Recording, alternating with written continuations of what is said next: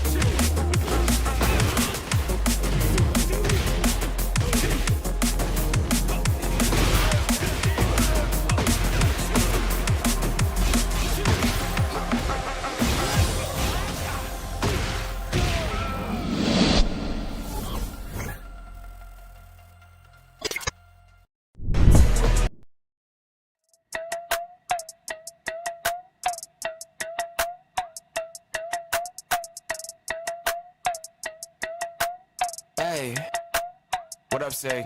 Yeah, all my life I told them I would do this, now I done it.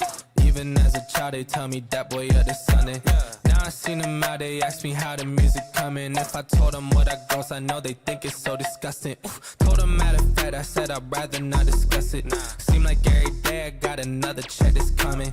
Training for a marathon, I'm building another pace, but I ain't have to train for this shit. Always knew that I would run it. I came too far for a grown man to tell me how to get mine. How y'all still talking, I don't listen, I swear we never align. Y'all ain't never done it, still give advice, I don't take directions from the blind. Just stay on my job or y'all unemployed, I told them go and apply. That's some real facts, but they won't listen, don't take opinions, y'all only give them. They crash on the road now, but I stay my line, I was always driven. Had to get it out, tunnel vision. Steph Curry, man, I'm never missing. Back in the day, I was in the office, now I'm getting paper like it's done to Mifflin. All my life I told them I would do this, now I done it.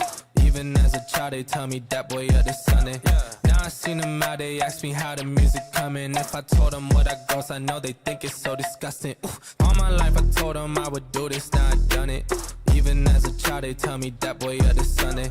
Now I seen them out, they ask me how the music coming. If I told them what I goes, I know they think it's so disgusting.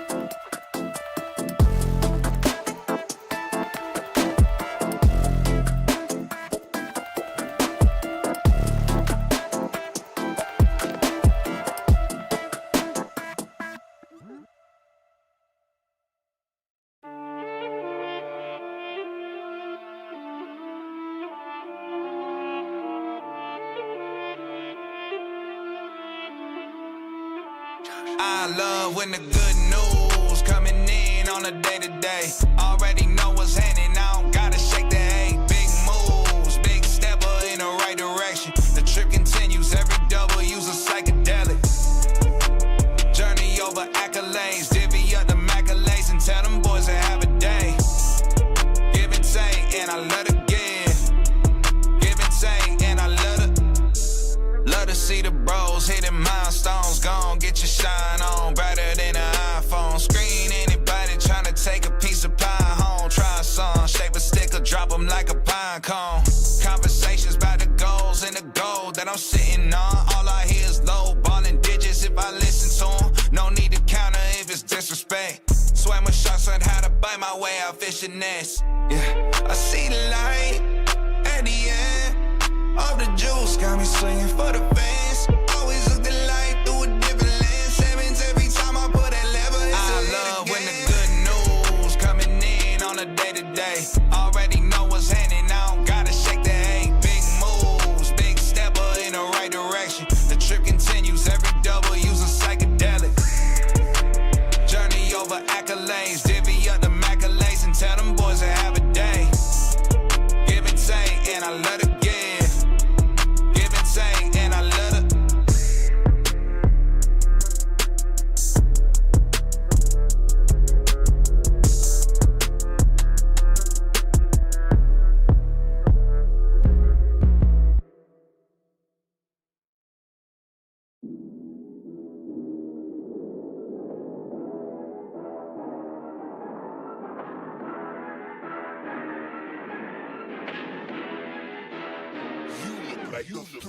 Really, y'all don't know this, y'all in danger. I'm a threat. I'm a gamble with your life, cause you know that it's a bet. It's a bet. You know I ain't letting up, my foot is on your neck. Take my word for it, it's a promise and a threat. Really, y'all don't know this, y'all in danger. I'm a threat. I'm a gamble with your life, cause you know that it's a bet. It's a bet. You know I ain't letting up, my foot is on your neck. Take my word for it, it's a promise and a threat. I ain't never really wanna flex my gifts, but I think it's my time. Let me check my wrist. You can never get my shine, I'ma keep on grinding till I reach the tip top. When it's just in my jeans and I ain't looking back, cause I'm feeling like Chris Cross. They can never slow me down, but they need to hate me, now I'm feeling like Chris. Rock with the team, cause you know that we winning, we with it, we going, we flowing again. I might just go by a Benz, I might just blow my advance, whoa. I did it all for the feeling, alive but I'm making a killing. I'm gonna break every ceiling, cause I need a million, but I don't need your money, you can pay me in respect. Cause once I do it big, what's to follow is a check.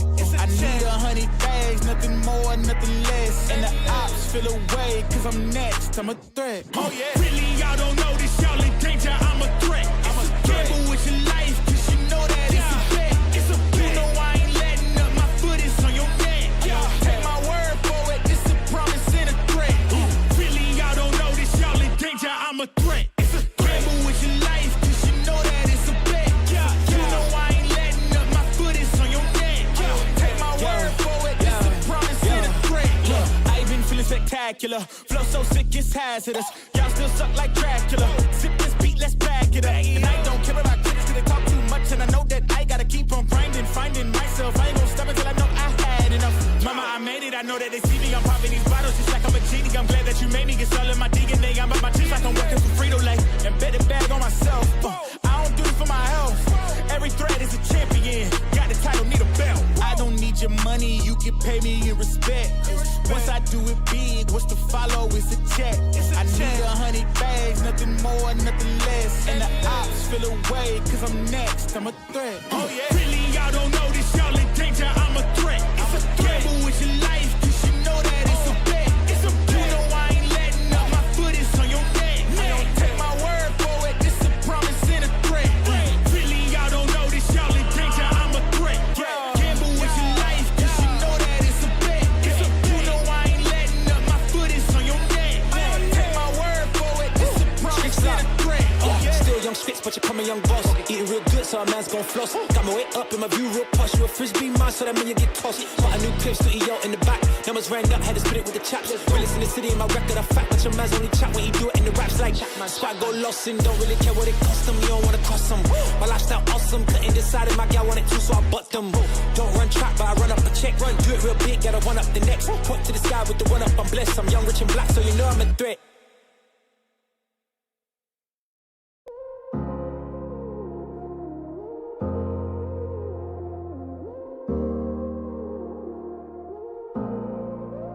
Don't got no heart, I got an icebox. Brand new rolling, swipe at the G-Shock. Moving slowly, I know the street hype. No more double, go ahead and detox. Yeah, yeah.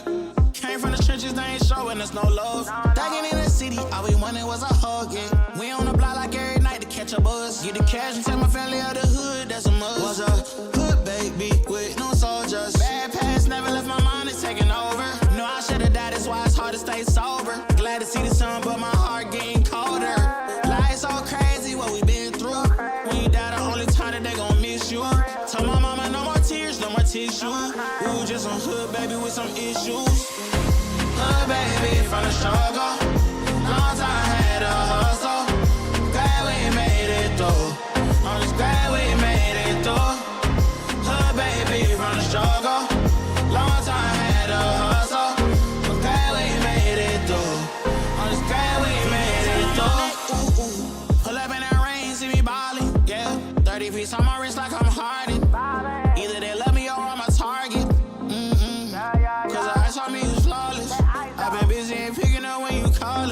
And on purpose, I hate the fact we ain't talking. But anything that you need, dog, I got you, I mean that. All this pressure make it hard not to relapse. Build up aggression, make it hard for me to relax. To the hood, baby, ain't no way that I'ma lead that. My dogs need hope, step it up, I gotta be that. Cause life's so crazy, oh, it been through. I'ma love you way before I gotta miss you. Hold this mama by my side, gave her some tissue. We were just a hood, baby, with some issues. Hood, baby, from the struggle. Long time had a hustle. Glad we made it through. I'm just glad we made it through. Hood, baby, from the struggle. Long time had a hustle. I'm glad we made it.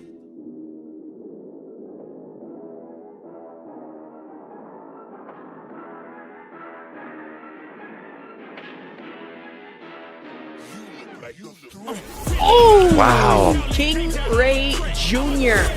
Gotta close this out. Oh, no perfects allowed here. Yo, crush! Will the Titan of Time strikes again? Oh my goodness, P. Ling! What is up, everyone? Ladies and gentlemen, days and thents, and all the beautiful people in between. My name is DJ Simfix, and I am joined by my illustrious co-caster. It is K-Vox! How you doing, brother? Always great to commentate a nice night of Tekken action here at Breakout Series, especially with the one and the only DJ Simfix, and it has just been a great time. We just got off the back of CFGC Finals. Before them, it was Level Up Expo. We have 3 of the top 5 at Level Up Expo here tonight, including King Ray Jr., who only lost to Arslan Ash and to Raichu, and during that Arslan Ash match, took the world champion to a final round. I am looking forward to co- uh, some incredible action here tonight. Terribly sorry, I had a brief message from Mission Control, but we'll just see that and we'll see how that's going. Tell us what you're looking forward to tonight, DJ. Dude, it is going to be a fantastic night. Of course, we TNS didn't happen this week, because they're coming back from Level Up Expo. So, some of these players are itching to get back into playing some competitive Tekken as we move into our monthly top 5, our top 8 in April events. Of course, P. Ling. We had, P. Ling, Shake, and Slide Tiger really representing these Zhao Yus, right? And we got, of course, King Ray Jr. on the Asuka, Rhythm coming back with the Shine, and RV Chris always making a dent into top 8 with that Clive. And, of course, we've been seeing some Alisa, and also Cheese Yoni becoming a champion after 40 weeks. Came in week 4, didn't come back for 40 weeks until week 44, and came in and won it all. It was just an incredible event. Oh, that was just beautiful Tekken from Cheese Yoni. And, if anybody doesn't know, Cheese Yoni does some amazing Tekken choreography videos. They are magic in action. You owe it to yourself to watch that. The thing started in Tekken 7, brought it in 8, comes out every few months. Really great stuff. It looks like you're watching a martial arts movie in action. And the man can seriously play. He's a regular threat over in TNS. Absolutely, absolutely. And speaking of threats, we got some killers, like you said earlier. We got some 5 of the top players from Level Up Expo in this night. Of course, staple breakout members King Ray Jr. into the mix. Of course, we got Shadow coming back in, and I gotta show love to my BIA brethren, the Buttons in Action. Sneak 47 finally joining in on the breakout series. He has a killer Lars, man. If we get to see him, maybe later on into the broadcast, or whenever Cap and Asher take over, we'll see him in the top 8, hopefully. But I do want to give a shout out to Mari Sleepy. Thank you so much for adding $100 to start off the Matcherino prize pool. So if you want, go click !Matcherino in the chat right now. Sign in with whatever sign in you're comfortable with. Click claim code, add 25 cents for free to the prize pool. We got, I believe, around 40 codes remaining. Exactly. So go claim those codes, sign in, and help pay these players. Yeah, I snuck in there, redeemed a few codes myself before sound check, before we went live, and if I can do it, what's your excuse? It takes you 2 seconds. You press a couple buttons, and that's it. You don't even have to look away from our beautiful faces for long. Yeah, absolutely. And it just takes a few seconds. But of course, we got some matches coming up soon. And I'm desperate to get into the action. I'm hyped up. Same. There's so much good Tekken that awaits. And we got BCX 13 and Rick Mula Drip. A Huarong versus the Asuka matchup. I been saying Huarong feels pretty good in season 2. Mm-hmm. A lot of Huarong mains that I've known. I've taken a step back from the character, justifiably so, because sometimes some of these season 2 changes don't really pan out for how you like to play your character. But I still think Huarong is pretty strong. But when you go against the juggernaut of season 2 that is Asuka, I don't know how you'd fare in that situation. Well, it really still comes down to the pilot at the end of the day. King Ray Jr. has been making Asuka look like the best character in the game, but that's King Ray Jr. we're talking about, who is well and easily capable of hanging in there with the best players in the world. We saw that at Level Up Expo. But it's going to be an interesting stylistic matchup. You have Paul Wrong's sheer pressure and rushdown power against a character who is really built around the whiff punish counter hit game and has also been given a lot of nice offensive tools by the good people at Bamco. Yeah, absolutely. Absolutely. And, you can't, I mean, I'm interested in how season 2 might give a rise to some players that, we might not see often, or characters we might not see often. And as well as maybe, there are some opportunists in the tech community that, take, that people are leaving the game for whatever reason. They might be like, what, maybe it's time for me to rise up with my character. Maybe it's time for me to start competing and, start taking these spots, put myself in the upper echelon of Tekken competitors. So I can't wait to see. And you'll see most of them probably hanging out here at the Breakout series. I mean, we've seen a lot of people compete. We've seen people start from the Breakout Academy, which we have coming up this Saturday, and bi-weekly, starting from this Saturday, where it's rank restricted. If I believe now with the new season 2 rank reset, you cannot be over Battle Ruler. If you're over Battle Ruler, you can't compete. So anyone Battle Ruler or below in rank right now, you get to compete, get your toes wet in terms of competitive Tekken. And then once you graduate, once you move on, you can start competing into the main bracket, just like C-Sticks, our recent ambassador, and Basie Gray as well. So hopefully we get to see those two throughout this broadcast. I can't wait. And I've said this before, I'll say it again. My opinion is that if you're new to fighting games, it's never been easier to get good and to become a threat to major players. We're going to see how these two newer faces hang in there and what impression they can make. It's the first match of the first Breakout since Level Up Expo. It's Huarong versus Asuka. It is a wonderful way to start the match. Here we go. Welcome to Breakout. Oh, yeah, we're going in. We're starting off hot. Ooh, and we get a launch. That is Jack from Jack and Daxter. Yeah, it is. Yeah. It is. Oh, loving the customs already. This is what you love to see about online tournaments, just some creativity with the customs. But right now, BCX. Get him with that That right Flamingo in the Peacekeeper. Woo! Complete control of that entire round, DJ, and that's what I was talking about with Huarong's sheer rushdown potential. It doesn't look like Rick has really gotten the download on BCX yet. Hasn't really grown comfortable. Gets his first hits of the set, but we'll see if he's able to capitalize. Yeah, let's see. I mean, right now, BCX putting him in the blender. And now already up 2 rounds. It's been so fast. I swear, we've only been talking for 15 seconds. And now, you know, Rick Miller, drip. Trying to establish some offense right here. And BCX playing a little bit patient. Throwing those down jabs and then down 4-2 to get the launch. Oh, we're getting to the wall. Ooh, no conversion right there. At the wall. Oh, and the Sashiro. One up. Oh, nice. The Sashiro again into Demon Slayer. Is the string. In the low, that was a lot of damage. What a natural combo, 43 damage. Ooh. Round 1. Fight.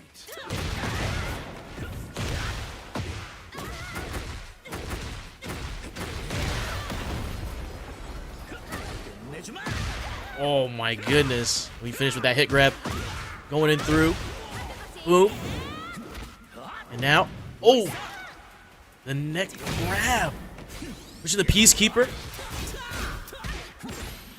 And when Huarong's in heat, oh, you gotta break those grabs. It's incredible how many tools Huarong has to apply pressure. And once you get a lull in that action, you start throwing up those throws. He has a full throw game. Rick Miller drip. Pushes forward. Onto the wall. We get a wall break. We do. Oh, yeah. Charge it up. Watch the Sashiro. All that damage into Heat Engager. So much health back and cashes out. BCX 13. 1 round away from putting Rick Miller down into... Oh, what a nice little Sabaki. Oh my goodness, the skyrocket. Oh. Sound 4-2. Moving forward.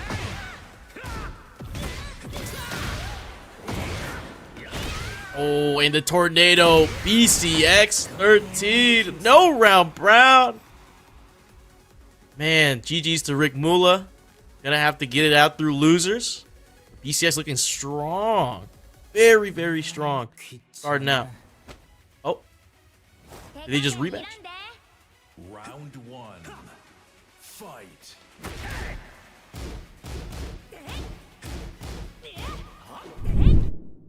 Oh, I think that's done. I think that's done. But yeah, man, that is that. We're gonna go into our next match. That was weird. I guess they just rematched. They just wanted to get that over with. But yeah, no. Right now you guys can't hear, or maybe you can hear K-Fox, but you know.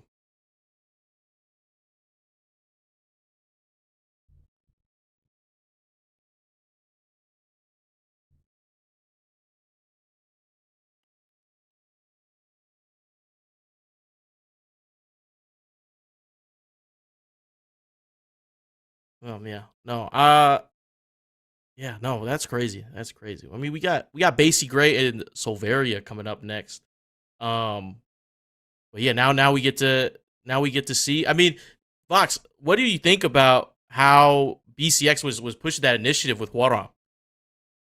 I was just like I was saying in a moment, but I was briefly knocked speechless because that was pure Huarong, and you can really see the matchup experience coming into play for his opponent, where Rick just didn't know the counterplay. He had no way to get out of the path of oncoming traffic. He was really just getting run over. And look at this replay again, DJ. Tries to come in, tries to force BCX onto the back foot, but immediately with the stance changes, gets the heat engager, and just continues the pressure. Goes into both flamingos, gets the grab set up, and Rick just doesn't have any answers. If I was telling somebody how to play Huarong, I would sit them down and watch this set.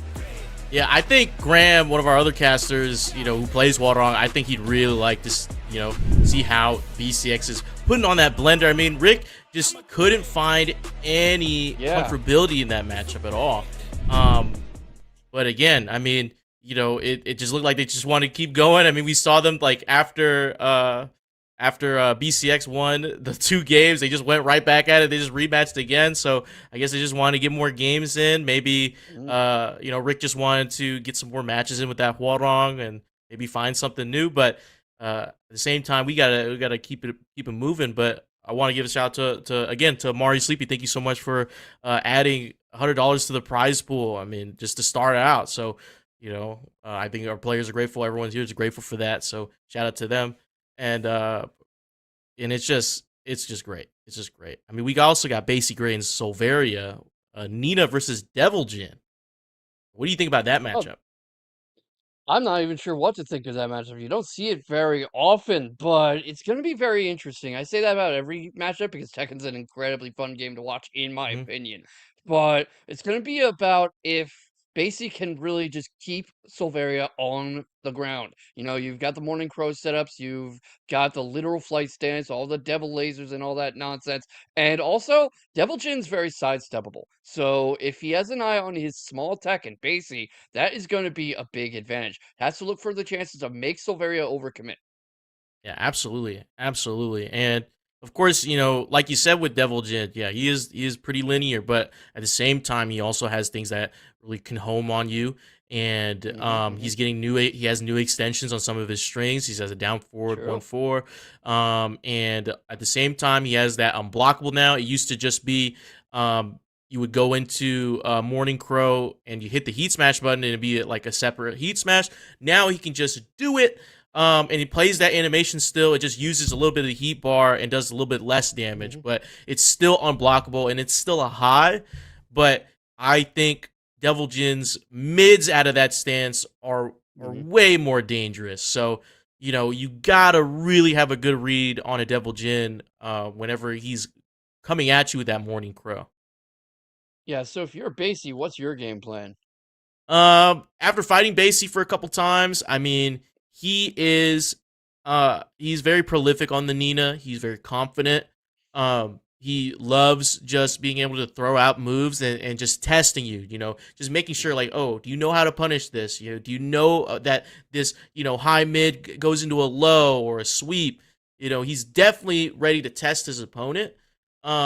In terms of punishing, he knows it, but sometimes he might drop a punish, right? He's not super consistent on his punishment game, but I think like you said, if Basie can just smother this Devil Jin and, keep Devil Jin on the ground in terms of not getting him into those fight stances, punishing whenever he's going in for dive kick or, not getting hit in the vortex of the Mishima mix-up game in Hell Sweep, Electric, or what have you, I think Basie Gray can pull out a win here.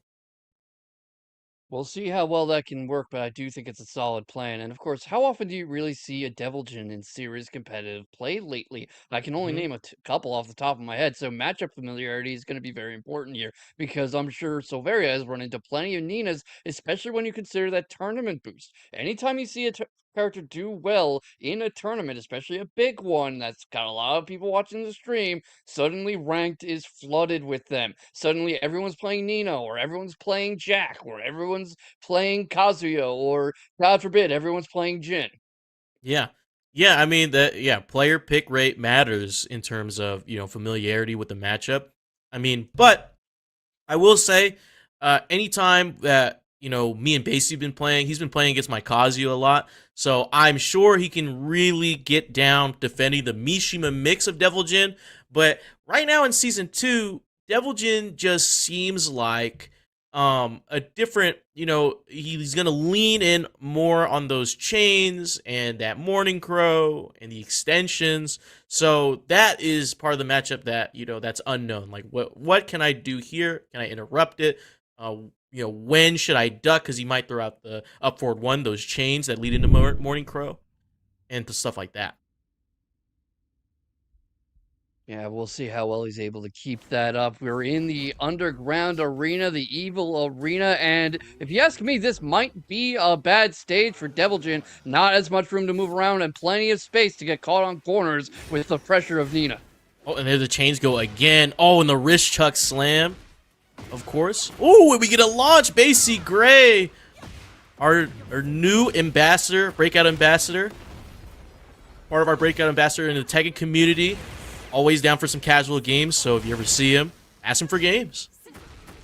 Yeah, why not? I mean, we've got a thriving Discord community in there. Join the server if you haven't. Believe we have a Discord command. And just go up, get some games. Like I was saying, best time to get really good because you can pull up anybody for some serious reps and get in a position like Basie Gray. We were talking about that sidestep, DJ.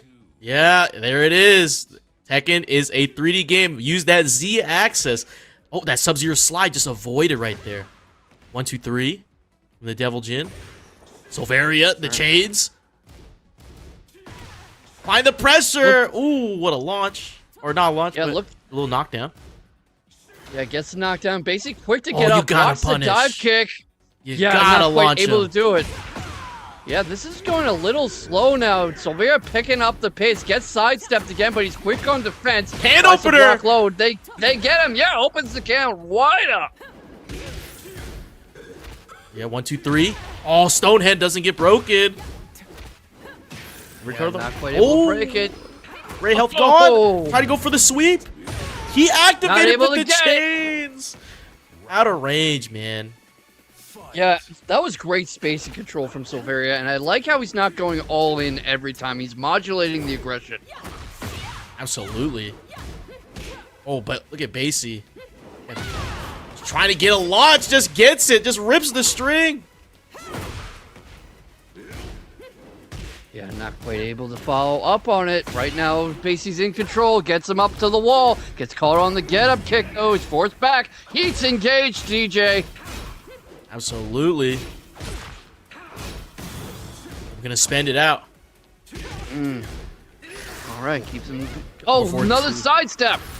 Sidestep the Demon Paw. Really nice Sub-Zero slide. Gets the counter hit launch. Basie Gray looking really strong here. Let's see what he can do. We're playing Really location. liking... Yeah, the difference in pace between this game and the first one, which was pure domination and full throttle from BCX. You see both of these players slowing things down a little, picking their shots better. Solvaria's trying to bring up the heat a little, crank up the temperature, but Basie Gray is playing very defensively responsible. Oh, nice clean hit. Just flips onto him. Basie Gray takes the first game against Solvaria. I mean, both players seem to have a good idea about their layer 1 game plan, but Basie is just a little bit more ready. Seems like just ready to sidestep, ready to step whatever move that Solvaria wants to advance with, and then, you know, just capitalizing on it and making sure, like, all right, if you don't know this tech, I'm just going to show it to you. Yeah. If you ask me, it's the turtleneck. I mean, Devil Jin's bringing that to a fight. Yeah, I don't know what the the turtleneck's supposed to be. You know, it's not what I would chose for Devil Jin. Oh, but the counter hit caught you mashing. Yeah, I love how he gets him up onto the wall and just keeps him there. Doesn't even let him get up. Immediate meaty pressure to get him while he's down. You're not supposed to kick a man while he's down, but I think the rules change if he's the devil. Oh, he's got a combo for this.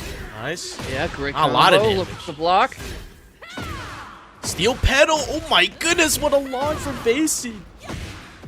Great launch, great launch. Gets him into the air, keeps him up there, gets him splattered along the wall, gets the explosion off the guns, and immediate side switch. But look at that, drops the combo. Yeah, that was 92 damage, but you know, I guess the heat smash didn't hit.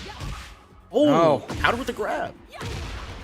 Great grab counter. I love how he's using those to really just interrupt Solvaria's momentum whenever it starts to really build up. Stop him from snowballing. They get a bit of a counter trade. It's restoration to neutral. 20 seconds left for Solvaria to make a mark here. Not really going to get much time, but does... Never mind. I was going to say he does have some gray health, but not anymore. Set point, Basie Gray.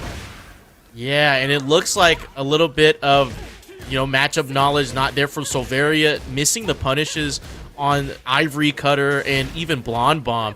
Devil Jin can still punish that. So, Oh, we got chain throws. That's her gray health gone.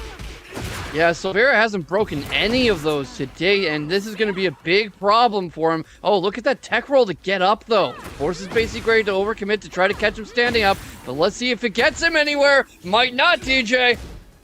Might not at all, but the chains here, applying the pressure, gets a wall splat. 1-1, steel pedal. Oh, drops it. Heat burst activated. Oh, and the grab hits the wall, and that's wall damage. Basic Gray takes it over Solveria, pushing Solveria down into the lower bracket. Woo. That's what I was talking about. That's what happens when you don't break grabs, when you just let your opponent get away with setting them up again and again.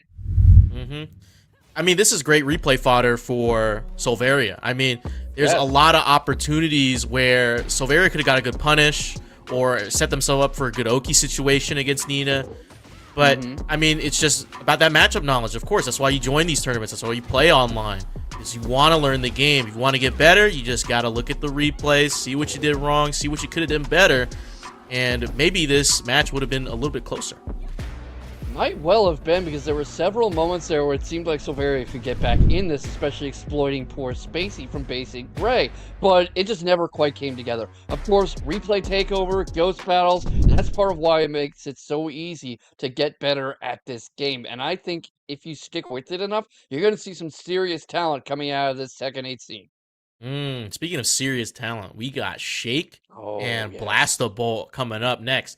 And Shake, from what I've seen from Shake, really, really good Xiao Yu player. Oh, yes. I mean, knows that character. You know, of course, Xiao Yu being a specialist character, you have AOP, you have Hypnotist Stance, and you have all these, these strings, poke you down, hit you with some lows, these sweeps, all these counter hits, these counter hit moves that go into small mini combos for, some damage in some Oki situations.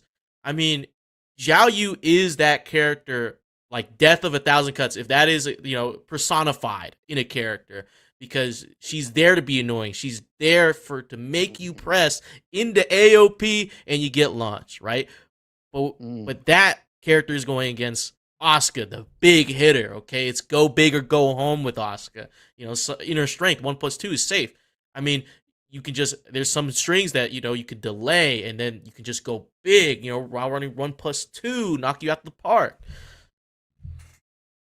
Yeah, and what's going to happen here is another issue of experience, because Shake is an incredibly good Ling player who's been out there in Tekken 8 tournaments, in TNS, in Paragon, all over the place, has fought players like King Ray Jr., so we'll see how well he's able to adjust here, but keep in mind, also, Season 2 turns Xiao Yu into a monster. The additional options out of Hypnotist, the fact that you can sidestep right out of AOP now, this is going to be really fun to watch.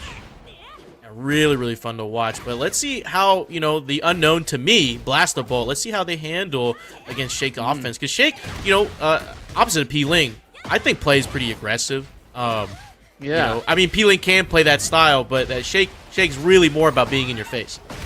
As you can see right now, because, P-Ling's much more evasive, more slippery. Shake is just right in no longer Basie's face, but Blastabolt baits out the cartwheel kick attempt, but can't stop the Sabaki, DJ. And we're enraged, so we're going to do some extra damage. Heat burst to extend the combo, get to the wall, more side wall splat, and running forward. Inner strength. Try to Sabaki again. Ooh. Yeah, he thought Blastabolt was going to rush in there, and he didn't. Right now, gets the lows, though. Good thinking with the side switches and the level changes. Blastabolt's not able to get a good idea of where the next attack's going to come in. Gets caught on the low at round start. Tries to back off a bit. Not going to get a chance. Gets launched, carried. This might be far to the wall, DJ. Not quite. But that sidestep 2 heat engager. You get that full crouch move as well, pushing Shake to the wall. We break throws here. Oh, yeah. Ooh. Yeah, we were talking about the importance of actually breaking those, and it seems like Blastabolt was listening. Cans, open them up! Coke and Pepsi! Woo! We're on the Seaside Resort. I-4 2 extension. What a duck. Duck's under, though. Great timing on that duck to set up this throw. Waits for Blastabolt to get up. Gets a bit of a low going once he sees there's no real option there. All right, let's see what he does, DJ. Yep, that moon here. Palm. Oh my good dragon wheel kick! into a launch. Oh, drops the Oh, combo. misses. Oh, my Dragon Doesn't Wheel kick matter. again. No rage he art, no adjusted- watching movies here, just straight fists. Didn't even really have a good opening to use that rage art because that would have been a delay that would have let Shake take back control, but the adaptation there. Blast Bolt drops the move, goes straight back into it once Shake's in another position to do it. Gets this air combo, doesn't quite get him wall splatted, but almost right at the foot of the wall, not letting him get up either. Oh, Moonhair Palm, though, right back at you with the heat. Engager gonna spend it right now for more hypnotist pressure. Get the wall splat. Tornado. What's Oki? Oh, yes. Oh, Rage Art. All right. Catches Gonna him hit. pressing too, DJ. Watch this movie, you bonehead. Oh, yes. I mean, everyone's a bonehead unless they don't have a skull, but don't tell Asuka that. She's on a roll as Blast Bolt gets some precious gray health back. Oh, but not gonna be enough. Oh, drops it. Not gonna matter.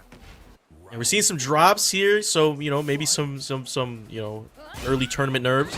But at the same time, both these players are looking very, very comfortable. Blast Bolt hitting the Sabaki into a combo. Do we get to the wall here? Oh, Not almost. quite. All right. Right now, Shake gets him into the air, right into Hypnotist. We were talking about how dangerous that is in Season 2, DJ. Absolute cave box. Oh my goodness. More pressure. Hypnotist. Guess right. Mid. Oh, what a down jab. In the counter. Trying out for Osaka Gamba with that kick, DJ, and tries to restore neutral a bit. Watch Shake coming in. Right now, gets him in rage territory. None of them have heat. Time's dwindling. Has a lot of gray health. Gets the tornado. Oh my goodness. Already our first final round of the night, DJ.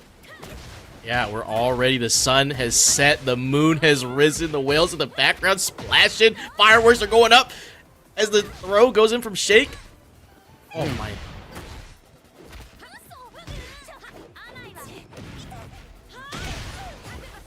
We were just both speechless for a moment there, but right now Shake's trying to stay in control, gets the low, forces his Blast Bolt into rage territory, has heat still active, gets the throw, no teching it this time, and a beautiful opening to seal the deal with that low. What adjustments do you see Blast Bolt making in this second game? Because he was doing pretty well, but, you know, just didn't quite have the sauce to finish Shake off. I mean, look, I think Blast Bolt is playing pretty well against Shake right now. I mean, the game went to a final round for this first game. I think it's just about not letting Shake apply that pressure and just making the right reads. And maybe moving up a little bit. You know, sometimes movement, little side steps, little sidewalks wouldn't hurt nobody. Just got to find the right timing. And we go back to the Seaside Resort. I mean, if it's not broke, don't fix it, right? Makes me wonder what they changed at all, because they did go back into the lobby, but that might have just been trying to ice Blast Bolt a bit. Absolutely. Ooh. All right. Not quite going to be in wall range, but that is a lot of carry. Look at him sidestepping around Blast Bolt to prevent easy get-up options. Intercepts the can-can. Keeps up the pressure off the wall, DJ. Oh, yeah. Gonna spend the heat smash. Oh, the Sabaki! Sabaki! Ooh. All right, sets up the tornado, right? Oh, yeah, he's just not getting up. Why not tee off on him? Why give him the chance if he's just going to lay there, right, DJ? Yeah, just hit him with the Oki over and over again. Don't get up. If you get up wrong, face the consequences. As no throw broken, can take some of that free damage.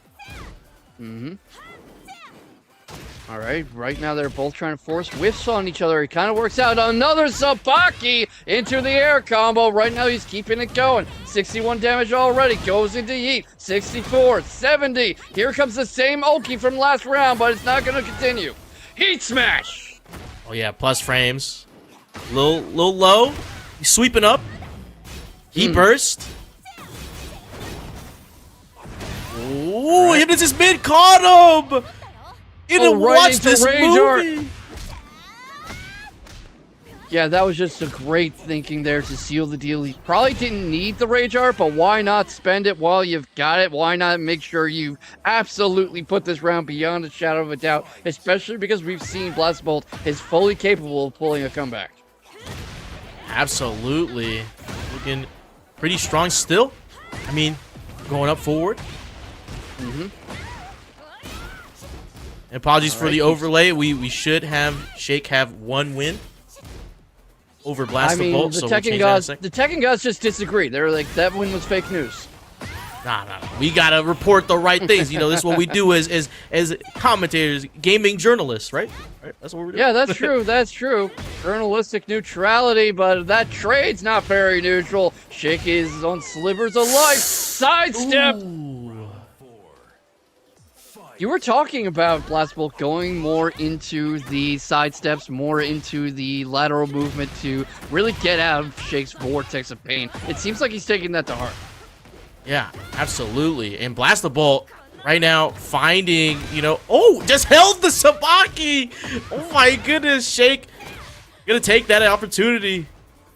Look, this game moves so fast, you can't hold it that long. We've seen King Ray have trouble with charging things up too long or holding the Rage Art. Usually gets sidestepped or blocked or otherwise countered. Same thing just happened to Blast Bolt with that Sabaki. It's gonna cost him the round, too. He's active. The carry is ongoing. And right now, it's another final round. Yep, set point for Shake. Right now, survival point for Blast the Bolt. If he wants to tie this up, he has to win this round. But starting off with not breaking the throw, it's not going to look good. And Shake tried a waning mood, but the inner straight gets the counter hit into combo.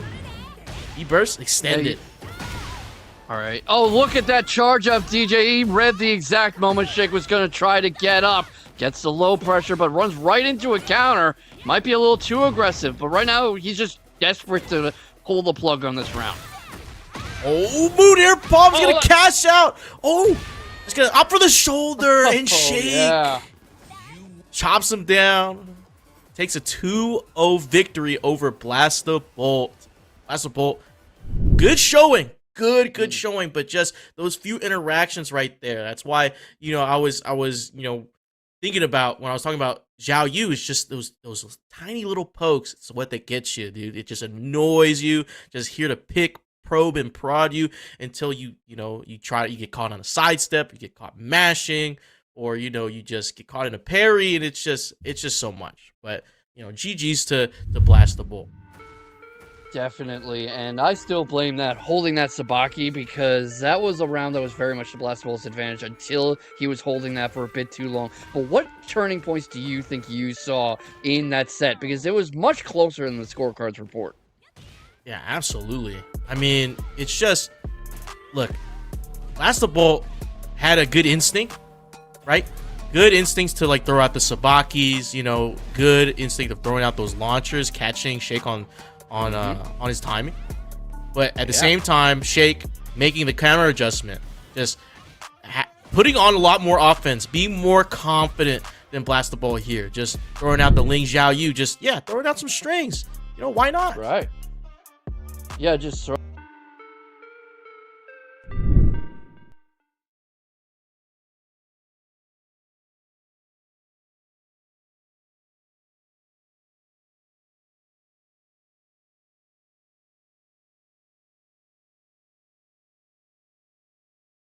Yeah, always, and it's I believe you can say that about every Ling Zhao Yu player. It's like you give them that opening, they're gonna make you pay. As soon as a Ling Zhao Yu, or we could even speak for any of the really good competitive players that come in through the Breakout series. I mean, if they can find that gap, they're like, oh, you do this after I do this? Oh, okay, I got something for you. Let's see if you can adjust to this. Let's see if you can catch this launcher, or this power crush, because I know you like to mash right after this move. So you gotta be unpredictable. You have to just make sure that you're layering up that offense, applying that mental stack, and navigating through it. So yeah, no, that was a good match, good set. Get ready for the next battle.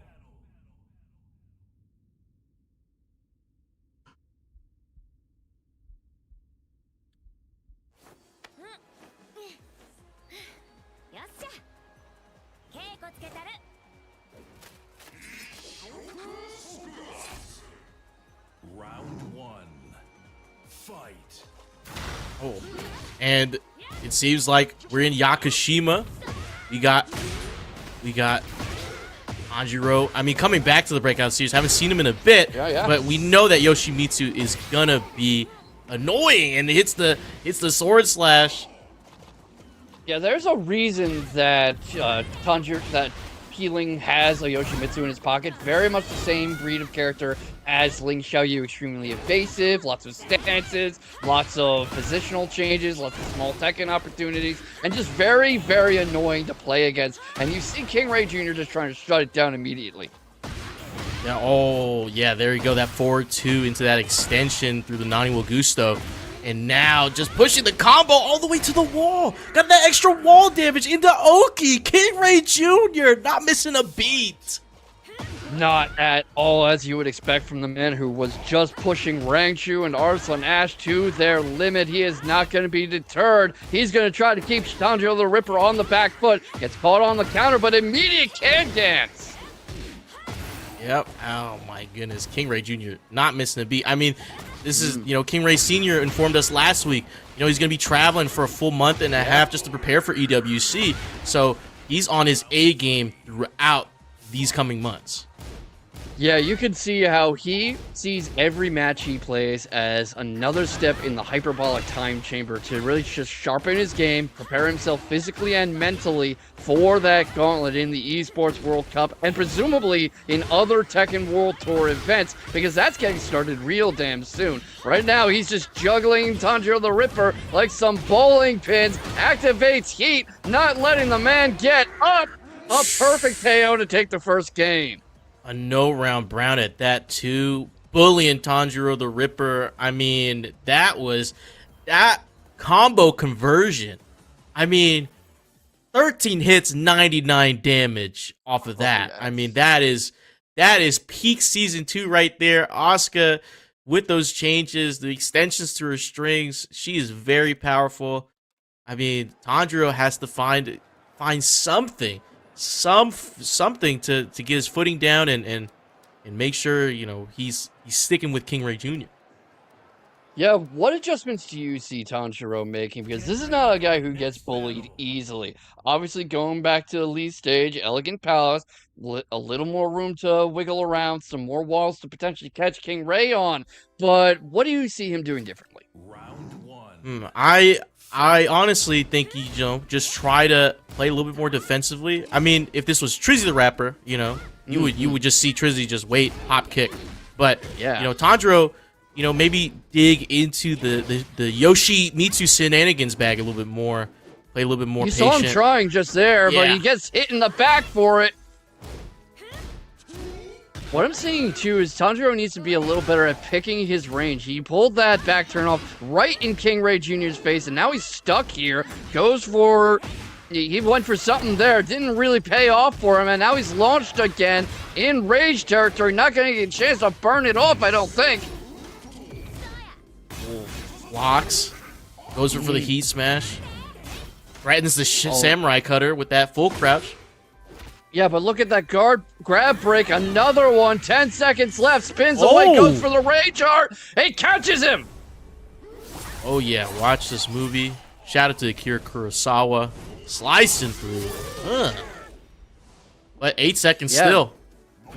Yeah, and if anyone's good at recovering, it is King Ray Jr. Oh, look at that. He used the healing as a way to lure King Ray Jr. in. He knew that King Ray would rush in to try to finish him off, so he conditioned him. Yeah, absolutely. That's what I'm saying. Throw in some more Yoshi shenanigans. Make King Ray push into you. Make it seem like, like the flash off the NA spring kick into sweep into combo. We're taking it all the way to the wall. Slashing down. Splat. All right, we're going to see how well he can maintain this. Goes out of Dragonfly stance, backs off a little. King Ray Jr. stuck on the ropes for a moment. Gets off the corner. He activates heat. Tries to chase after Tanjiro, who's content to keep running. Dribbles him off the floor. DJ gets sidestep, but he's going to stay in front of him. Yeah, and the sidestep too from King Ray. Into the oak, he just kick him off the ground. Fight. Oh, yeah, just immediately tracks him down, doesn't let him sidestep. Good thinking there, goes for the charge, gets spun around though, and you're seeing a little more neutral here. The splash into heat engage. Oh, and the launch right there. The end of the sword. Oh, and the heat smash caught him, trying to step away. The manually pop heat burst. Oh, what? He catches him spinning away, and this might be what King Ray Jr. needed to take momentum back. Drops the combo, but kicks him back. The heat smash is missed! Oh, you're seeing a lot more evasion and counters from Tanjiro now. We'll see if it matters, though, DJ. Yeah, run up forward 2 into extension. Man, Nani Waguso doing so much for King Ray right now. The poison breath, not hitting. Again, King Ray Jr. sidesteps that down forward 2, which wouldn't give Tanjiro the launch. But now we might see a balcony. Oh, no, we don't. We're just going to travel across it. Yeah, I like how King Ray Jr. is using this sidewall pressure, just dragging Tanjiro along its edge, keeps him in that corner, seals the deal with a perfect round. That is what made him take 3rd place last weekend, DJ. Yep, 7 perfect golden letters right there for King Ray Jr. And it just looked like, you know, he hasn't missed a beat since Level Up Expo. I mean, we see King Ray Jr. time and time again at the Breakout series. You know, great, always interacting with the community, you know, in the Twitch chat, you know, arguing about canes and whatnot. But, I mean, he is the truth. I mean, you cannot deny his absolute efficiency with Asuka. He knows, he's so aware. That's the thing about being a competitor in Tekken 8. It's not just you have to be good, know your punishes, know your combos, and this, that, and the fourth, and have good neutral. It's about being aware. You know, we see King Ray Jr., P. Ling, Joe Crush. They're so aware of their surroundings. They know, okay, I'm near the wall, or okay, I gotta optimize this combo. Wait, I can, you know, plus frames, push him into the corner right here, and then make him duck.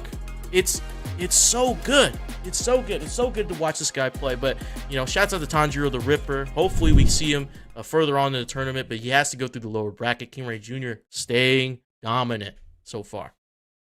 Fun thing about a tournament that's this stacked with players is that once you go a few matches in, that lower bracket is going to turn into a shark tank, and it's just going to be absolute mayhem down there as some people try to climb up to lower top 8. Always fun to see. You almost have more fun watching that than the upper bracket.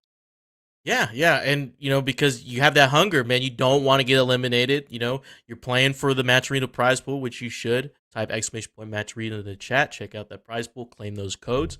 But at the same time, you're like, it's about a pride thing. It's about being a competitor. You don't want to go out losing, right? You don't want to go out before you hit top 16. You want to go out before you hit top 8. You want to get back in there, try to get a run back with some of the players that put you down there, or, you know, at least go through that grueling process of going through lower bracket, getting to grand finals, resetting, and, you know, becoming that underdog, that hero coming out that lower bracket.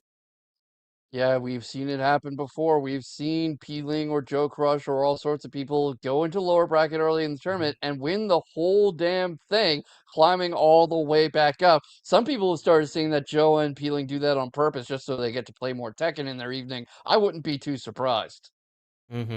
Absolutely. I mean, it's just a lot going on, and man, like every week we're on week 45. It's just we get more and more killers in this bracket. Killers, you know what I mean? Like, it's just, we see Joe Crush, we see Cheese Yoni, King Ray Jr., P. Link. It's just so many. We get Shadow coming back into the bracket. I mean, it's just so much going on. I mean, he's hard to keep up. Yeah, coming up, we see 2 of these absolute killers we're talking about. Slowpoke earlier this week took 2nd place in CFGC's 2025 Spring Semester Finals, losing to Tai, who has been an absolute monster. The Paragon signed Brian didn't lose a single game in any of his sets that night. And Slowpoke really did his best to hang in there. He's an absolute monster with that King. King is terrifying in Season 2. We all know it. And taking on Aimed 2, who's a Lisa we've seen quite a bit of here in Breakout. Yeah, I mean, you know, Aim 2 really championed that Elisa. I mean, we even seen Aim 2 if you guys were in part of the stream before before we got onto the cameras. We Yeah. had that highlight best rounds from the month of March, Mm-hmm. as we wrap up April. So it Aim 2 getting into there. He's really prolific. He knows that character super well. And also shout out to Slowpoke as well. I caught a little Yes. bit of the stream, the CFGC stream on Monday. Shout out to Lucy and Captain No Fun holding that down on the commentary side for those matches. But I mean, Slowpoke also no slouch. Got to play him for a couple of games in my time, so he's definitely prolific on that king. Yeah, incredibly prolific King player. We've been seeing him around a lot. I'm not at all surprised to see him bouncing back from what happened at CFGC, immediately getting back into it. And what do you think of the Elisa versus King matchup? I think I think it's genuinely like it has to be matchup knowledge. That generally what it comes down to because I've watched some of my friends that play King. They play against Elisa. All you really got to know is know what Elisa's fake pressure is, right? Know what you need to look out for, and understand that you can sidestep her, you can sidewalk her. Yeah. Even Cheese Yoni posted a clip of someone complaining about that her new helicopter move, the Hmm. chainsaws, and one of our own King Servbot who plays Panda sidewalked the whole thing. So Mm. it some things look like it's homing from her, but you can sidestep, sidewalk. You can do a lot of things against Elisa. So it's about really labbing that matchup. Yeah, and that kind of labbing is very demanding. It's very mentally stressful. It's the kind of thing that makes you need a one-shot energy because one of those taffies has as much caffeine as an 8-ounce can of Red Bull, and they don't just have the taffies. They have drops for your throat. They have soothing voice drops. Look at these. Look at those one-shot energy chews. DJ Symphix swears by them. Of course he does. Keeps him lively for these long tournament sets on the ball the entire way, and, they're really tasty. They are a great breakout sponsor. I believe we have a command in the chat for it, DJ.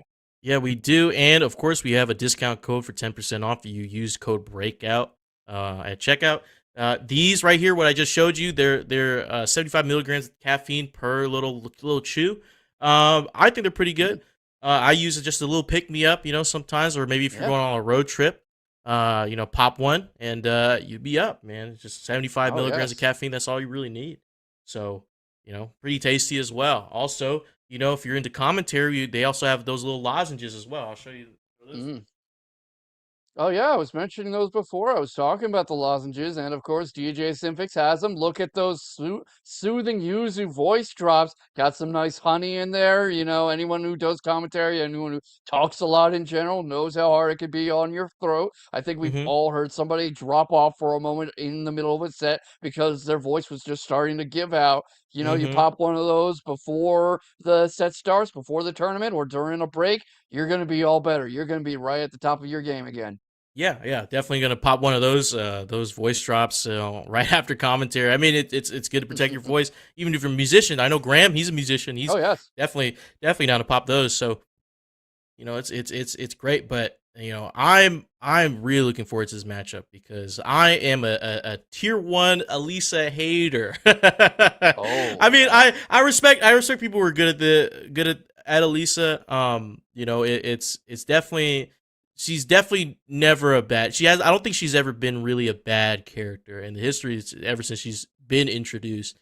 Um, and I think she's fun to watch, but Uh, playing against Elisa, I think it's just very very annoying. I mean, that's how you know a character's fun, right? And how a character's piloted well if you like watching them, but you dread playing against them. I mean, Hmm. I feel like that with I think a lot of people feel like that with Ling Xiaoyu. Watching a high level Xiaoyu in action is beautiful. It's like watching a kung fu flick, but you're playing that same Xiaoyu and you don't know which direction's up. You're getting hit by stuff you've never seen before. You can't seem to get a button off before you're juggled again. It's like, Get ready holy for the Toledo, next what battle. in the Toledo is going on here? But what's going on right now is we're headed to Urban Square. Aim 2 versus Slowpoke. It's going to be King and Alisa Boskonovich. And we have our next match right underway, DJ. Absolutely. Oh, and these customs are going off right now. Both of these yes. customs glammed up. Love seeing it. The fist meets fate glasses on the King Slowpoke. Trying to see if he can decide his fate against the Elisa. The chainsaw's already moving around. I Good like block. how into just use that as a way to propel himself, really, to get around Slowpoke. And I think that's going to be a lot of the story tonight if Aim2 has his way. Just lots of lateral movement, lots of pickoffs, like you see him countering the grab attempt there, and just never letting Slowpoke settle into a rhythm where he can use that powered-up Jaguar sprint, where he can really pressure Aim2 and bully him. And right there, you saw the attempted sidestep countered with a tracking kick.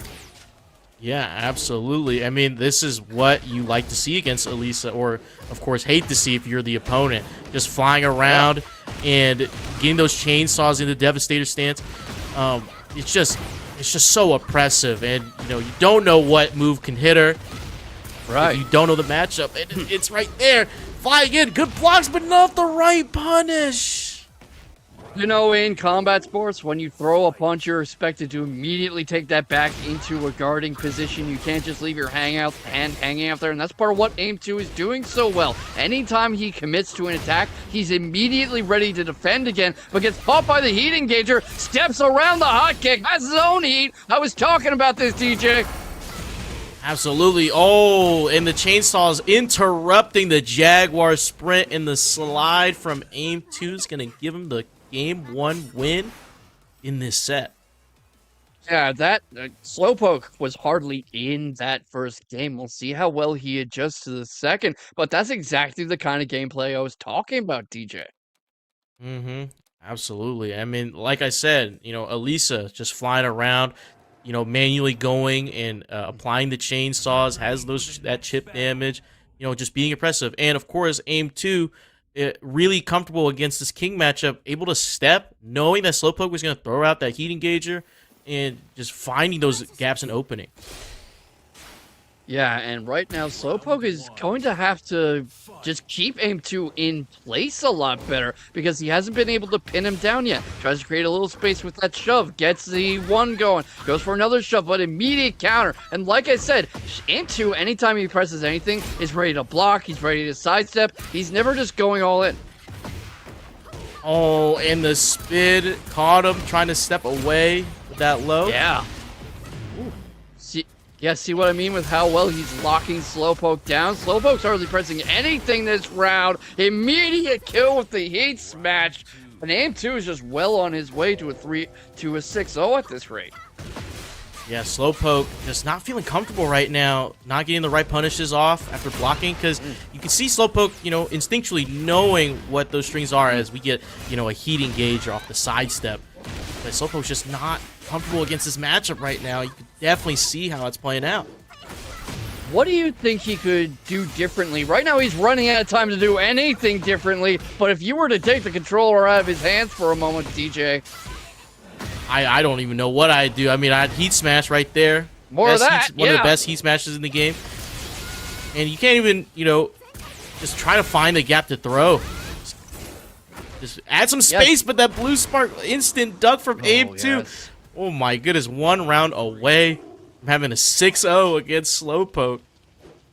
Yeah, I feel like we hardly even sat down to commentate this set, and now it's almost over. No offense to Slowpoke. Again, you don't get second place at CFGC for nothing. Gets the Sobat kick, tries to do some Oki pressure, gets the Stan Hansen Lariat, shades of Kazuchika Okada, but it's not getting him very far. Gets caught trying to sidestep. He's stuck in the corner. Tech rolls away. This might be his chance, CJ. Yeah, momentum might be shifting in Slowpoke's favor. Gets the hit and the heat smash to catch the spring kick.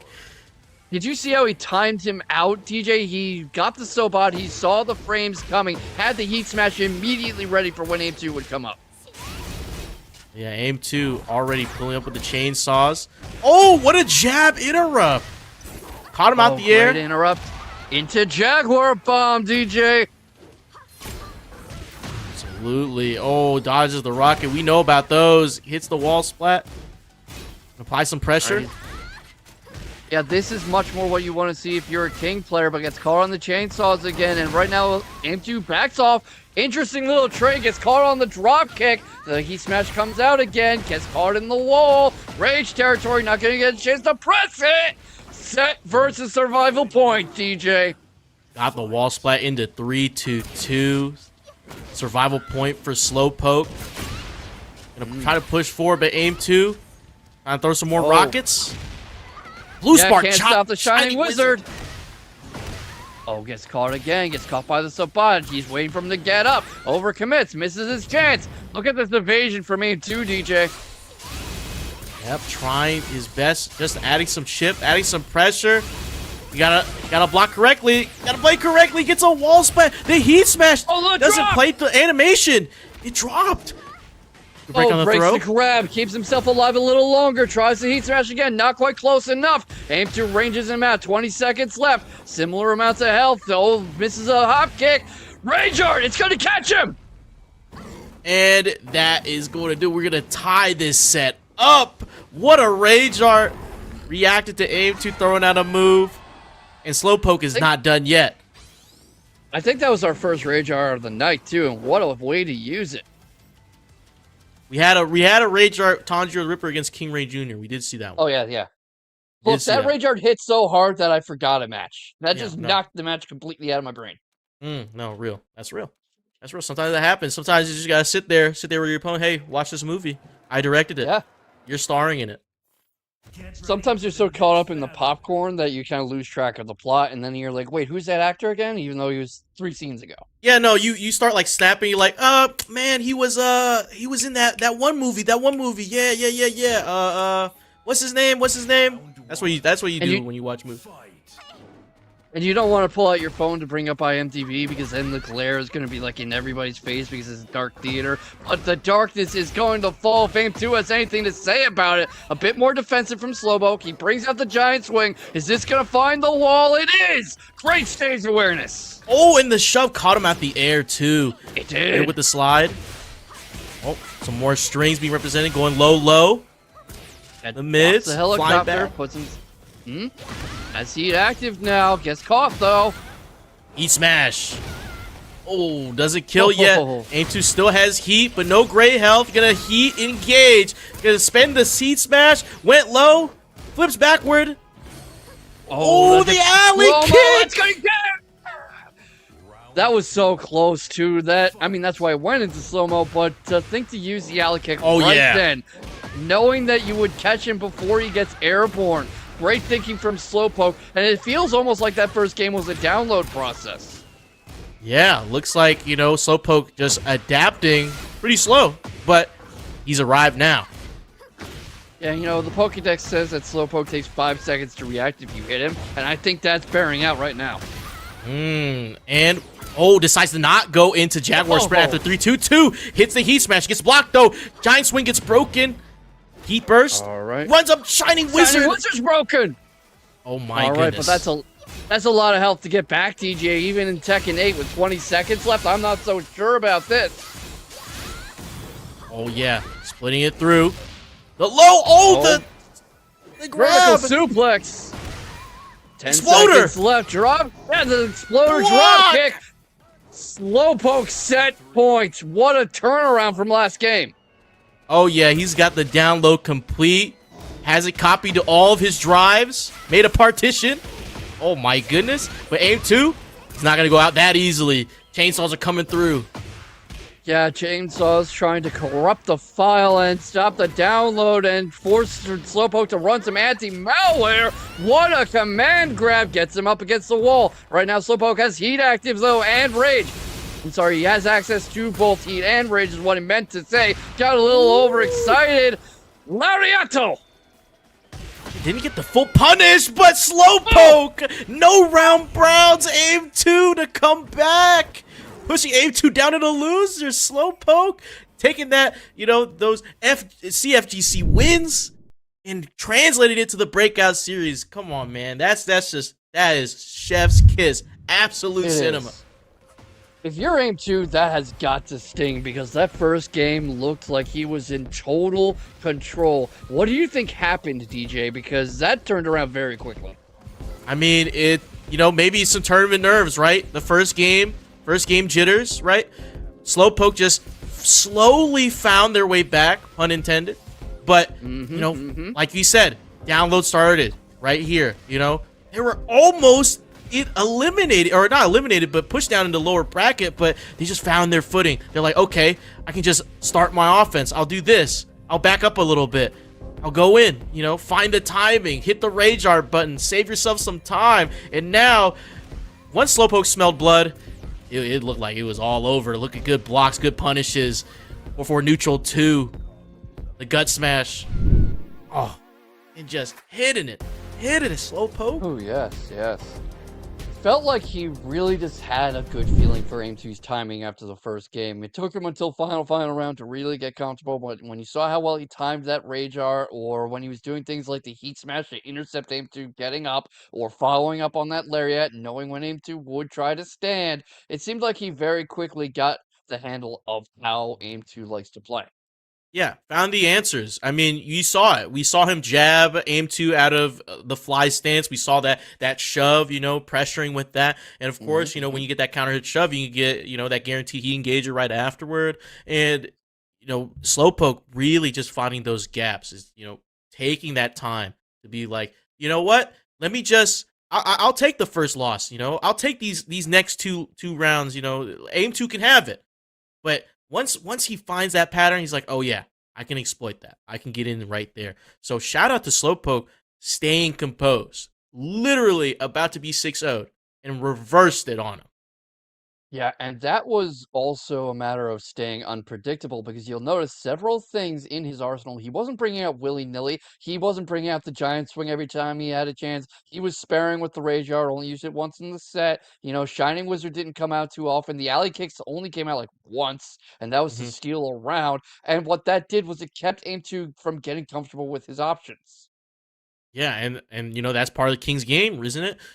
As soon as you could get one or two grabs to come off, now the threat, that mental stack, right, for Aim2 is like, oh, well, is he going to throw out another Blue Spark Giant Swing or Blue Spark Shining Wizard? Is he going to throw in some more throws? Is he going to do it through a string, right? And I do like that even when Slowpoke got into heat, that 3-2-2 extension that goes into Jaguar Sprint, he didn't do that once. I don't think he needed to do that mix-up because maybe that's what he thought Aim2 was expecting. So he's like, you know what? Let me just hold back. Let's see what Aim2 is going to do at the wall or in the corner. Is he going to wake up? I can just heat smash, or I can just wait, block, and punish him for it. Yeah, and that was just great restraint from Slowpoke. But speaking of restraint, we've got a classic matchup coming up next. Two of the four pillars of the online Tekken scene, two of the big names. It's going to be Peeling going up against Xiao20Z, a rivalry about as old as time, about as old as Katsuhiro Harada. And right here you see two of the Mokujins of online Tekken, as Foxhound likes to say. Incredibly evasive, defensive, small Tekken styles, extremely versatile with all sorts of characters in their pocket. And also, we saw this matchup in Level Up Expo. That time, Xiao20Z was the better man. But Peeling's going to remember that, and he's going to be itching for a run back, DJ. Yeah, this is going to be a great run back. I mean, from what I saw from that set at Level Up Expo, it looked like Shadow just felt way comfortable against Peeling. And, Peeling even switched off to Yoshimitsu after getting a little coaching break from Big Dame. Shout out Big Dame. And it just seemed like, it almost worked. And then Shadow just made that counter adjustment just immediately. That's why he is one of, a part of the TWT. We saw him, in the top 8. Yes. He's ready. He's always ready and so aware. And like you said, he's a Mokujin. He has other characters under his belt. Not only does he have Zafina, which is pretty good here in Season 2 with her install, despite the health loss mechanic. We also have his Claudio. Claudio got a nice, good buff to some of his moves. In Season 2, he has a pocket Heihachi. He can play Heihachi. He has an Anna, of course. Oh, yes. He also has, I believe he has a Kazuya as well, so he can play multiple characters, and I think that lends itself to, being able to be comfortable in any matchup, any player you go against. But you want to talk about comfort. Peeling is our 15-time breakout champion. I know in Level Up you were in chat bigging that up and talking about, Mm-hmm. hey, this is our 15-time champ, He and you're really is. spreading the love around. And that means this is his territory. This is his house. This is where he's comfortable. He's ready. And Shadow 20Z is going to have that expectation because he's won a breakout, but I think he's only won a breakout. So Yeah, it's going to hasn't be a been. question. Yeah, hasn't been back in a while. I mean, a win here tonight would put him back into the champion circle after falling out of it, not being here for a while. Of course, he's been traveling. He's been busy doing other stuff. But again, Peeling's been here night in, night out. 15-time breakout champion for a reason, okay? He is the Titan of Time. I love to call him that. Hopefully he doesn't mind that nickname because he is so aware of the clock. But it's the Titan of Time versus Shadow Time. We know about Shadow Time, so let's see who in this match is owning the hourglass, okay? Who has their stamp on it? Because, right now, like in Breakout, it's P-Ling. But we saw last week, Cheese Yoni said, none of that timer stuff. Oh, I'm yeah. here to stay. And won out in grand finals. Yeah, well, that's part of the thing. When you know your opponent is very comfortable in the lower parts of the timer, whether they're going to try to run the clock against you, that's when you run a full court press right as the round timer is running down. You start pressuring them. You start finding ways to crack their armor, to crack the wall that they've built up. And the thing with Peeling and Shadow is they are very similar types of stand. The World and Star Platinum. They all have very similar fighting styles. Usually Shadows is a little more polished, a little more experienced, but that means it comes down to raw execution, and the better man can be different on any given day. Absolutely. Absolutely. And I mean, we've even seen it, I believe, the first week of this year when Shadow joined the, breakout series. We had a Shadow P-Ling grand finals. Shadow pulled it out with the Zafina. I mean, it was really close though. It was really, really close. And that's when Shadow got his first win. So, and now Shadow won against P-Ling again at Level Up Expo. But P-Ling's still been on a tear on the online scene, went to Genesis, went undefeated over there. So, with P-Ling's no slouch. So this is a heavyweight battle. Yeah, the only reason, in my opinion, that you don't see Peeling making making deep T8 bracket runs in TW2 events and stuff is he just doesn't have the je ne sais quoi. He doesn't have the sponsorship cash. And he's been shopping around, he's been talking, and he's been talking to some of these people, but I think his time's going to come.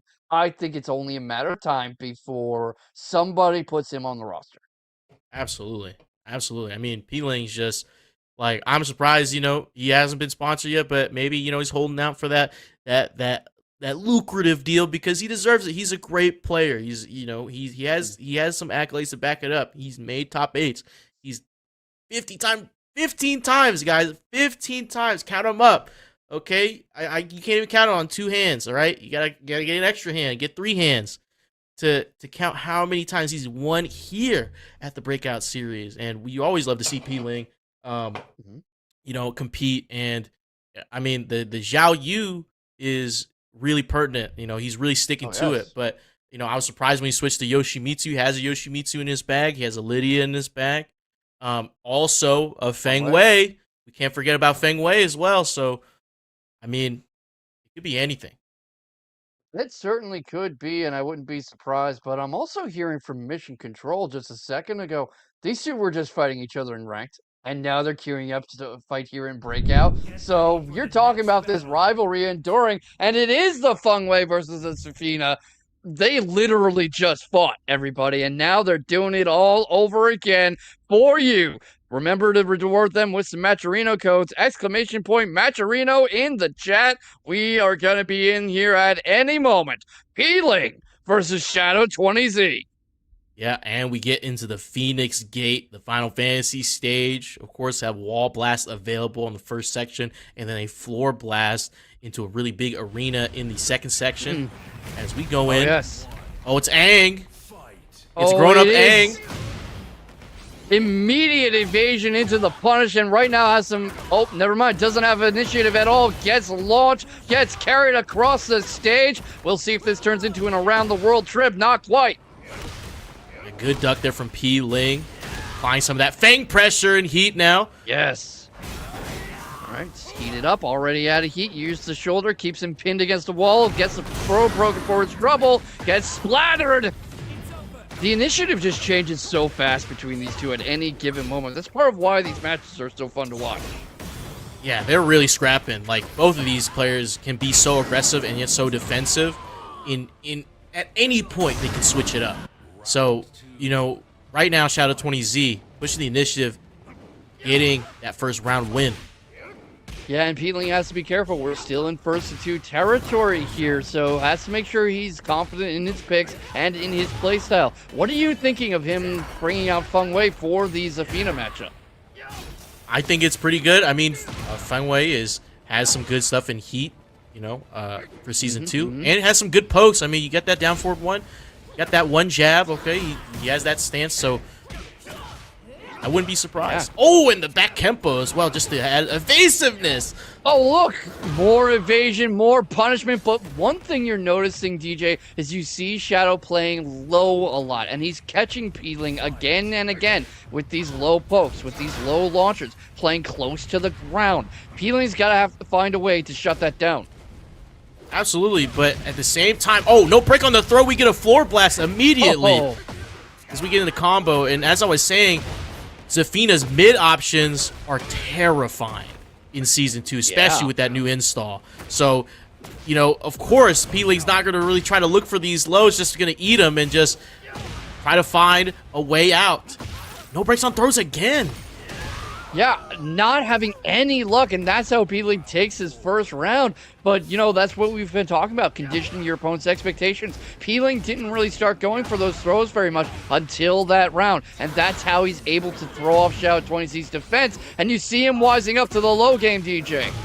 Yep, that back Kempo really saving his life, evading some of this pressure from Zafina. Both players in heat right now. He's going to use a little bit of the gauge. Try to throw Shadow off guard. No, Heat Smash connects. Not a lot of damage, though.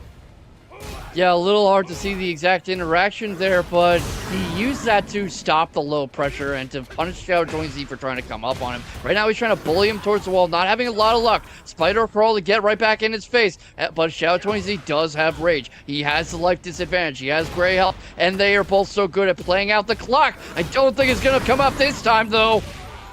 Oh, and the 1-2 will do it. Now we get a final round in game 1.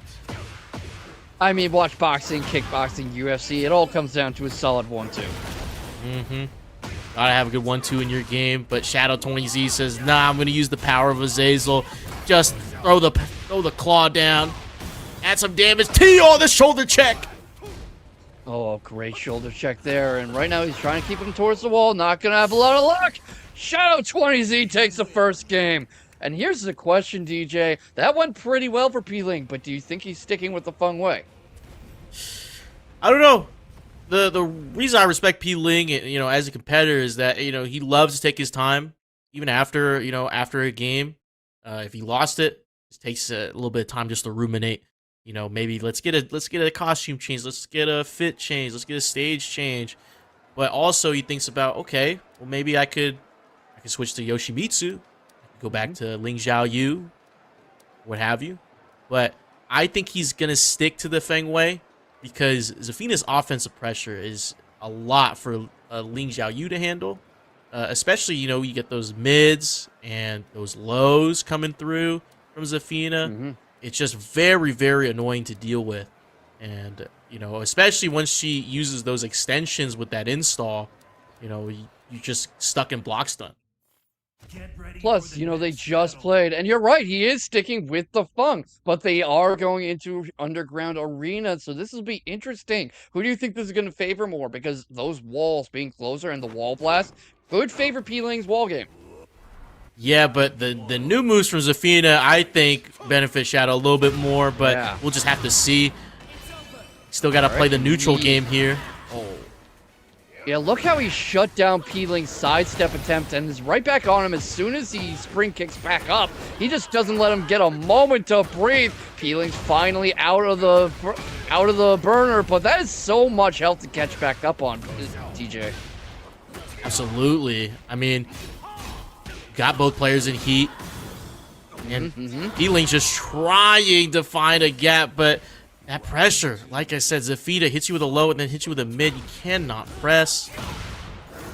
Yeah, right now being kept out of the pressing game. He's immediately bullied back towards the wall, splattered, and you see Shadow 20Z just patiently waiting and stalking, waiting to see what he's gonna do, and immediately countering it and punishing it. He's on his way to set point already. There we go. Shadow 20Z looking very confident against the Fengwei.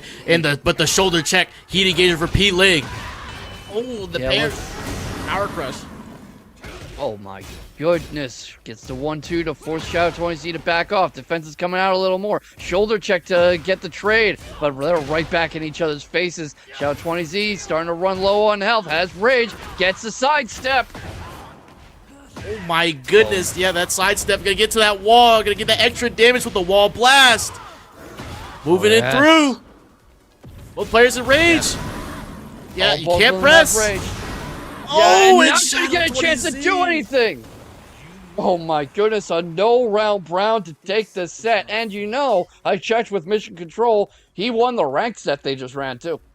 Oh yeah, looks like they played P-Link played Raven and Shadow played Elisa. So, you know, I mean, both characters outside of their pool of characters. I mean, P-Link, you know, try to be aggressive with the Fang, but Shadow 20Z caught onto it, just interrupted him at any chance. Right? He's like, all right, I got a power crush for you. I got a parry for you. That's a little Sabaki. You know, I got this heat move. And P-Link was doing a little bit better in the first game, you know, hitting it with that back Kempo. So I wish that maybe we could have seen it more. But, of course, you know, Zafina has some range, man. You don't want to get caught. Oh, you don't want to be caught at all. And Zafina definitely seems to have gotten some nice shine from Season 2. A lot scarier, a lot more oppressive. But that really was an interesting little set because the first game, as competitive as you'd expect from these two who've played each other so often, such a competitive matchup that I actually got tongue-tied talking about it for a moment. But that second game seemed very one-sided for Shadow. What do you think happened there? Yeah, I mean, you know, these two players play each other so often. I think it's just about being comfortable in this matchup. I mean, Zafina's just really, really good. Even Shadow said himself, is like, yeah, actually, Zafina's pretty good. It's just, you know, she loses a lot of health. So maybe we could fix that. So, you know, we see him on social media. So he's just very comfortable. He knows. He's like, all right, I can just keep doing this, keep applying this pressure, you know, catch you in the frame trap. If you do this, I can just hit you with the Azazel hand and get a heat engager or a heat dash, get you at the wall. It's just so many tools that Zafina has now that you really, you genuinely have to not only lab that matchup, but lab how Shadow plays that match.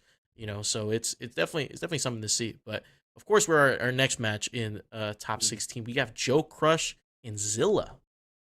Oh, that's going to be fun. Joe Crush goes without introduction. 8-time champ here at Breakout Series. 24, I believe, TNS titles. The biggest online weekly in the scene. I don't remember off the top of my head how many Paragons he's won, but a lot. And enough for the man to get signed by them. He is the peak of consistency in this scene. You name a bracket, he's in it and probably winning it, especially if he doesn't run into one of the big four on the way. And Zilla is a very good, fun Kazuya player in his own right. But I feel like anytime Joe Crush shows up, he's the man to beat. Those are Yokozuna numbers if you look at the titles he's racked up. Yeah, and not to mention here at the Breakout Series, he's won 8. So he's an 8-time winner. So like second to P-Link in terms of wins at the Breakout Series. And of course, you know, really like one of the few that are champion this Jack 8. I mean, we did get that emergency patch to address 1-2 up for 1+2 and make some noise. So we don't have all that pressure. So there's more options defensively you can do to get out of that. But they didn't change anything else. So he's Jack is still pretty impressive. So you still gotta learn that matchup. He's definitely still strong. But what I know of Zilla, what people have been telling me, you know, they whispered to me, they're like, yo, bro, Zilla, he's a lab demon, okay? He stays in that lab, okay? If he loses to you, he's definitely going to watch that replay. He's definitely going to try to lab out the different scenarios that he caught himself in, right? Very, very, very aware Kazuya player. He's definitely down to hit you with that down forward too if he knows he can hit that counter hit on you. And the guy's execution is crazy. I mean, I've seen him hit, he posts on Twitter, he hit 3 perfect electrics in a row. Down forward 2 perfect electric, down forward 2 perfect electric, down forward 2 perfect electric. Like, this guy is nuts, okay? But at the same time, he's facing Joe Crush, who just reached the first tier of God of Destruction. Right there, God of Destruction 1 versus the first Danzilla. Nice to see it. D Fighting Spirit.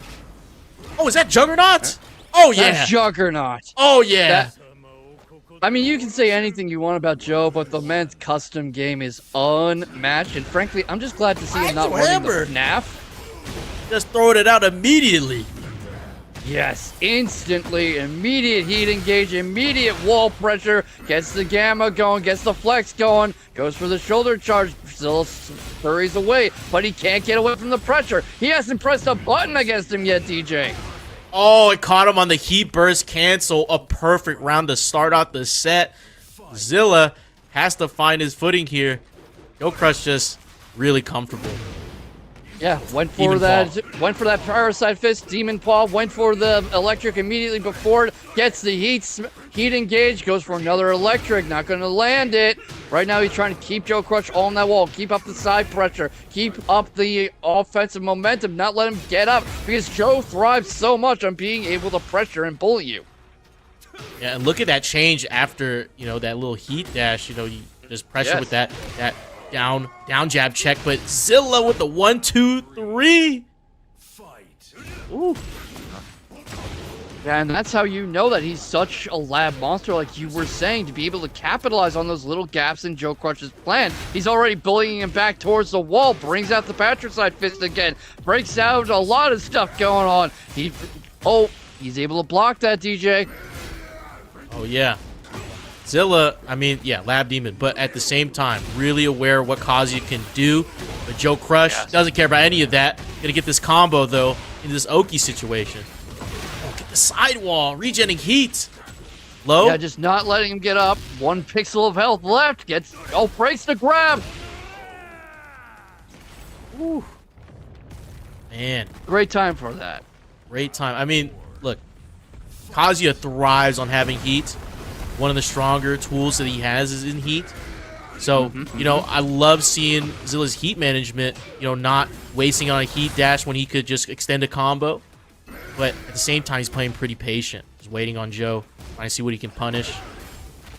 Yeah, Joe, he's slowing it down here. Can't break this grab. That's a lot of punishment for him. That's a lot of pain. Neither of them have touched heat yet, like you were pointing out. But Zilla's having a hard time getting in on him. Joe Crush is great at using Jack not only as a in-your-face pressure monster, but kind of the closest thing Tekken 8 has to a zoner. Once he has the chance to use those absurdly long limbs on you.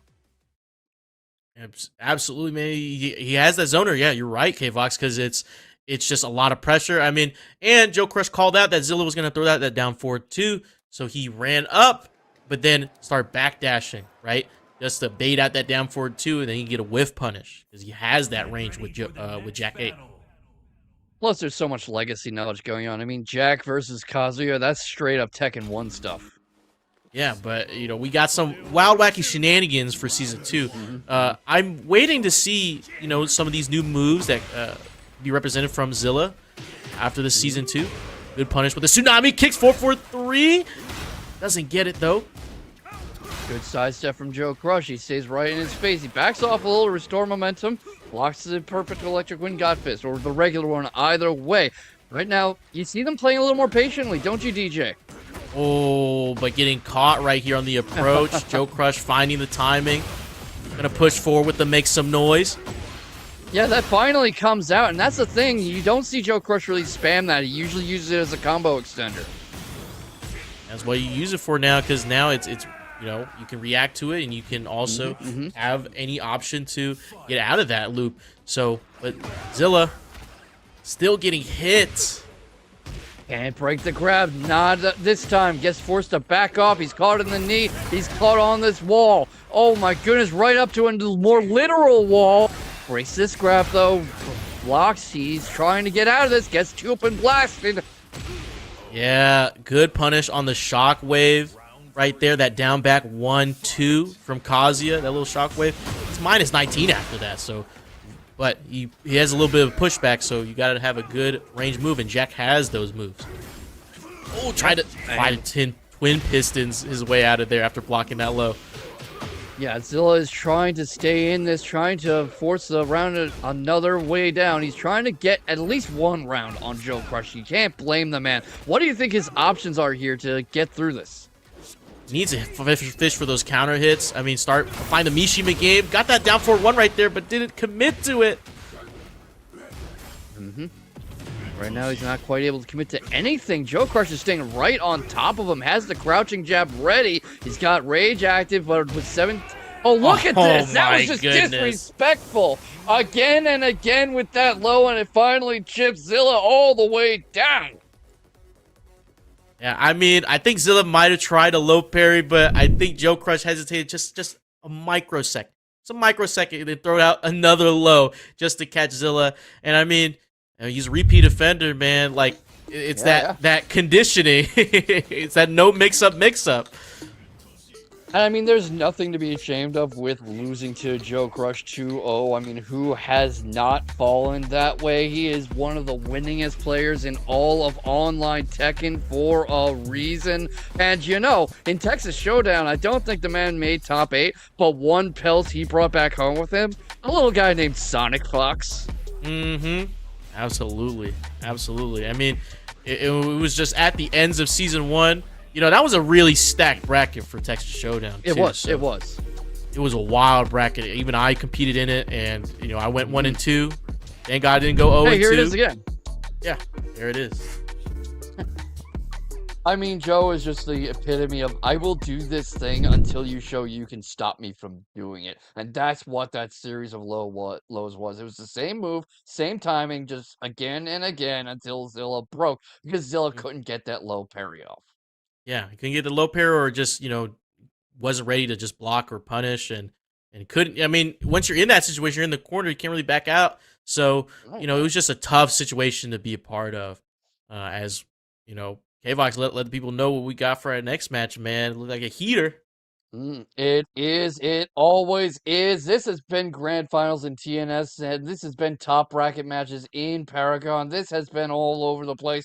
2 of the 4 pillars are running into each other once again. Shadow 20Z has already beaten Peeling again. In fact, twice in a row, because they did a ranked set. And he is up against King Ray Jr., who has been on an absolute tear since Season 2 dropped. 2 of the 4 best on the scene. 2 of the 4 arguable best players in the world.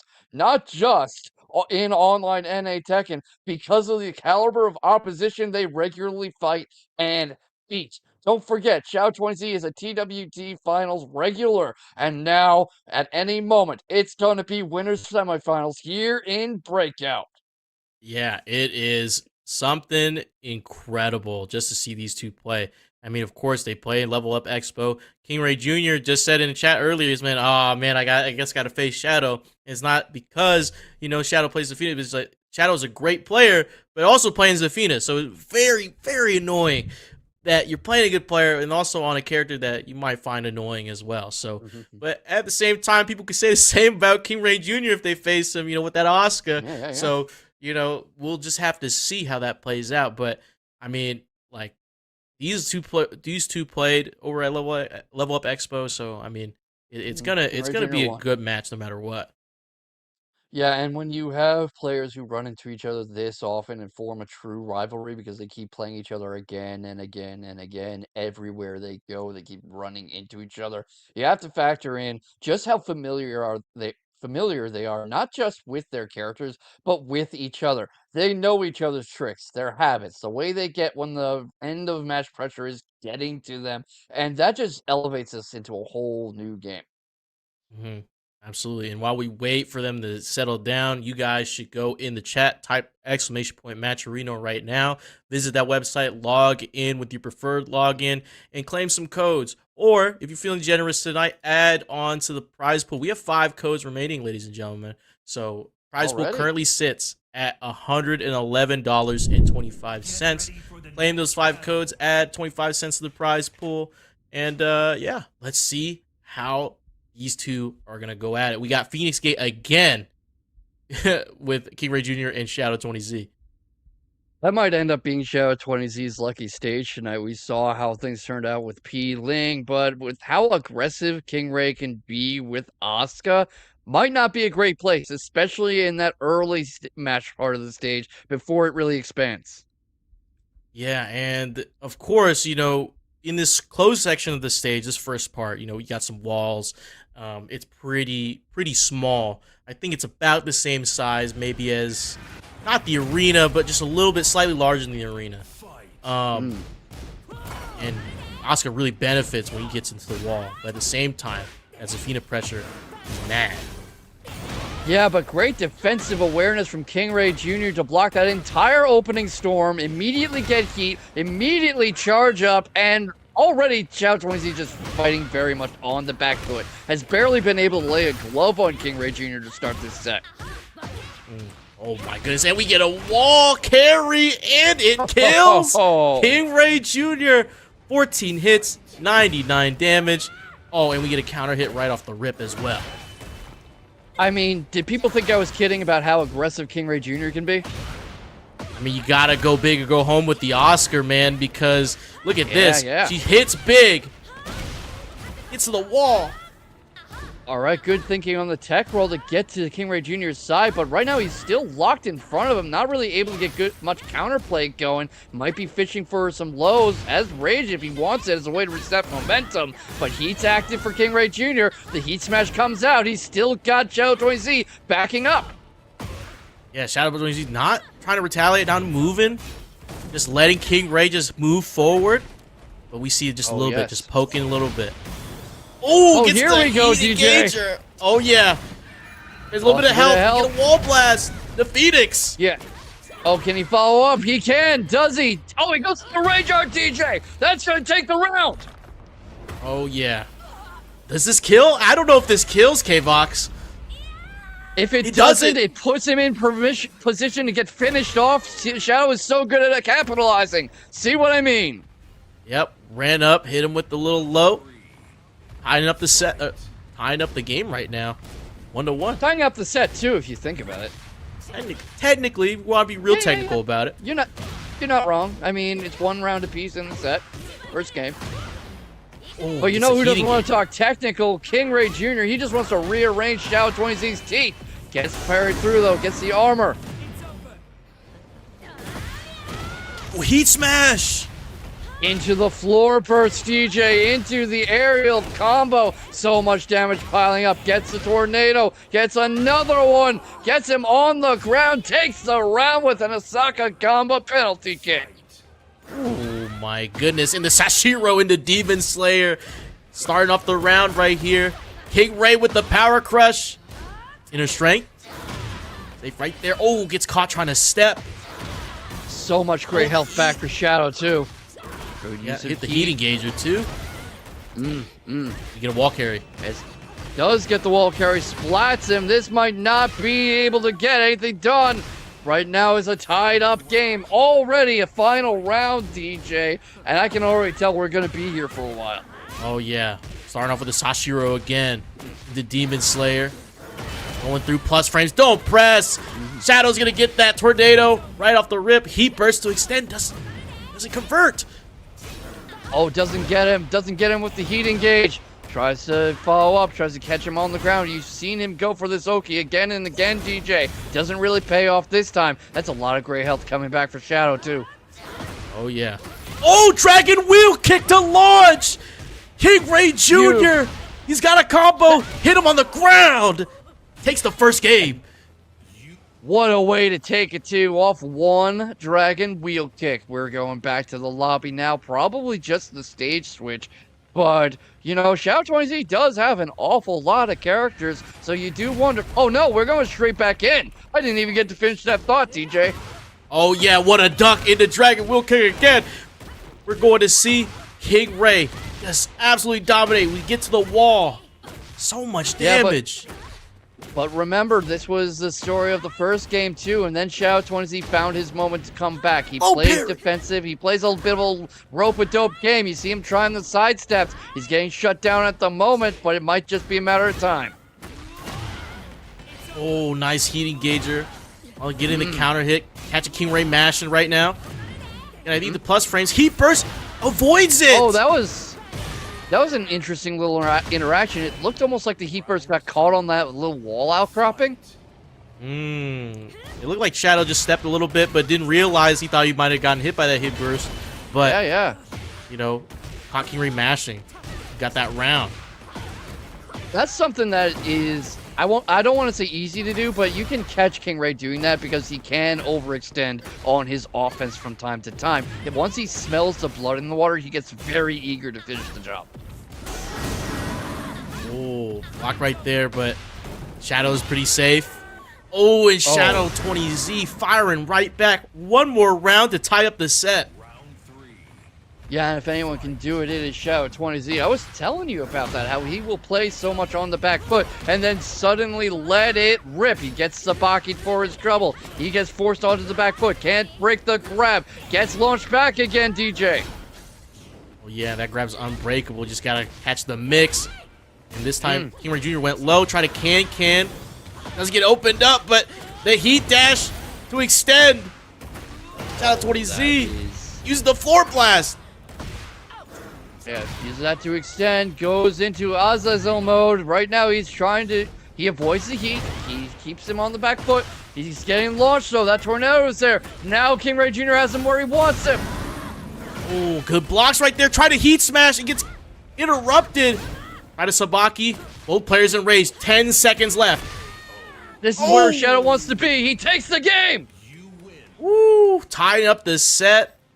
Shadow 20Z's got the download. How will King Ray Jr. adjust? What's the next layer to this offense?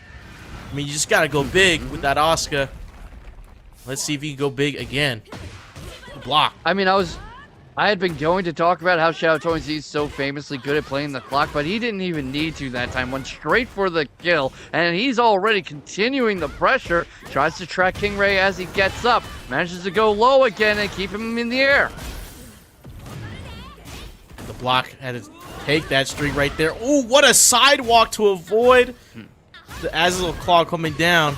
All right, goes low again, and it's funny, DJ, because people keep insisting that defense and pokes and neutral and small Tekken are dead. Well, explain this set so far. Yeah, I mean, of course, you know, Oscar is a, big Tekken character. You got to go big, go home. But at the same time, you got these pokes coming in from both players just waiting and trying to catch each other on the timing and adding to the mental stack. Because you get the Sashiro, the Demon Slayer, but Shadow 20Z is going to stay on the ground. He gets caught by this heat engagement. Yeah, Heat's very much engaged now. Keeps him forced back. He tries to force him towards the wall. Activates Heat. Not able to get much out of it. This might be the opening King Ray Jr. needs. He's going to put another round on the board. Another tie game, DJ. I wouldn't be surprised to see a final round. Oh, don't jinx it, K-Vox. I kind of want to see a final, but at the same time, one person has to lose or go down into the lower bracket. So let's see who's it gonna be. As King Ray already applying the pressure, Shadow just trying to get something. Oh, we get a wall blast?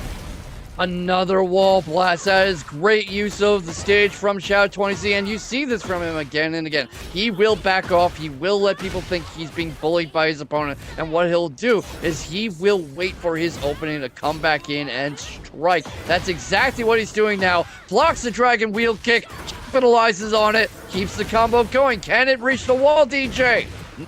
And it does. Let's see the Oki got up wrong. Shadow 20Z on set point.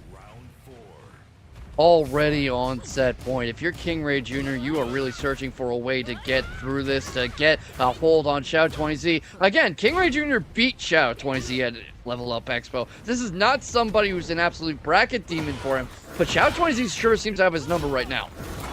Yep. Oh, but the Power Crush has something to do about it, something to say. The running move, catch King Ray. Heat burst. Yep, goes for a heat burst of his own. Right now gets caught on the sidestep attempt, though. That's all Xiao20Z needs. That's all she wrote. Shadow wins. What a wrap up to our winner's semi-final match. I mean, it looked pretty close between those two players. I mean, King Ray applying the offense, but then Shadow coming out, you know, using that new Zafina tech in the lows, and then that install. Ah, man. Xiao20Z really looking confident today. Oh, yeah, he is just in top form tonight. His match against P. Ling, the way he handled King Ray Jr., and you could see what I was talking about with his defensive play, his ability to force King Ray Jr. to overcommit and to find those moments between his button presses. Absolutely. And it's just literally Xiao20Z winning some more interactions because, you know, he finally caught on to King Ray Jr.'s timing. You saw, especially in that last game where, you know, Zafina's running move kept kept catching, you know, King Ray out the air or, you know, pressing something. So, you know, Xiao20Z just found it. He said, okay, you wanna keep this offense going? I got you. Let me interrupt with this. Yeah, and that's exactly what happens when you fight somebody so many times and you just have this long-running rivalry. You get so familiar with what your opponent is comfortable with, and you saw that with Xiao20Z right now, taking a 2-1 game that was really a lot closer than it looks on paper. Yeah, for sure. And, you know, we got one more match before we send it off to our illustrious casters of part of Breakout, Asher, Vodka Cap, No Fun. We got Joe Crush and Slowpoke, who's, made it through the winner's side here after we saw their match against AIM-2.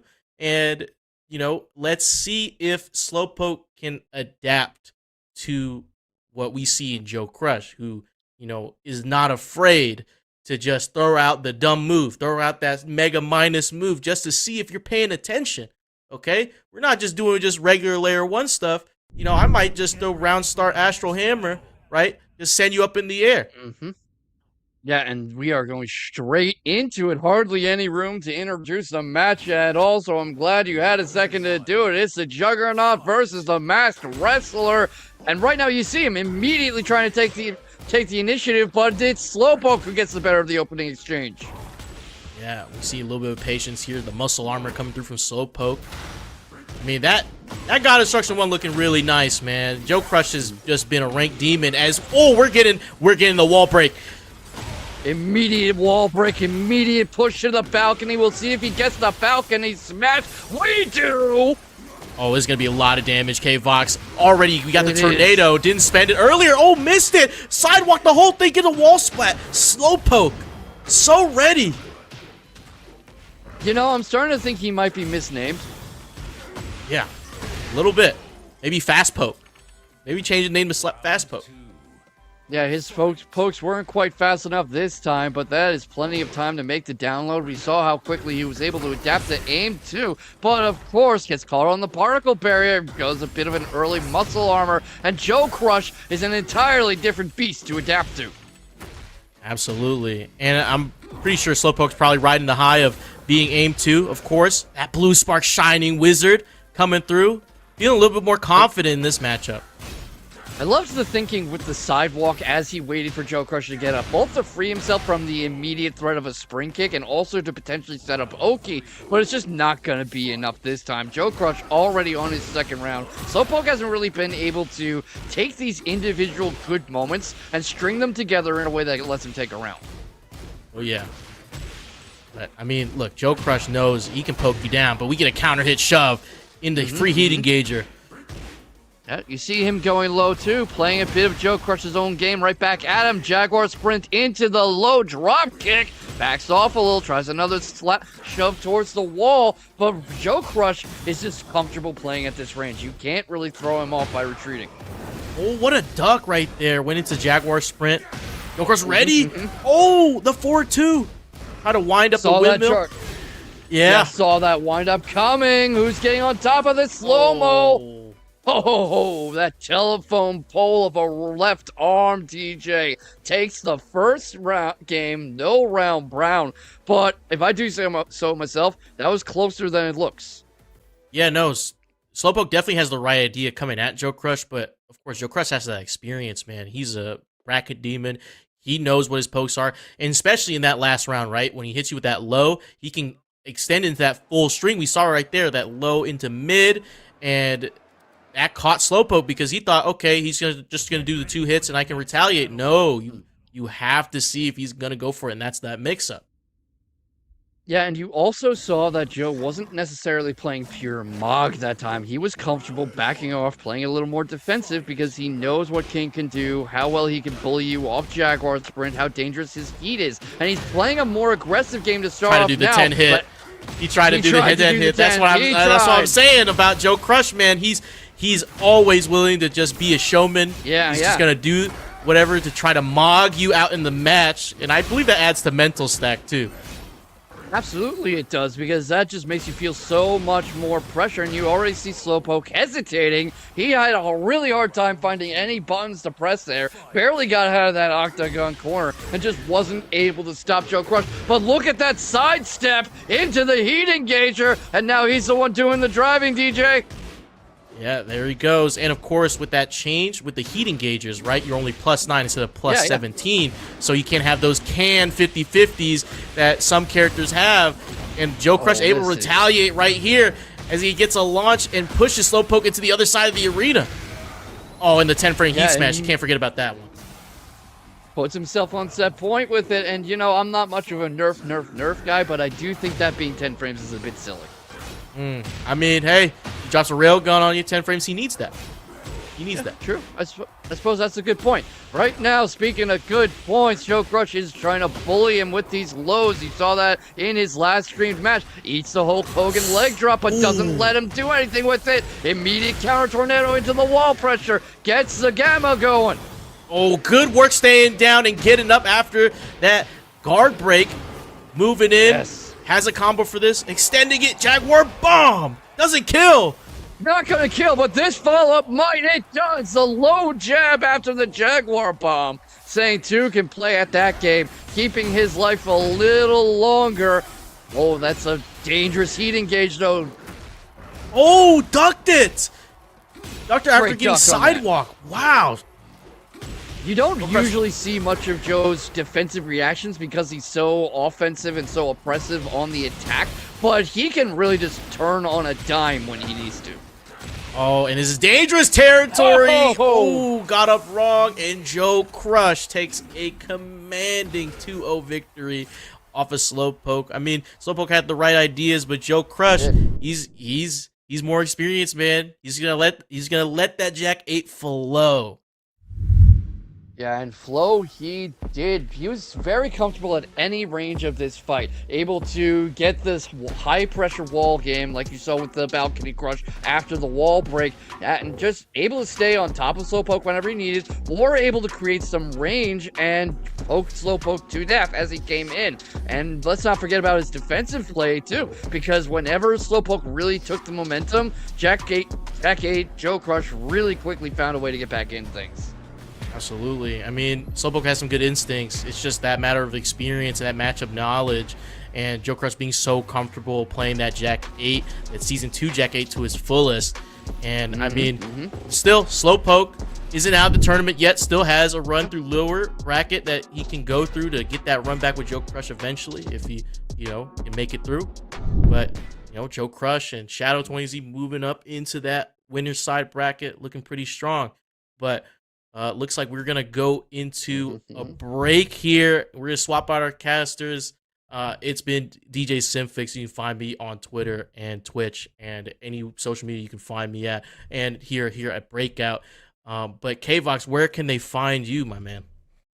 You can find me anywhere there's good Tekken or Street Fighter or Rocket League to watch. You can find me right there in the bottom left at KVox Tweets on Twitter, KVox Sky on Blue Sky. You can find me in the Discord server. I'm usually rocking the BES KVox. You can find me anywhere you need me. You just can't find me late for dinner. So that has just been an incredible pool section of this breakout week 45. I can't wait for top 8. I know DJ Simfix can't either, and we will be seeing you on the other side of this break. See ya. Oh my god! King Ray Jr., you can't be doing this to us. Healing! Is he gonna do it? And he does it!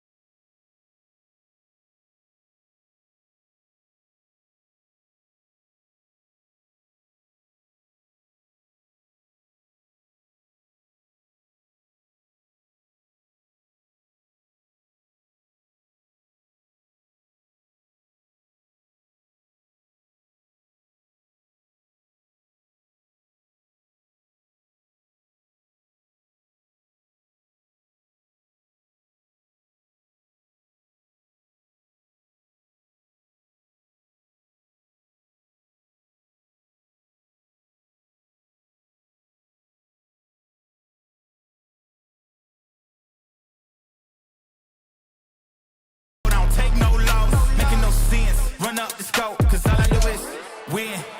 And I'ma do it again. Watch me win, then watch me do it again. Tell 'em I can't take no loss.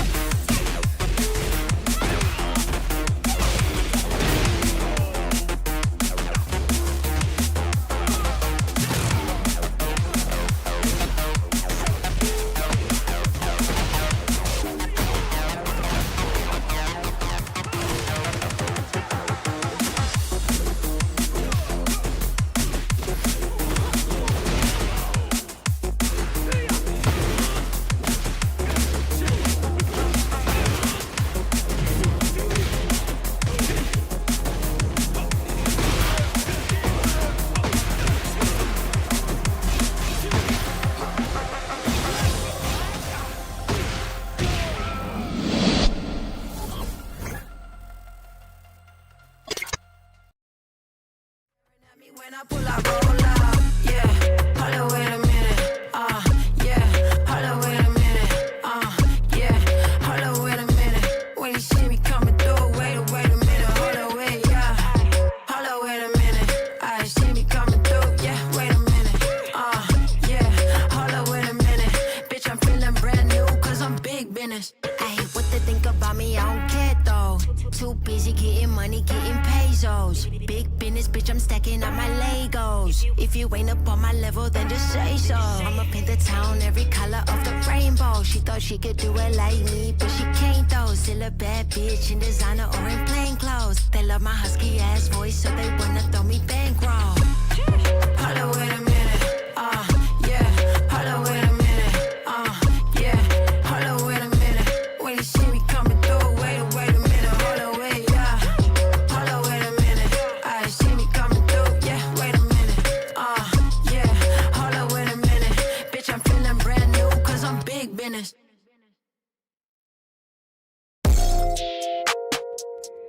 We got creative.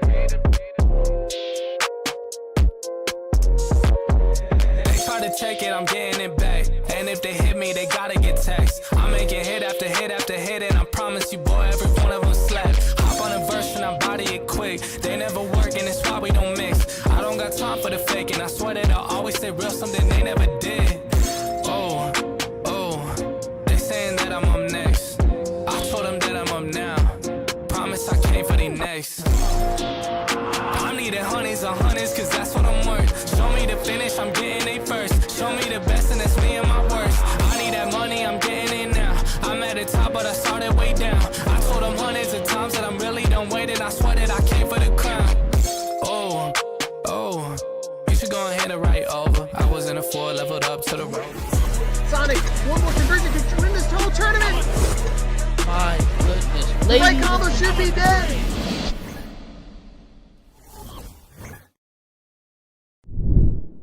All right, hello and welcome back for some more good ass Tekken here. Breakout series once again. It is your number one caster Vok, Asher Vok, here with my co-commentator Captain No Fun. And honestly, I'm looking for some good fun tonight. How are we doing today?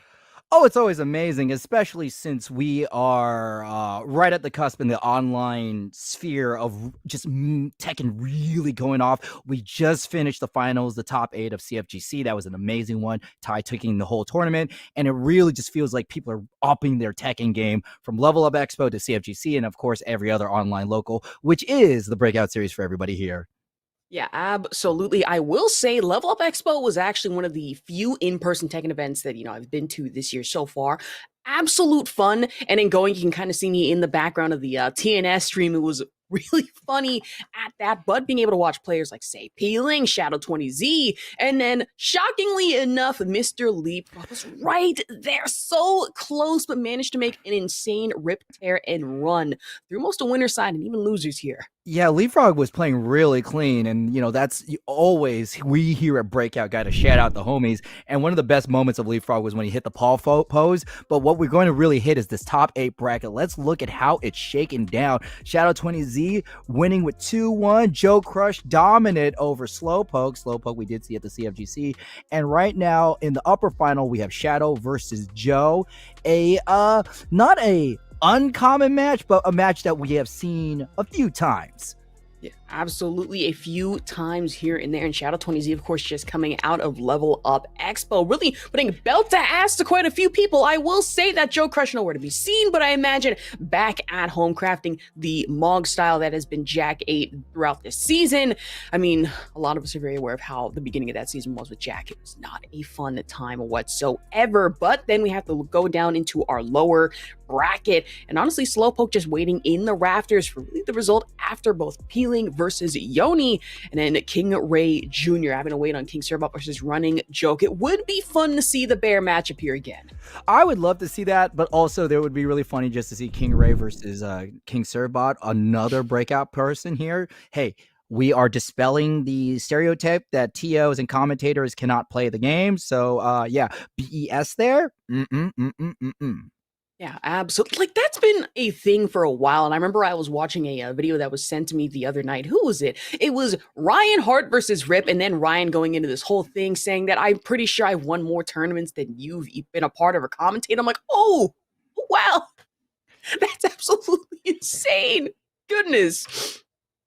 Yeah, no, Ryan Hart is a legitimate OG, and if you don't know, there is a video game where Ryan Hart, the guy, is playable. True. Wait, hold on. There is. Wait a minute. I'm not aware of this. Wait up. It's okay. It's a beat 'em up where you could also play as a nostalgia critic. Huh? And I'm just now hearing about this? Yeah. Let me see here. Interesting. One We're doing a deep moment. dive research. 'Cause I was Yeah, very unaware. Streets of Fury EX, which is a beat 'em up video game on a multi-lane system, but Okay. the animations are kind of digitized actors, and Ryan Hart is one of the Oh. playable characters. You know, that seems about right here. I would absolutely play the hell out of that. Wait, hold on. Why is that not a tournament at CEO this year? That's the most Actually, important the question. combo system in Streets of Fury is really dumb and stupid in a good Oh. way. Like, Okay, in a you good sh- way. In a good way. in a Got good- you. Like, you should see just the phrase, "Yo, look at those nostalgia critic combos." That would throw me through a loop so badly. Like, what is he gonna hit you with? Like the hello, I'm the nostalgia critic type beat. What's going on here?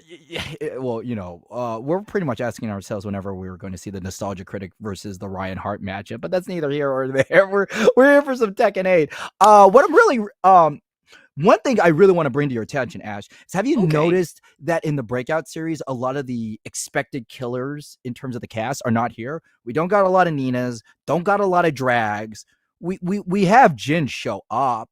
But very rarely. That's the thing. If anything, I feel Breakout is the one place where it's more diversified in regards to characters. You know, me, I love to see more King, but hey, that's atypical. But then really We seeing have a lot of players King. We have, okay, I don't want to say too many Kings that have popped through here, but like previous weeks, we've had just Sandy, we've had Tomo Riru, who, mind you, definitely keep an eye out for him. Next best thing out of the Philippines. I'm telling you, it's a lot of King. But that's the thing. We have started seeing a dwindle down in drag in at least the past couple of weeks, at least for me here. It is, and part of it is okay. There are 3 online demons: Joe Crush, King Ray Jr., Peeling, and they're all playing characters that are strong, but they're not like, oh my god, these characters are so broken strong, right? Nobody is saying Asuka's OP, right? Right. Like I talked to King Ray Jr. what was at the pre-level up showdown, and then being able to hear that Asuka wasn't as tournament viable as a lot of people thought, getting a deep dive into that. And I'm like, okay, I'm beginning to understand it now. Why I said like the character's more not so like a rarity, but looks clean. I'd say better in the hands of King Ray Jr. here, which is pretty interesting. She was legitimately broken, like broken, unplayable broken. Her and Kuma, they were just, a lot of the tools that were supposed to do a thing just didn't work, and only then when they got fixed, like legitimately fixed, not balanced, like, oh shoot, we messed up, was when they started to become viable. But really, I love seeing cool characters in Tekken. Oh yeah, another offbeat pick, Clive, because of RV Chris. But you don't see much of Clive in the first place. Like, I remember when the season first started out, obviously, everyone was like, just spam till you win. And then getting up further in the higher ranks, it's like, oh, I actually have to put in the work either with Garuda or Phoenix Shift here. None of my old cheese tactics are going to work in the first place. But then seeing RV Chris work that, like, as if Clive was already, like, fire from day one, scares the living hell out of me. And I pray that I never run into that in any, like, ranked or even... Okay, so we're going to go ahead and move right here. Cheese Yomi playing Alyssa versus... Oh, yeah, Peeling with the Xiaoyu. Both of these characters highly mobile. Alyssa's ability to cover distance is insane. Meanwhile, AOP. AOP for Xiaoyu. Absolutely. Out here being Titan, quite literally wear down the clock. But then when you have a character as evasive as Alyssa in the hands of Cheese Yomi, you're a little scared to try and outrun that here.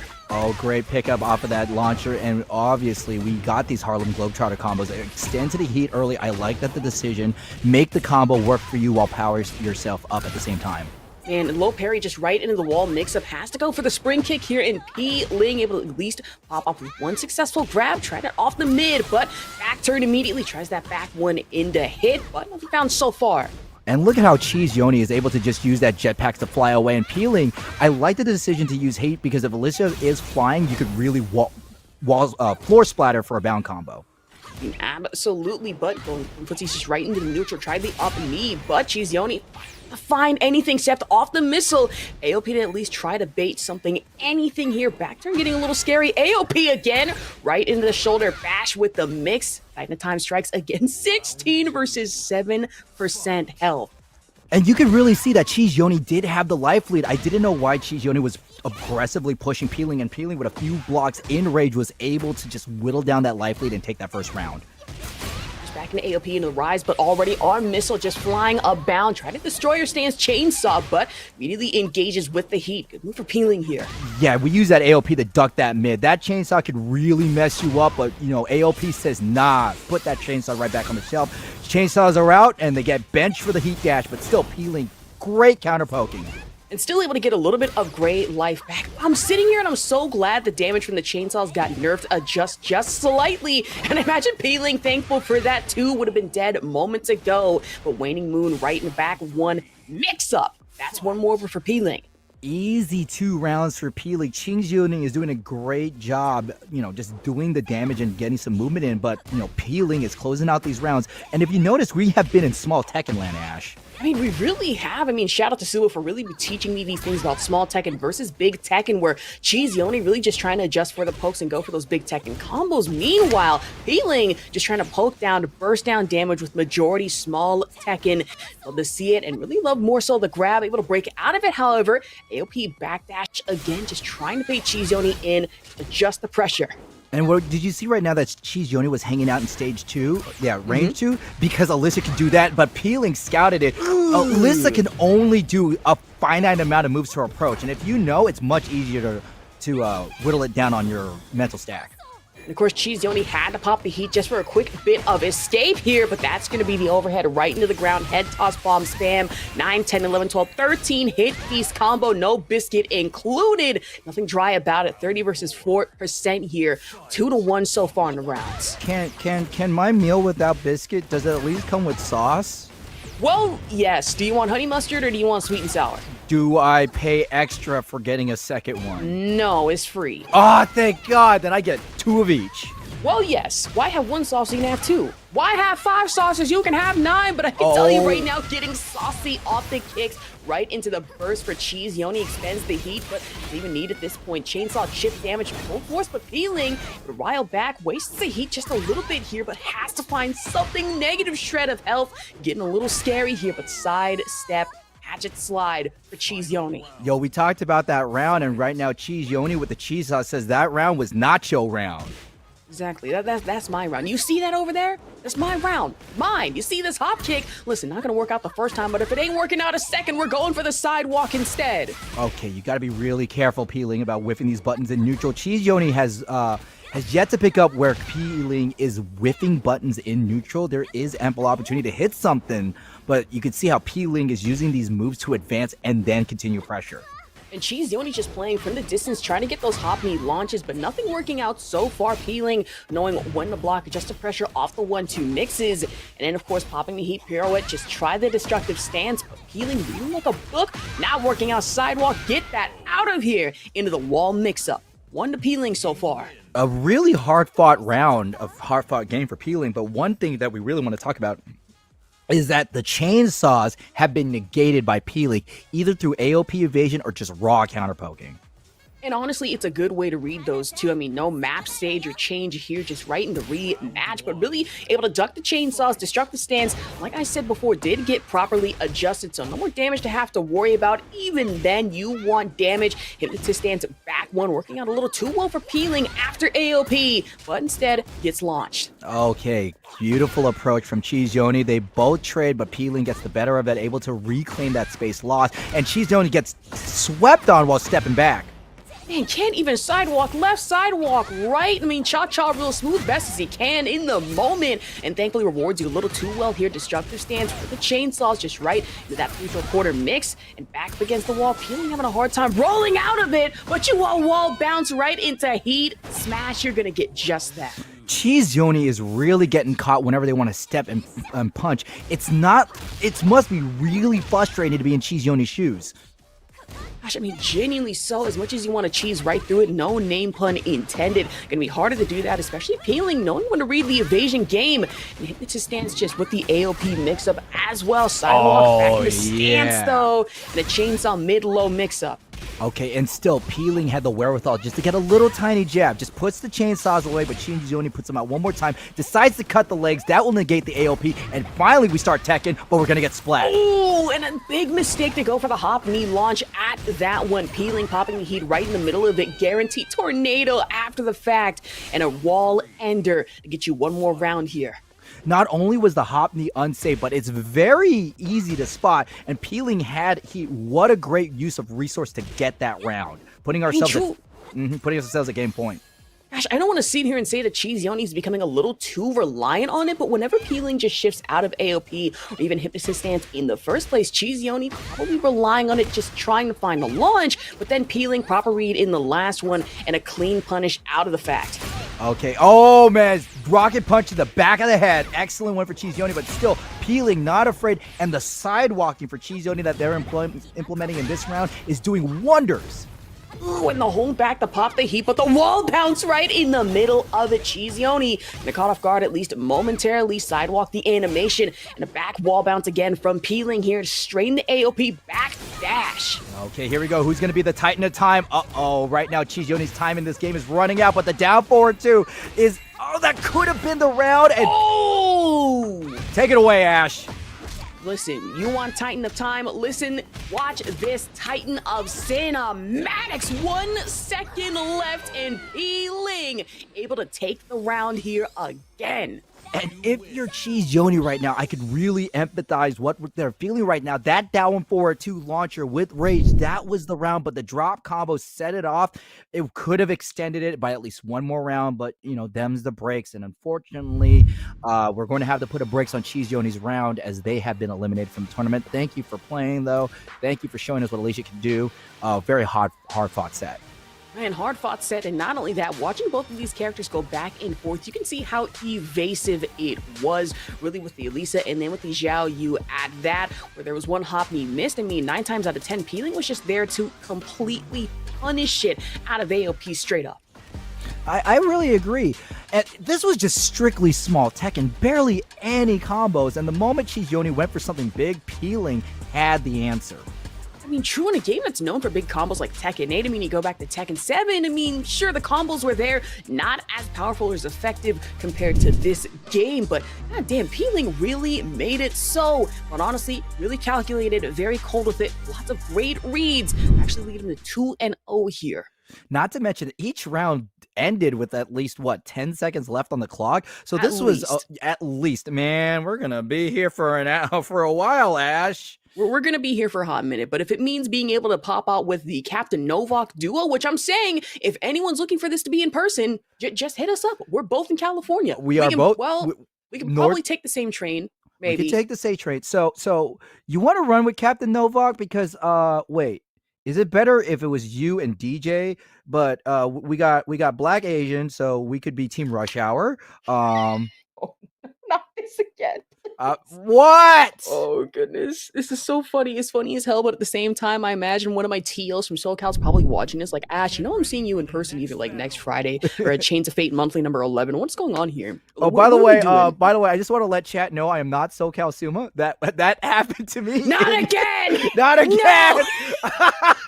Please, I already told him about this. And he's like, I understand. Last time I ran into him, he was drunk. I had one cocktail. I was festively buzzed. Okay, whatever you say, Suma. Oop, my bad. I don't have a nursing. No, as in we're not that alike. Okay. I was about to send him the stream link and everything, be like, hey, Nick, they kind of trash talking you right now. Ain't trash talking nothing. Anyways, we'll be back in the match at hand. We have a whole game to focus on. King Servbot versus Running Joke, the Bear versus Lars matchup. And remember, King Servbot really likes playing Panda, which is the quote-unquote worst bear because we don't have Electric Bear Fist. Instead, we have the Xiao Yu kicks. I mean, true, when comparing the bears, right, really thinking about it, if I remember correctly, Panda has 1+2 still. Am I wrong on that? They do, but she doesn't have the electric bear fist. True, no electric, still has G-Clef Cannon. Obviously, a lot of differences. Kuma, in this matchup, you'd think would be the best out of both of them. King Servbot makes Panda look better than that, though. It's insane. I do like a good Panda Express. I mean, true, not gonna lie, with like the... I'm trying to think. Chow mein, side of orange chicken, that's fine. I'm wondering, when you go to Panda Express, do you like getting the 1 protein or do you just get the double protein? So a little I get bit triple less. at that point because I know my college students best here, and especially I have a friend who works at Panda, so I get extra. Oh, you got the homie hookup. Excellent. Running joke. Yes. Running joke gets splat. Oh, and the beach ball. WrestleMania not need to apply. King serve out with a, I'm gonna say it for the first time here on this set. Uh-oh. A no round brown. No round brown, no round bear? Question mark? Yeah. Also, shout outs to the conservatory efforts to really preserve the panda. It was such a magnificent species of bear that, is very, very hard to take care of. I'm just gonna say they might be too dumb to live in the wild at this point. I'm just gonna be nice about it. But they are like so adorable. I think that's the problem. I think we've been conditioned to sit here and be like, hey, pandas are nice. I think they look chill. And not enough time trying to, rehabilitate them into the wild. But speaking of wild games already, Hop Knee just right into the 2-1 from King Servbot here. And it's running joke right into the bear launch. Pops the heat for the extender. King Servbot is definitely our premier bear player and also one of the head figures of the Tekken Academy here at Breakout, if I'm correct. I mean, absolutely leads a good Tekken Academy with Breakout Academy. In the first place, it is fire. Have yet to injure myself, and I really need to, but already going in with the bear hop. No delayed entry, dynamic entry, except for in that moment from running joke right into down 2. Immediately punished off that back 2-1 starter. Not to mention, this is the second hop kick that King Servbot has landed, and that bear booty, I believe that's still unscaled, correct, chat? Whenever they get the guaranteed booty? Oh, running right bear! Into hunting stance. Tried the cannon, but for running joke, silent shift, just right into it. Backdash, back blow. What I'm really finding interesting here is that running joke is fighting in range 0, which is typically the range you want to fight Kuma in Panda. Just because Panda, you want to be range 1, so you can really play that spacing game. But nah, King Servbot is brawling with the best of them. And honestly, King Servbot just gets really scary with it, especially going in the hunting stance, knowing you can get either mid-low mix-up or after the fact, like the Rangchu style, right? Go for hunting stance, you're expecting a mid, but then right into the grab as I was about to predict into a second one. Listen, I thought we were playing Panda, not King here. Now, let's hold up on the grapples now. Remember, the Season 1, you were able to guarantee the bear booty right after that, but we took that out for Season 2, hence why King Servbot has to do 2 Say, forget the bear sweep already. We got the, forget the hell sweep. We already have the bear sweep, just right in the bear booty, back up against the wall. Running joke, just trying to escape the pressure a little bit here. Oh, right to the beach ball. Excellent. That is a pretty fast heat smash. And now running joke is having difficulty approaching Kuma, and King Servbot throws the unblockable to really take advantage of their hesitation. Man, of course, just going for the big Tekken combos here. 6-piece combo and extension off the heat engage as well. Back up against the wall and trying to close the gap with the dynamic entry, but King Servbot saying, listen, get that entry-ish out of here. Going for the low parry option instead.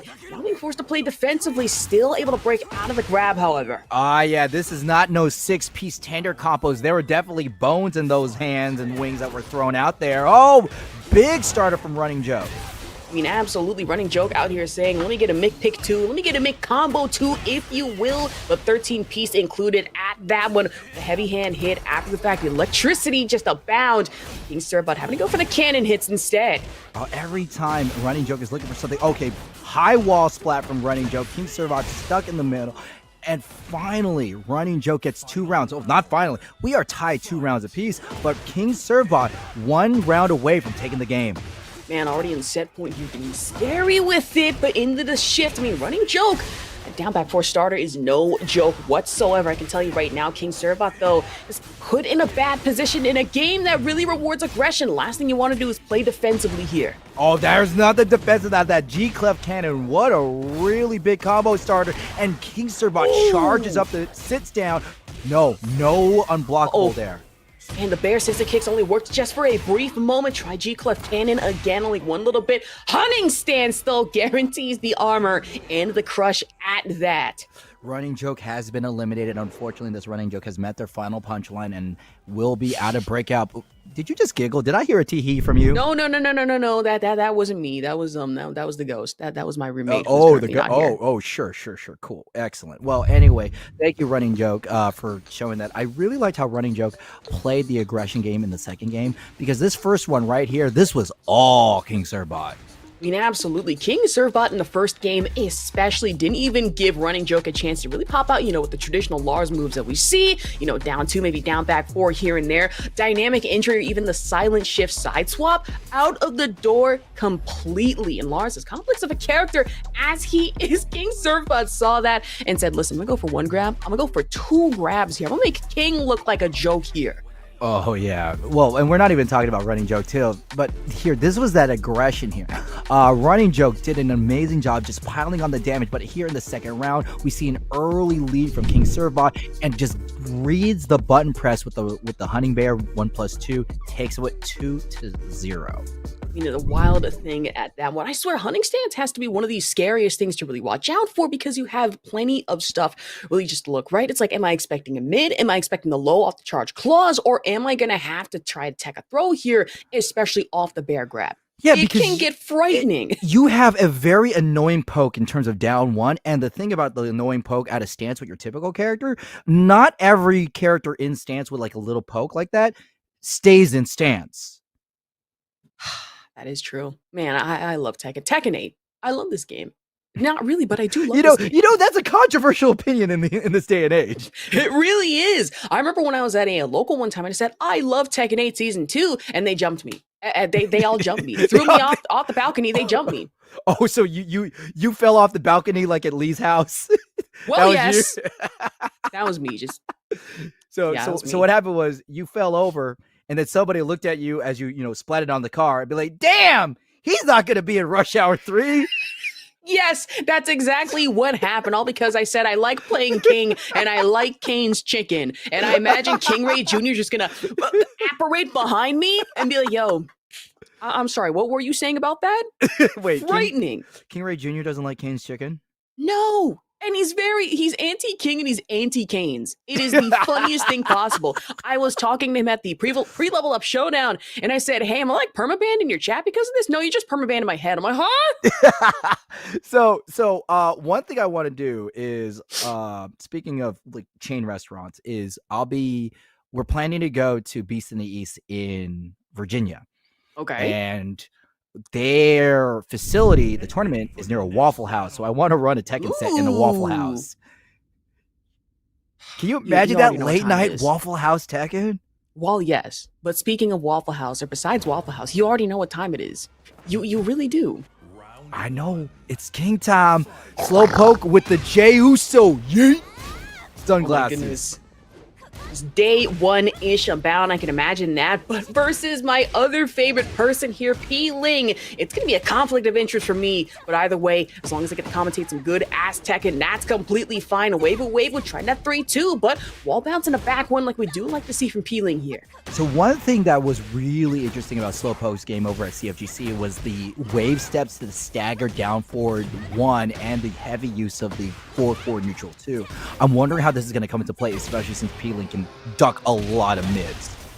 I mean, now let's think about it, right? AOP can duck plenty of King's mids. Not only that, can duck King's heat engage, which perplexes me so much. And I'm sitting here like, Harana, I understand you say don't ask for anything, but just this one thing would be nice. But check it out, Ash, right here, how Slowpoke is not afraid to just stand. Oh my god, a ground grab? We got one of those? Nasty! You got ground grabs abound into the forward 4, right into down 3 from Slowpoke. Tried to heat burst, but not gonna work out just in his favor. Down back 3, not working either here. Yeah, but look how Slowpoke is just not afraid to stand, do nothing, do a single strike, wait, then do another single strike. It's not delayed timing with strings, it's just delayed poking. I mean, it really is. I mean, the name Poke is in Slowpoke for a reason here. Likes to play that small King Tekken that really you don't usually see from certain people here. And able to roll out of it with the tech. Down 1 with the crouch jab. You know, at least bait we out want to some talk pressure here. about rolling in. Thanks you, Mr. Leapfrog, rolling in with a raid of 21 people. Oh, goodness gracious. My slightly lighter brother is finally in chat. That's what you said when Mr. Leapfrog won his match on top 16. Well, yes. Of course, I have to support my bro here. Who am I not to? Mr. Leapfrog putting in considerable work with his Paul. Thank you very much for the raid. And let's get right back to the match. That throw, Peeling has landed a lot. And the crazy thing is that's just a standard Xiao Yu throw. Man, the back Jaguar step especially, but still taking a brunt of damage. No, forward neutral one. Working out in Slowpoke's favor here, and Peeling already up by one more round here. Okay, going for the AOP. Slowpoke wanted to walk around to the side, get slid on for his troubles. A little defensively here, except for the heat engage already off the Power Crush Waifu. Waifu's trying to find something, anything. Obviously could have comboed that either in a black ball, maybe the forward neutral too. After the fact, Giant Swing plenty abound, but Peeling going from small tech and just right in a big combo play here. Every time Slowpoke was trying to dash backwards, Peeling had a tracking low hit just for his troubles. Oh, landed that Paul Heyman right there. That's what we call it now. The 4-4-2. That's the Paul Heyman. Even tried that forward 2-1-1 mix that you do like to see, but back up against the wall, down back three, gonna have to work. Opting in for the standing suplex, gets broken out of.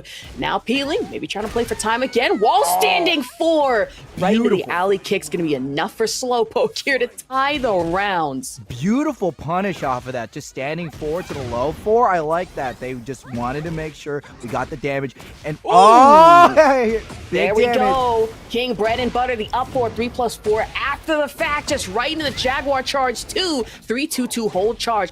Right to the crotch. Is it more bread and butter with King? Is it, I don't know, corn and tortillas? Hey, let's word correctly here. You already got canceled once on Twitter. We don't need to have it happen again.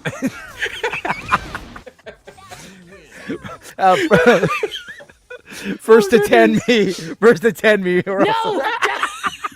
Calm it down. We have a game to focus on. Peeling up by one here in our losers quarter fight. Oh goodness. You know what's really interesting? This is the second Peeling game that we've seen where Peeling has fought in France. You know what? You're absolutely right. Not gonna lie, this would be the part where if I were commentating with Simplex, I'd be, yo, DJ, who was in Paris? Don't be shy. Who was in Paris? But that's an ask for another day here. Hey, you know what else was in Paris? Rush no. Hour 2.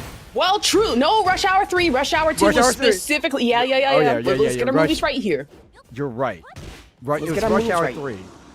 Did people like Rush Hour 3? I know. You know what? Hour. I enjoyed it. I thought it was great. You know what else is great? The game, though. So we work at Breakout for a reason. For a reason, and not able to break out of the grab here. Peeling. It's a stance right in front flip, though. Yeah, that's actually called a Webster flip. You know what? You're absolutely right. Been able to break out of that ground grab. It would have been nasty for Peeling here. Not only are we going to get the damage from Peeling, we're also going to get wall positioning, and Peeling has heat. Slowpoke is going to have a really hard time breaking out. And one thing we haven't seen is the Jaguar armor, the muscle up. Yeah, from King. wait a minute. That's the thing, especially against Peeling, who really just likes to go for poke and chip damage here. You'd think Slowpoke would at least utilize either up 4, 3+4 with the armor, maybe muscle armor in the Emerald Elbow a little more. You have to be careful though. Muscle armor did get nerfed just a little bit this season, not as effective as it really was as a Season 1 tool. It still works either way. Forward 4 to really buffer through into forward neutral too. Right, but we do see a lot of Peeling's offense is going mid and high as well. So probably trying to get a read on that would behoove Slowpoke, and Peeling is easily going to take this game. Ooh, man, Slowpoke. Listen, we trusted you, but at the same time, Peeling just better here in our losers quarter final. Got nasty with it, and goodness, really putting King down. It's really sad whenever we see a King player get eliminated, but you know, them's the breaks. King, a big favorite character of the caster team, we see, mainly for the Snarl Gang. But, well, yes. But still, though, I really like what Slowpoke was representing. It's just that, again, Peeling is just making it frustrating for their opponents. I mean, genuinely, when you really read into it, Peeling is no stranger to playing against Kings, right? I mean, no Xiao Yu player needs to be a stranger when it comes to going against King. Lab that immediately. And then the smart thing was just constantly, well, not constantly, but here and there going into AOP to make sure, you know, certain moves, maybe like down back 2, or maybe the dastardly down forward 1-2 move into it would not pop off in any way, shape, or form, avoiding a lot of those mids, and Peeling going 2-0 here against Slowpoke. Yeah, Peeling is doing a great job in the loser side, trying to break out to the top. It's quite. I know I said the name. I did the title drop too. Also, you know what I'm also gonna do? I'm gonna do the Matcherino plug right now because we are always looking for contributions. There are 145 of you viewers, so please, I'm going to thank you for coming here, and then I'm gonna shame you for not clicking the Matcherino link. Shame.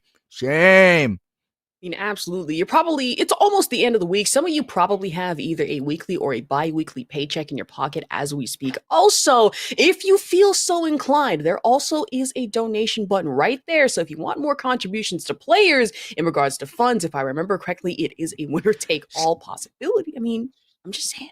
So apparently there are no codes claimed. We have actually hit all 50 codes before grand finals. Yeah. Oh, goodness. I'm still going to shame y'all because I can.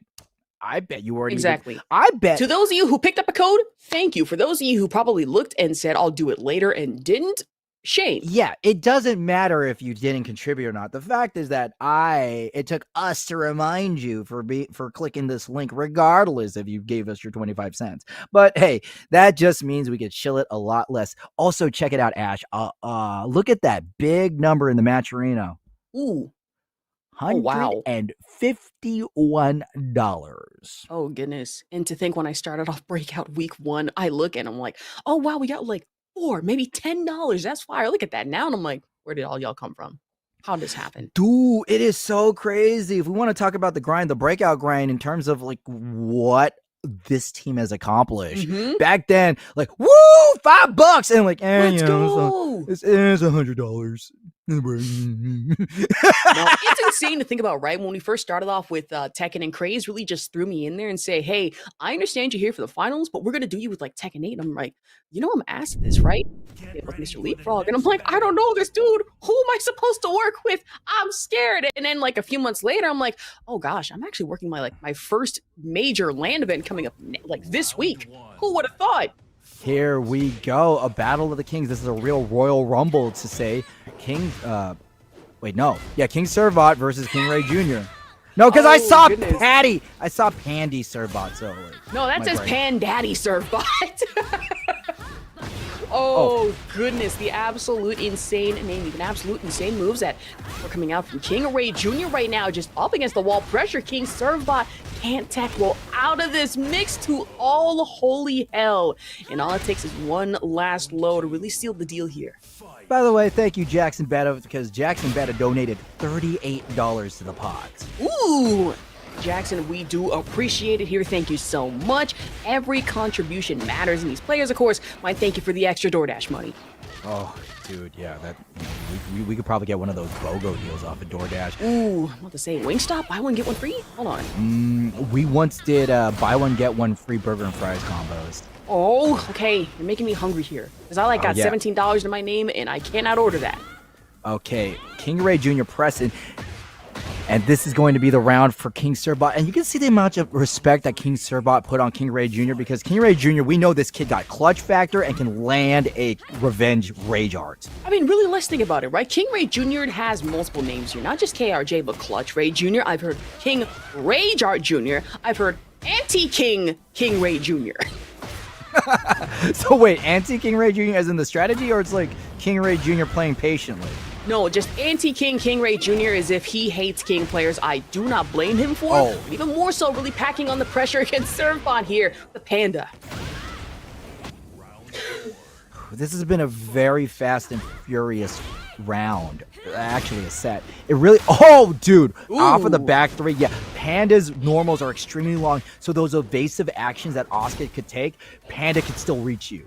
I mean, just trying to down 2 spam also from King Ray Jr. trying to get the low mix up, but you want Can's, Pepsi, Sprite, regardless, you're going to get just that. This is definitely going to be able to reach the wall, guaranteed a stun here. Oh, but we have the drop, and King Sirbot knows how to lab out those get-up, sit-ups, and convert off of them.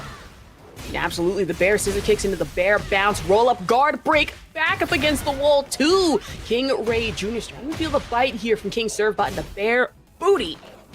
Yeah, it's less of a bite and more of a butt, but no ifs, ands, or buts. King Ray Jr. lost that round decisively when King Sirbot landed at unblockable. And tied 2-2 apiece here in the rounds, especially for the low option shoulder bash and a heat engage not working out. Neither does the power crush. Oh my god, you see how King Sirbot is actually doing these little ducks? When Panda's crouching, it looks like Honey Bear without it being Honey Bear. I mean, really, the micro ducks will really throw you off, especially in the hands of Servbot, but the cans again, charge pressure, the backflip tail spin for King Ray Jr. And the heat combo. Oh, tail spin, King Ray. That's going to be plus 10 off of the heat engage. And that throw is going to give King Ray the game. So close, yet so far from King Servbot. It really feels like whichever fighter gets momentum early keeps it to the very end. I mean, both are high-pressure players. I mean, we talk about Servbot, right? Has really been creeping up there in regards to power. Blasted through majority of TNS, guaranteed 9th spot. And I'm sitting here like, hold on, weren't you just like finishing at the top, say like top 18? What's going on now? This is starting to get a little scary. I'll tell you what's going on. So what happened in chat was DJ said, do it for the Caniacs, and then King Sirbot lost, and King Sirbot wrote back, ain't doing nothing for Canes. Oh, goodness. Okay, that's the thing we have to think about. We have 2 high-pressure players that are both anti-Canes. Does that technically cancel this out and make them both in favor for No, shut up. No, because I'm also anti-Canes, so I'm the deciding factor. You know about this. I'm just finding out again. You know I've had 2 concussions in the span of a year. Look, Canes is so mid, the only time it hits is when I'm ducking. Wow! DJ, I hope you're hearing this absolute BS that is going on so far. But speaking of BS, just able to interrupt the unblockable King Servbot, able to get back up just in time, but with one throw side swap here. Yeah, you know, that combo is going to leave a real bad taste in King Ray Jr.'s mouth. And speaking of bad taste, Cane's chicken. Okay, let's focus back on the match. Anyways, I no longer have a co-commentator for this or anything moving forward. Captain No Fun is dead to me. And speaking of dead, King Ray Jr. falling to the grab here. King Servbot into that 1-2 piece.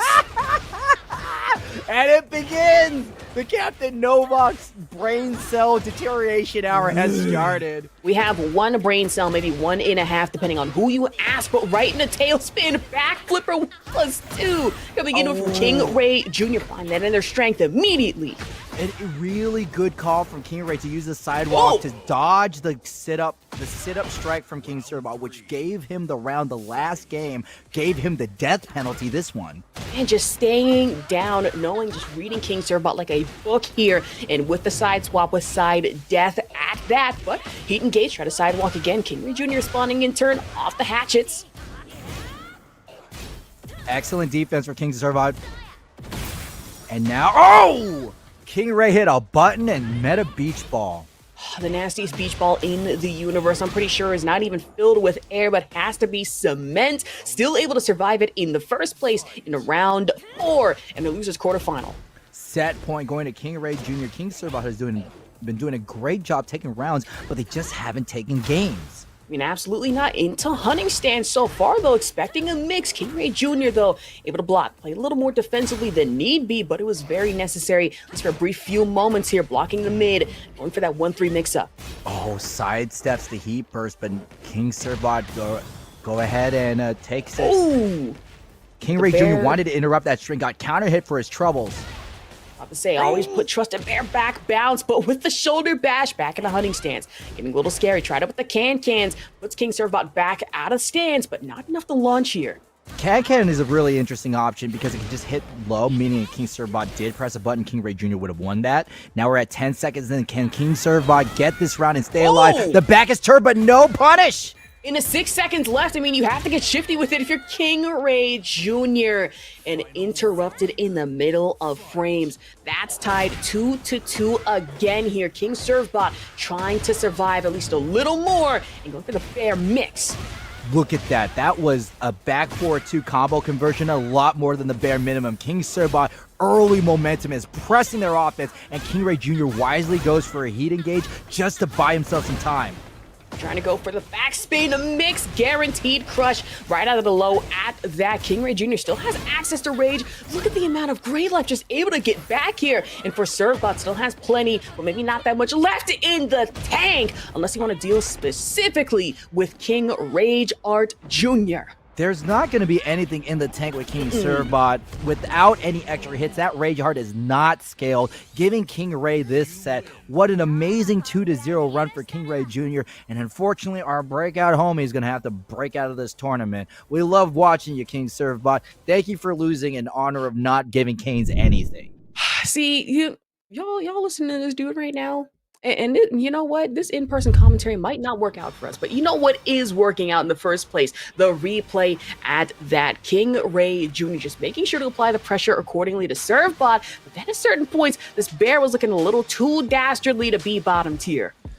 Oh, that dude, the Bears won Tekken World Tour. That's it. No, sorry. No, we cannot say low tier. That's a cope.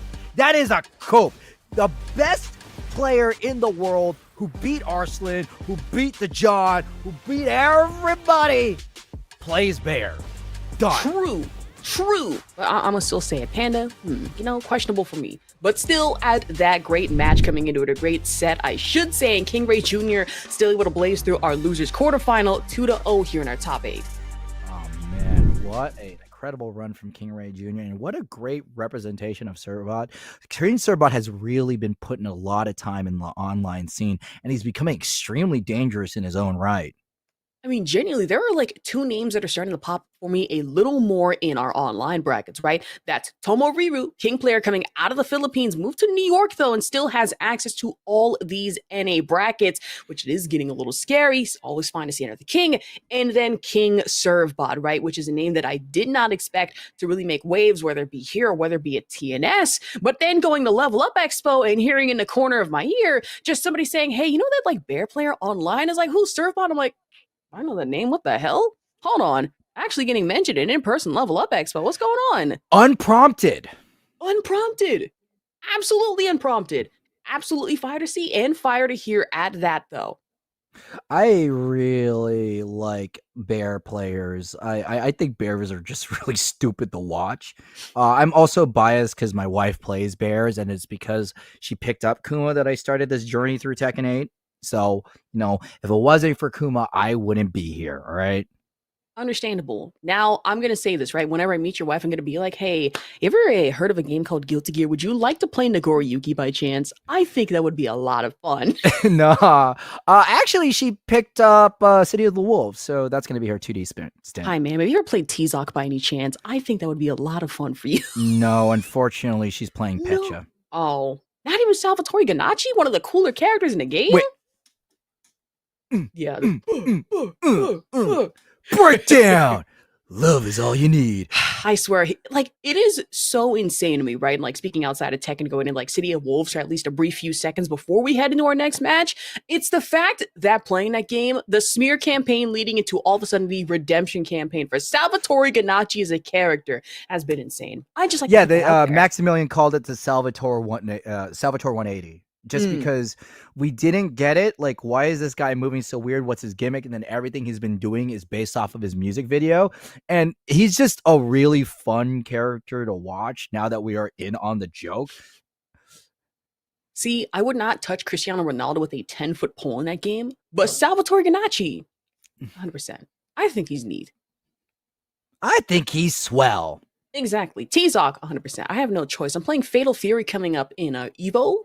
I'm not going to have a fun time. I might get cooked. No. But hey, okay, remember how a long time ago we were talking about our dream characters for crossovers in Tekken? Yes. I think I already have mine, and I will die on this hill.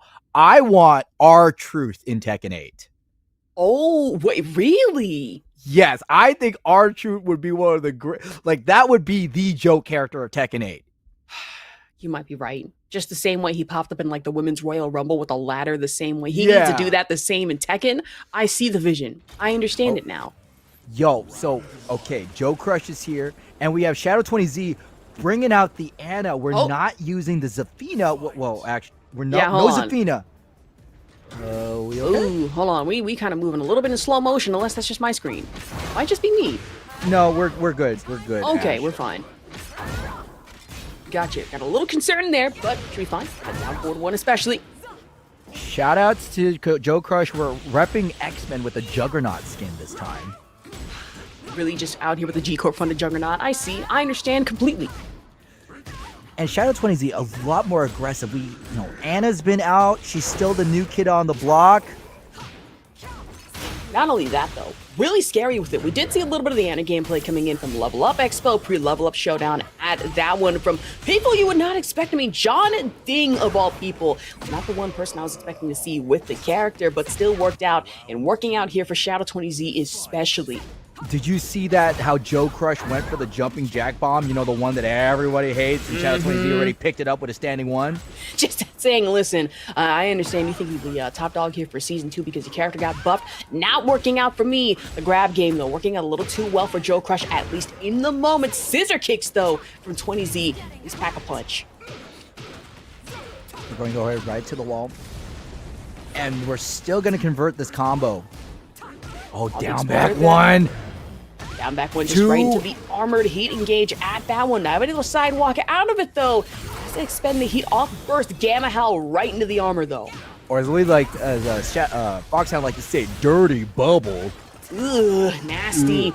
And going off the wall, sitting for option right into the one. Hits Joe Crush. Able to take us to round 3, tied 1-1 apiece. Also, thank you, King Sirbot, for raiding us with your party. King Sirbot writes, I brought the Canes haters with me. Oh, nah. We got Caniacs, and now we got the King Servbot haterade. Zaxby's! This is really messed up. Zaxby's? What the hell is Zaxby's? Good chicken, that's what.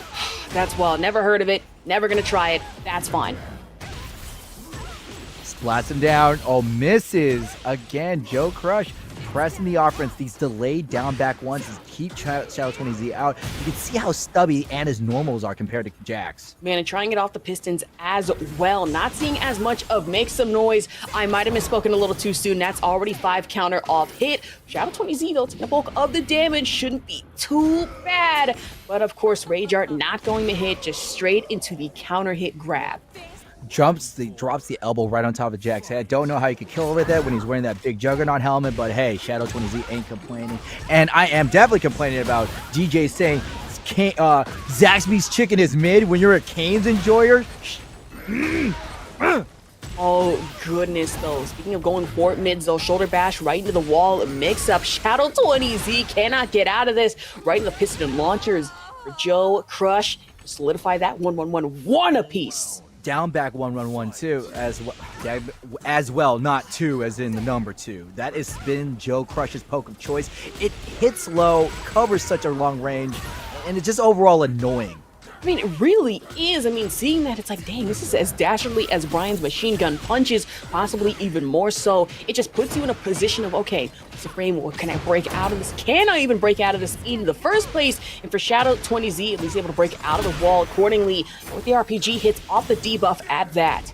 Yeah, but Joe Crush immediately gets the debuff off of him, and Shadow 20Z is going to fall victim to a Rising 4, and Joe Crush takes the first game. Shadow 20Z got to find another way. Will we see the Zafina, or we're going to try to gamble on Ana? We are at Winners Finals, guaranteed top 4 position, though. Okay, so we are sticking straight with the Ana at that. I was thinking, okay, maybe next game we go with the Zafina again, or, dare I say it, Heihachi would be cool. It would be awesome, but hey, maybe not the right matchup for this. Shadow 20Z's movement is doing a great job, but oh, Gamma Howl 4. Ooh, big boot off rip from Joe Crush. Still has heat to play with, and already into the armor move at that. Has to expend the heat. Able to guarantee only just a shred of chip damage against Shadow. Still able to build life back up. He's looking a little useless at that. Oh, the sidewalk doesn't dodge the... Ooh. Let's keep going. The wall exploder. Yeah, Joe Crush, you know he wants that damage. Straight out in damage, though. Go for the Pistons again. Of course, has to go for mid-jab check right into the Cossack kicks. That's going to be one up for Joe Crush. Joe Crush is still doing a tremendous job fighting off Shadow 20Z's Anna. Not only that, love how the game is going on, and there is a massive argument. We've started Kane's Civil War 2.0, apparently. Fun stuff. Also, Team Spooky is here? Hello. Apparently so. Welcome into Breakout Series. Fun stuff here going on. First up, Joe Crush versus Shadow 20Z. We're just going back and forth at a pace here. Man, Joe Crush is just playing the keep out game so strong. Genuinely so, trying to down RPG hit from Shadow 20Z. Down back one, trying to guarantee at least some damage here. Of course, Gamma Hell, nothing found just yet here. No. Ooh, big launcher from Shadow 20Z, and with that much life left and the wall, I believe they will take their round.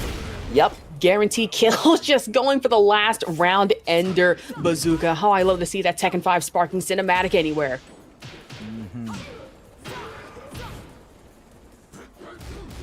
We're ender. Right out the tantrum, that's fine. Just slow poke. Joe Crush really abusing the range of Jack. No, again! Again! Shadow 20Z had that move scouted. And the jab mix up at that back up against the wall. I mean, sure, no exploder to really worry about, but Joe Crush interrupted in the middle. Gamma Hal charge, it can't be found just yet. Actually, hold on. They found something off the Pistons, but tried the clap. Nothing out here. Okay, Shadow 20Z showing us some signs of life. They're finally up on rounds against Joe Crush, but Joe Crush still has an entire game on Shadow 20Z. We're going to need one more to tie this up. Into the spinning pile driver coming into it from Joe Crush at that one. Parry right into scissor launch from Shadow 20Z, though. Excuse my voice crack. Just how excited I am over good ass Tekken happening before our eyes, but straight into the debuff. Joe Crush was able to shake it off, at least in the brief moments. Okay. Oh no. Again, that move is so scouted by Shadow 20Z, and we're going to use heat to get ourselves a better combo, but that was unfortunately dropped. Joe Crush eating the parry, still has the debuff on him too. Just in the low parry, and Joe Crush looking very worse for wear. All it took was just one last free mix, and Shadow 20Z to keep himself alive for a little longer here in Winners Final.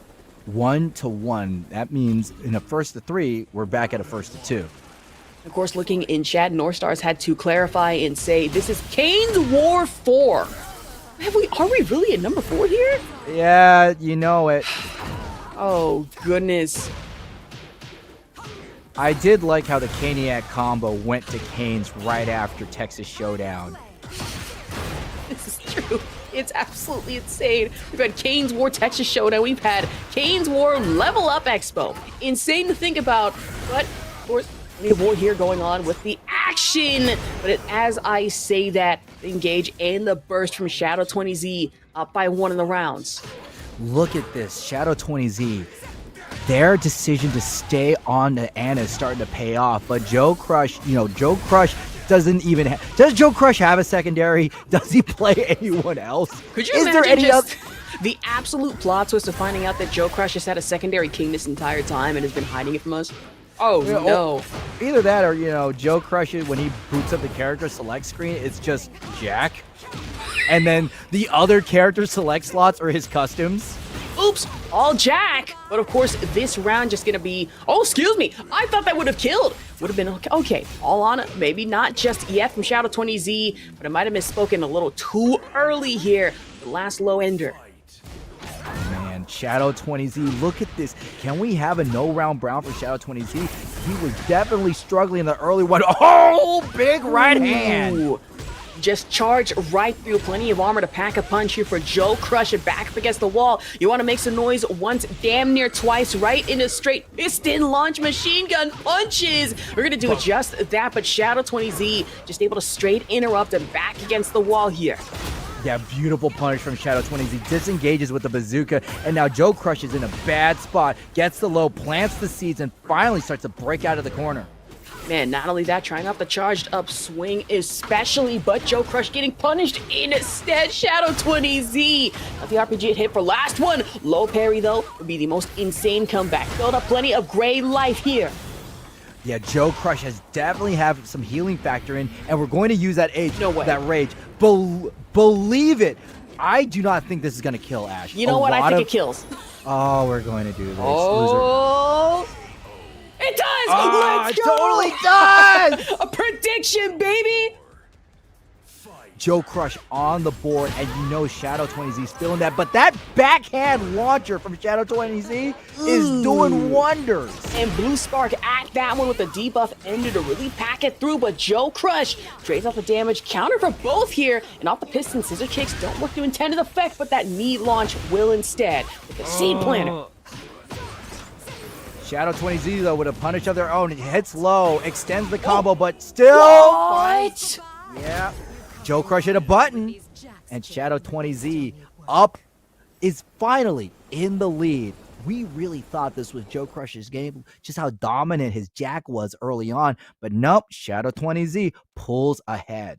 Oh goodness, my heart is quite literally going pitter patter here. Is not only that, we gotta talk about it, right? Joe Crush popping with the most insane combo flare to try and save himself a little bit of time and trouble against Shadow here, and then Shadow 20Z seeing that and be like, hey, that's cool and all, but watch this sick ass wall ender that I have prepared for you in its entirety, and you're gonna sit there, take it, that's fine, into Ortiz Farm. Shadow 20Z up by 2-1 here.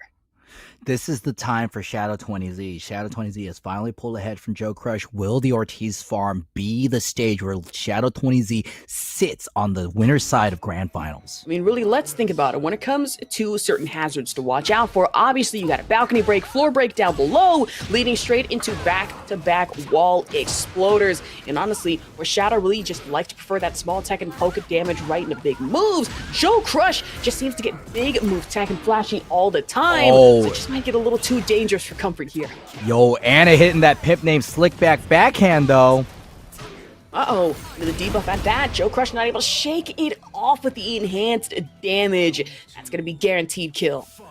Beautiful use of the mini of the... Is that Anna's rocket launcher that she preps up? I'm pretty sure. That's Lovely Tom. That's the name of it. I think. Stops it through. Oh! Joe Crush way. ate all of that. Armor's right through, and look at that. 77 damage combo. Got into the guard break at that one, smashed through the armor, and just able to really shred through whatever health that Shadow 20Z had in the first place. Down back 2-1 at that. Okay, we do have opportunity to claw this back. Shadow 20Z has a lot of gray life. You don't want to be trading with Joe Crush when your life is low. I mean, absolutely not. All it took was one good backstep, one right into it, and for Joe Crush able to take one up round here. And of course, Gamma Howl right into the armor launch. Yeah, these armor frames are really doing Joe Crush justice. A lot of Shadow 20Z's pokes have been light and quick, meaning Joe Crush. Oh no! Right there. And that's going to break the balcony. Remember, Jack's Heat Smash can interact with walls. I mean, Jack H is transforming into Chris Jericho here. Break the walls down, and it might be break the floors down if you're not careful enough in Shadow 20Z's shoes. But you're going to go for the Power Crush option instead, only able to guarantee some chip damage while standing 4, and that down back 1. And Shadow 20Z is about to make the list unless Shadow 20Z is able to come out strong. Ooh. Punish. I will tell you something. As reviled as Season 2 is, nobody is complaining about the extra HUD for Season 2. You know what? I'm not really complaining about it. Honestly, I can't be mad at it. I'm gonna just say it. Season 2, listen, might be controversial, but this is the most fun I've had in a very long time with King. Anyone else? Hell no. I feel bad for y'all. Not me. Y'all stay safe, though. Joe Crush doing an amazing job of just keeping the pressure on Shadow 20Z. Shadow 20Z's lead is slipping away. If Joe takes this one more game, we're going to be here 2-2 and be here for a much longer time. We're going to be here for quite a long time as back and forth as these matches are, but right, the piston slam for Joe Crush. Make that one more off the board, missed on the last one, tried to make some noise option, but instead going for the low one, twin hitter for Joe Crush here. 2-2 in our winner's final. my God, Joe Crush with the adaptation, better use of armor phrases to stop whatever Shadow 20Z wanted to do. And now we're here 2-2. These people are fighting for their breakout supremacy because if you get to grand finals on the winner's side, you're in a cushy position to take the whole tournament and a big chunk of that $151 pot. I'm not gonna lie, that's enough for at least 2, 3, maybe 4 DoorDash orders. Then again, I say 4, and I'm sitting here like, what would somebody order for that much money to be spent? Let's be very real. Ooh, curry. Wait, you're right. Or like a very frighteningly expensive poke bowl, which those are good. I will admit, I tried that for the first time this year. Crap. Oh, you had poke for the first time? Yeah, tuna specifically. It's so good. Oh man, you are a college kid. Had poke for the first time. I had, what else I had for the first time? I'm trying to think. I don't want to say boba. I've had that plenty. Oh, you're a college kid. You Yeah. definitely had boba. You probably had boba in high school. Yeah, I've had that too many times here. Have you had Ethiopian yet? I have never had Ethiopian food. Never. Yo, Ethiopian food, you get to eat the quote-unquote plate. Say less. Say less, I'm there. Say less, I am there immediately.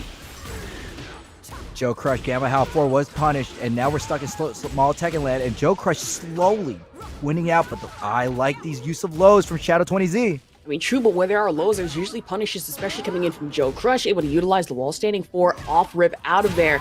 But trying to jab one pressure. Shadow 20Z, though, already with a counter hit right into tornado status. Talk to the hand, Joe Crush, but unfortunate drop right there from Shadow 20Z, but at least push Joe Crush to the wall. I mean, to the window, to the wall, Yin Yang Twins style. And for Shadow 20Z, getting low with it at that, up by 1 round here. Yeah! I'm so glad that somebody understood that reference after so long. Okay! Okay, we going a little too far. Let's calm it down. What? Listen, I get you from Northern California, but you ain't got to go that Bay Area with me. Let's pipe down just a little bit here. First of all, it's Yay Area. Oh boy, here we go. E40 head ass out here, but back to the game at hand already with the piston hits. Joe Crush guaranteed at least a little bit of chip damage, jab pressure. Round turn. I'm sorry, my Asian ass had no right to say all of that. You really didn't. Listen. Okay. Anyways, let me rein it in. Let's calm it down, Mrs. Off the Scissor Kid. Ashervon, telling me to calm down.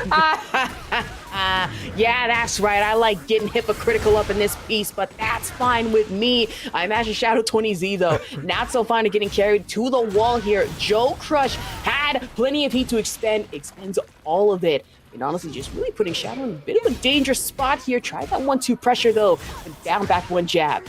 Oh, man.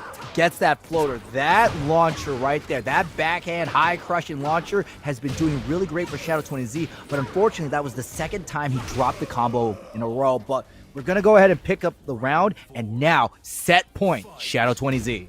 Getting scary with it. I mean, Joe Crush having to play for survival, just play for set at that one. Only a little bit left to go, but what can you do expecting a lot of these low mix-ups? Just immediate armor break and plenty of life gone at that. RPG slammage, and now going in for the launch, though. Piston launch at that. Oh, man. What a piston launch. No hurricane needed. Pista Honda style. Raise your eyebrow as Joe Crush raises the roof with these jack combos, and they trade. With the seed planter at that one as it squashes the pumpkin, we'll never know as Shadow 20Z. Making sure that garden never grows in the first place. 3-2 winners final. What a great pumpkin that was planted. You're a great player, Charlie Brown. Oh, goodness. I have not watched a single thing of Charlie Brown in so long. Last thing I watched... Been a few years. I would love to see FGC Charlie Brown. You know Lucy always makes Charlie Brown whiff punish that his launcher. It's like, I have a wall standing too. I have a wall standing too. I gotta rock. Good grief. Oh, man, but back into the replay at that one. Very back and forth, that slow, brutal Tekken that we are used to seeing from 2 of our top players here, both in NA, but Shadow 20Z with Deanna didn't even need a character swap in the first place and pack a punch against Joe Crush. Well, I was really doubting the choice to stay on Anna, but you know, there's a reason why Shadow 20Z is at the winner's final and not me. I was gonna say, I feel we have quite a long ways to go before we're able to beat the commentators cannot play this game allegations. I'm still working on it myself. I can play a fine King, but I imagine Joe Crush playing an even better Jack 8 here. The ball pressure was insane, but then we have to talk about the Animix that really just none of us saw out of left field. No, look at that low. Great use of the sweep the floor, and this is what killed Joe Crush. Went for the seed planter, but Anna was able to roll away, and because of the high recovery of that move, Shadow 20Z just absolutely took that game and took that set, and now sits on the winner's side of grand finals. Again, there's a whopping $151 in this pot, and Shadow 20Z, whether win or lose, is going to get some DoorDash money. I mean, absolutely might be enough maybe for McDonald's here and there. Let's not splurge out a little too much. Maybe I'm trying to think. Wait, I was about to say Canes doesn't even have DoorDash, which is really interesting. What? You'd think they'd have delivery. Yeah. You know, at $151, that's Chinese food tier, right? And that's the Chinese food that you go to a local spot around the corner, bulletproof turnstiles, and they have to wrap it in a rubber band. That's how you know it's quality. But speaking of quality Tekken coming up here, King Ray Jr. versus Peeling, the rematch we have seen time and time and time again. And look at that. King Ray Jr. is doing the Asuka skin, the Lily skin, but it's really Asuka. It's going to make things so confusing for me. That's a little too accurate of a cosplay here. That's really accurate. That is frighteningly accurate. I almost thought that it's North Stars or someone had a costume mod. I'm like, hold on. Wait. Also, Ash, you know, about that whole commentators can't play the game. Okay, maybe I'm not the best Tekken player, but Captain could do a front flip on the ground, so shut up. Yeah, hey. No, not to you. I meant to the haters. I'm saying to the haters. If somebody says, like, Captain, you can't play Tekken, I was like, yo, here's this sweet front flip. Exactly. I'm built like a fridge. I cannot do a front flip to save my life, but I imagine King Ray Jr. can do the heat smash just in the nick of time. And at that, put themselves up at 1. Rising 4 from God Peeling. This is going to be a highly evasive match, though. King Ray Jr. between the two players is a lot more aggressive and is more likely to pull out the big Tekken card before Peeling will. Absolutely, though, King Ray Jr. able to hit with the strength at that one. So there's plenty of heat left to utilize with the mid right into tornado status. Gonna launch Peeling just right in the sky, and imagine you can go twice as high, fall twice as hard here in Yakushima. Able to get back up, though, right in the hit and assist stance. Yeah, however, Peeling knew what was coming up next from King Ray, really got that read-ing rainbow on them. You know what? Unfortunately, a bar, but I should have seen it coming even more so for Peeling, and probably should have seen the Matterhorn equivalent of a launch coming at 5 miles an hour, maybe 50 more so. 2 slash kicks, went for the throw. That is the Peeling special, to go for a normal throw, but King Ray Jr. was just out of reach and takes that round 2 rounds to 0. King Ray currently in the lead. Of course, back one action coming into it from Peeling right now. King Ray Jr., though, opting for the early heat engage. Strength action. Maybe I'm blocking? No. Okay. Now, shout out to DJ Symphonic. Let's go ahead and talk about the story right now. In addition to just, doing well, this position will determine who is going to get a top 3 payout. This is between money and no money. It is quite literally a damn near money match here in Breakout, and King Ray Jr. getting closer and closer. Yeah, Symphonics, whatever. Ooh. I'd said DJ's name wrong. Symphix. Suspiciously Blasian DJ Symphix. There we go. That's why I like Captain No Fun. Nobody can mispronounce it unintentionally. You say it wrong, that's on you. You get lucky. To mess with me. You get so lucky because people either pronounce my name Asher Vark for some reason or Asher, and I'm like, yo, style it down. It's Asher Vark or just Ash. That's fine. Vark is interesting. Where the hell is Asher the R? Varg? Asher Vark. Is that like the Starbucks barista version? Ashervarg, I'm pretty sure. venti latte for Ashervarg. Man, I don't even go to Starbucks anymore. It's just too. I'm not paying $6 for a small. I'm like, sir, that's a venti. His mama named it small. I'm gonna call him small. Yo, K-Vox, Ashervarg, the author crossover. Every day that When you you're walking down the street and you get right hitting heat. I said, hey. What a wonderful kind of day. Oh man. Peeling. Oh, goodness. Going with the Fang, as we know, Fang does have the better matchup against Asuka. Fang's natural evasion is a great answer to the stubby limbs of Asuka. And not only that, the coldest shoulder in the universe at that with the back Kempo. Of course, shout out to Tekken team in chat. Hope your day is going quite well here. Imagine if you are King Ray Jr. possibly having a bit of a nasty day after that. Perfect from Peeling here. Okay, Peeling already. God, easy pop. Ooh, into Now, the low parry. You also have to remember, for the longest time, Peeling was ducking the Xiao Yu matchup against King Ray Jr. Peeling would always move to the Fang, and it really frustrated King Ray when I talked to him, where he's like, yo, I want to fight his Peeling.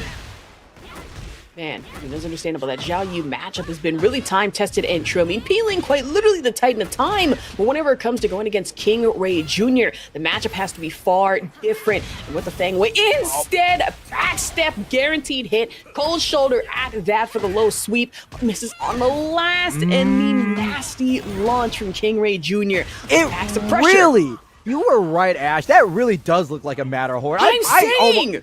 I know, I'm agreeing with you. Like, whoa. Oh, goodness. Because the costume is what throws me off. I have to remind myself, hey, this is Asuka we're talking about, not Lily. But then I see the launch, and I'm like, I want to call it Matterhorn so bad. So bad. King Ray Jr. doing an amazing job keeping the distance close to Peeling. We're not able to use the natural evasiveness of Fang when we're fighting at range 0. Absolutely going with the grounded state at that, though. Peeling to get back up only in a matter of time, though, for the split into the gate guard. Already King Ray Jr. trying to catch him at back turn. Just yet. Rising 4, armors right through the blow. And that's going to be a big punish for King Ray Jr. And he's got the buff. And to quote Foxtown, he always says, Nanu Augusta. Okay, not gonna lie. That was a little too of a close impression of Foxhound. That's yeah, getting that. And the Nanu Augusta from King Ray Jr., King Rayjar Jr. going ahead and taking the route. Ooh.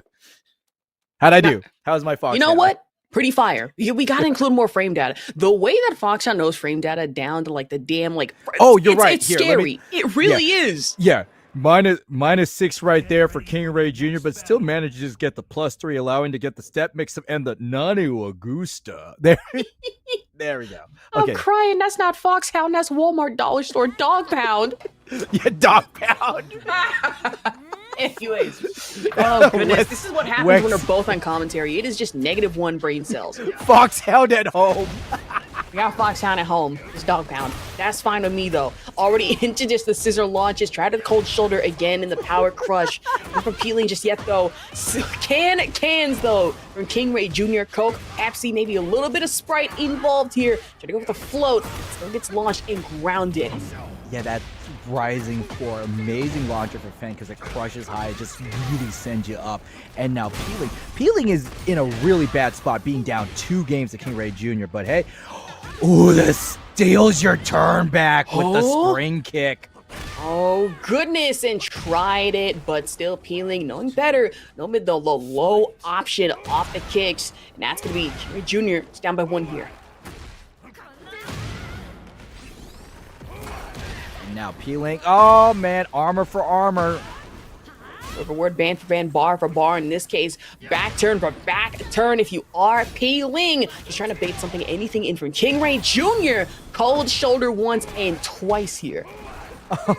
The store brand Foxhound, he's Fox K to avoid copyright claims. That's wild. Oh, goodness.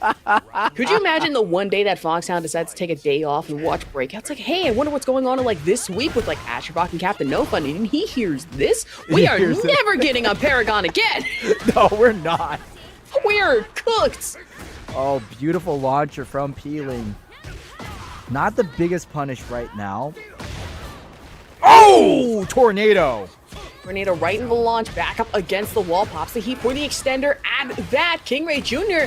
to get back up, not avoiding the low mix though. And that's plenty of damage just off the burst. Coldest shoulder in the universe. How ironically using the coldest shoulder in the universe to spend heat with. But oh, beautiful launch from King Ray Jr. Flash kick to the...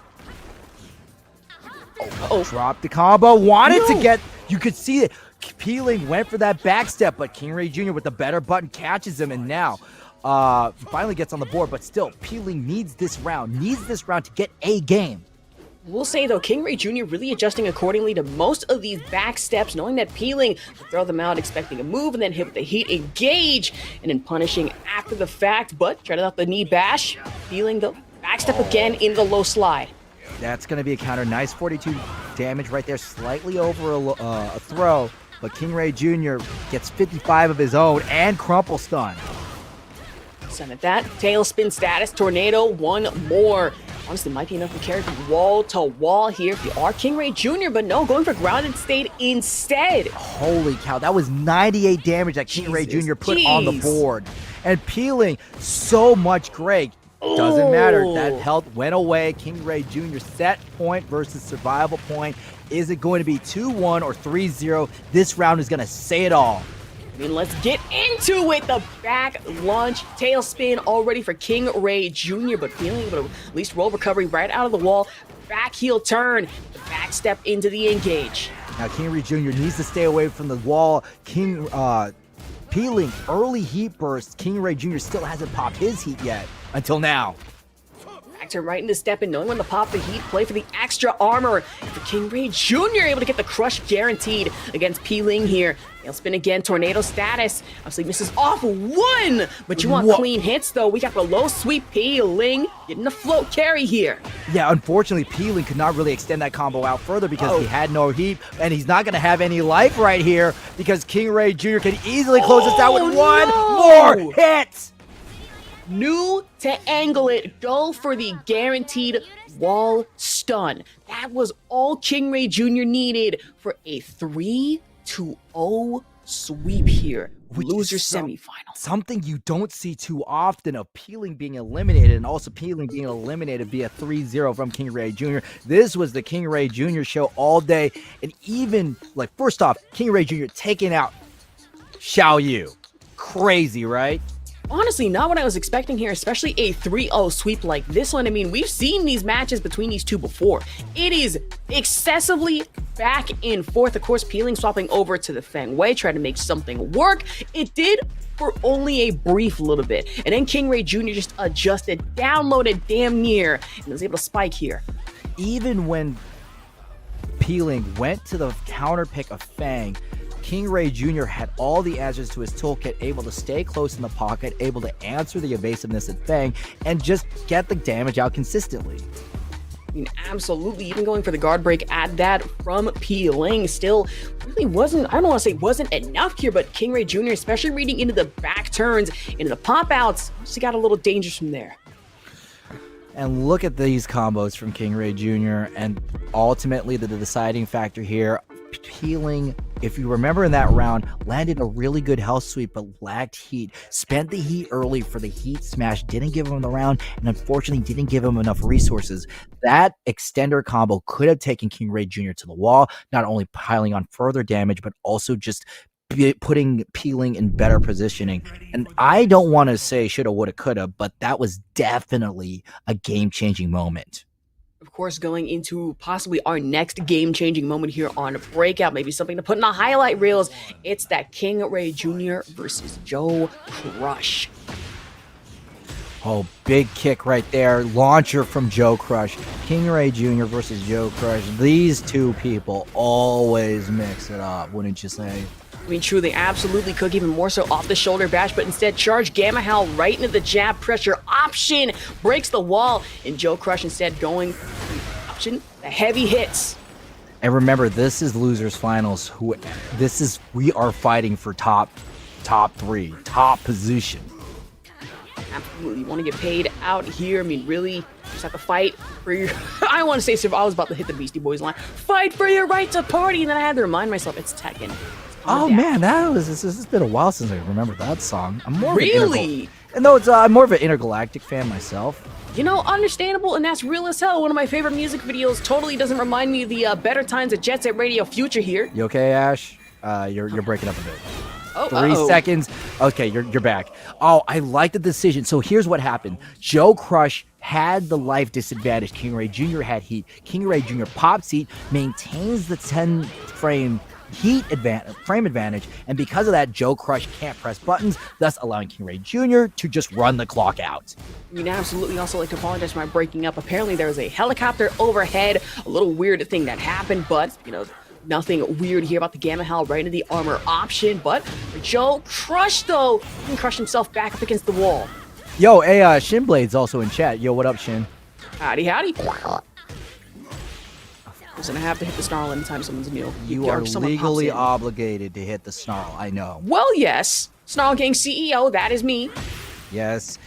And CEO of the Caniac combo, I know. And speaking of combos, though, King Ray Jr. trying for a small one instead. Joe Crush opting to make some noise off the round ender. Round 3. Joe Crush, King Ray Jr. tied in rounds. King Ray Jr. early start with the knockdown. Can't really secure Oki. Joe Crush being pushed against the wall using the down back one to really make some space. Wanted to take to the sky, but King Ray Jr. floats him out. Well, just waiting for the pressure. The knee exploder, though. Trying out the piston hits again from Joe Crush, but Sidewalk going to meet the match here against King Ray Jr. Uh-oh. Big flash kick from King Ray Jr. sending Joe Crush to the wall one more time, and King Ray Jr. still has heat. Man, expensive though. Joe Crush though, still have plenty of heat left to use. Me really just starting now, and still some gray life left to get back. Unusually patient for Joe Crush with heat. Look at the 2 life bars. They're about even until now with that launcher. Ooh. That inner strength found for King Ray Jr. with the shimmy at the end. Now just one away, being able to put himself at 1-0 here. Better than a key charge at the end. Okay, true. I've seen some key charges that are mad disrespectful. I'm like, see, me personally, I would not let that happen to me, but you're letting it happen to you. Couldn't be me though. Seed planter. Oh! That's the launch, right. suspicious looking matter. I'm telling you. I think that's Rising 3. Correct me if I'm wrong, Chad. Might be. Question mark. Listen, we got to do our research sometimes. It's totally fine. With the big boot, able to win the trade and damage here. Now Joe Crush, heat engage. Gamma Hell for the armor. Dirty bubble. Ugh. Listen, where's a pin or a needle or SpongeBob in Mermaid Man and Barnacle Boy episode 2 when you need him off the magic conch? But that's totally fine. Final round here. Never do that again. What? You didn't know I had a pocket SpongeBob voice? That's not a pocket SpongeBob. I'm gonna be real with you. That's kind of horrifying for me. That would be enough to have me break down 5-year-old self during the SpongeBob movie coming out in 2005, waiting for my lunch, and all of a sudden a worker does that? I'm suing the whole store. Wait, what? Yeah, that What actually kind of did happen. tangent was that, Ash? That happened to me once, but I'm imagining for King Ray Jr. happening again with the heat smash from Joe Crush. Still has some left to use, but not that much in the seconds. Yeah, okay, both of our players run out of heat, and King Ray Jr. running out of time. So little life, but he does have rage. 20 seconds left. It could be anyone's round. Great throw. Ooh. Back throw at that one. Tried it for the mid option instead, but King Ray Jr. with the duck of all ducks, able to avoid a Joe Crush pile driver. Put himself up by 1 here in our losers final. But that's still only 1. We still are at the secluded temple, too. True. So we still have plenty of a ways to go. As much of a slugfest as this has been, we need to buckle up for this one. It looks like Tekken Tim doesn't want to hear more SpongeBob. That's wild. Has to Jerk! make my head.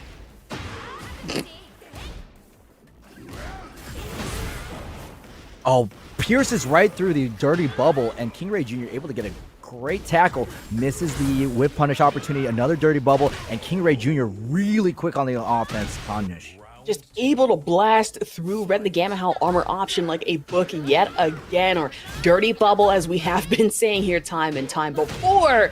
Already up by 1 round here. Also the Power Crush Heat Engage option. Oh, beautiful pickup from King Ray Jr. and Joe Crush is just sent spinning. Look at this. I believe this is going to be 92? 91 damage. 91. Almost. That's pretty. Oh, no. Actually, I lost because we're doing Price is Right rules. I went over. You know what? Still pretty good to me. I'm proud of you either way. Learning the down elbow option from Joe Crush, though. Playing defensively, down back 1 option.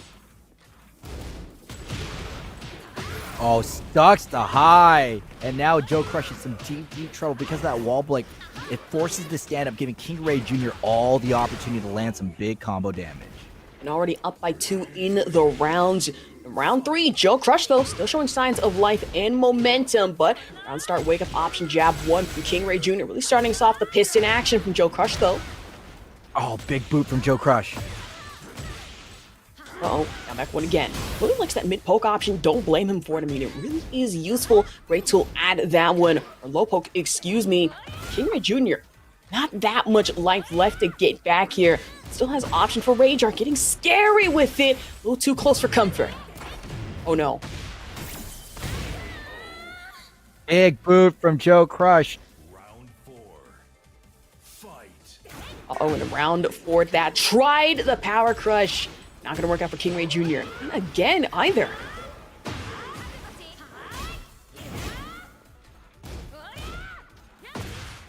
Oh, big knee. But still, Joe Crush losing the spacing war, but ain't gonna happen. Raises the roof and raises his chances of winning this round. About to say, raise the roof and make some noise again. I imagine as many times as we've been saying that throughout the season, damn near enough to summon Tasty Steve. Like, huh, who woke me up this time? Oh, should I just say it now? Get off of me! Ah! With the railgun action, G Corp sponsored and funded Joe Crush. Possible comeback potential here in the final round. Well, you know, Ash, Joe Crush could come back, but can he make a perfect Krabby Patty? Well, let's think about it. If G Corp feasibly went into making an actual Krusty Krab, hold on. Why am I considering this? I was about to get really brainy for a second, and then I had to sit and realize, hold on, SpongeBob and Tekken crossover? No, that wouldn't be too bad, actually. Well, he knows karate. Oh boy. You know what? 1 brain cell. We're down to 1.5. We're down to half a brain cell here as the match is going on in King Ray Jr. Life recovery on lead here for Joe Crush. Trying to play defensive. We tried going for the Jack Pile driver again, even down grab. Standing for not an option though. Gets crushed. And King Ray Jr. He's able to top out at 2-0 so far. Beautiful flash kick. I'm trying to think, who would each character in SpongeBob play? Okay, Sandy plays Asuka. Yes. I think Patrick would play King. Okay, understandable. I see the vision. I'm trying to think. Who would Squidward play? I'm imagining Squidward playing Dragunov for some reason. No! Squidward Yoshimitsu! Yes! Yeah, because, he'd go for the seppuku, live and go, too bad that didn't kill me. Apparently, Yo, Squidward's Yoshimitsu doesn't have a sword, it's a long clarinet. Oh, goodness. I imagine, why do I have a feeling that either someone like Trizzy or Tanjiro already has a Squidward custom somewhere? I would not be surprised. Would not be surprised whatsoever. K-Fox is losing it in chat. Oh, goodness. Is this Tekken 7? No, Patrick. No, Patrick.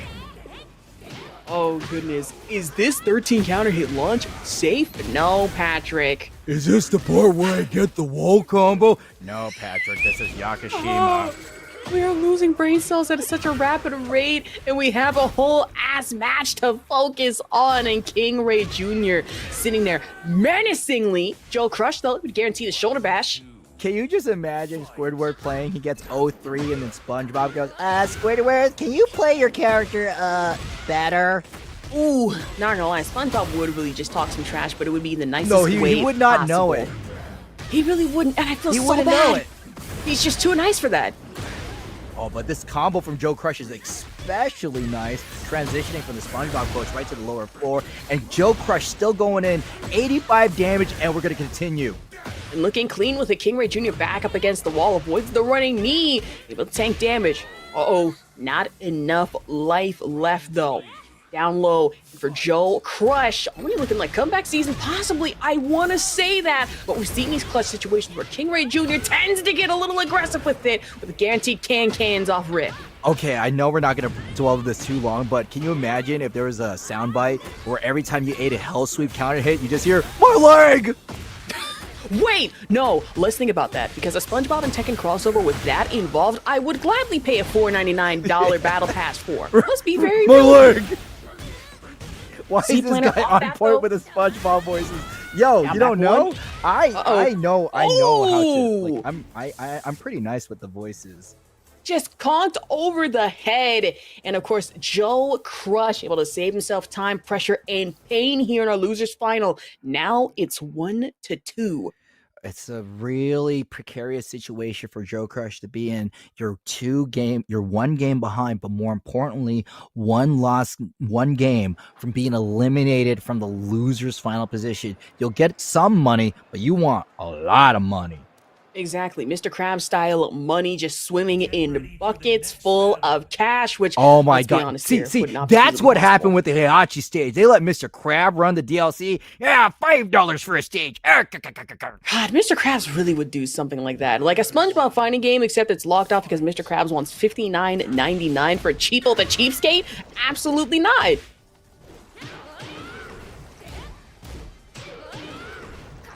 And the more aggressive start from King Ray Jr., the staggered coach just want to make sure that Joe Crush just does not have any room to hit these buttons. Oh! I spoke too soon. About to say duck launch just right into the make some noise and put Tasty Steve damn near to shame. Already wall to wall with the float at that. Ball in there. Dual pistons. Yes, K-Ball. It would be the one guy. He is owed a tournament win. This is why Plankton can't really get ish done at the Krusty Krab. Can't steal a secret formula, can't steal a tournament to save his life. SMH in the head. I have a perfect electric, Mr. Krabs. Wild. Insane, even. Funny as hell. Oh, goodness. But this is why we need a Breakout After Dark highlights channel. Would be funny as all hell. But nothing funny about the running knee, though. Playing the defensive game. Clocked over the head again. Seed Planner after the fact. King Ray Jr. Tailspin launch.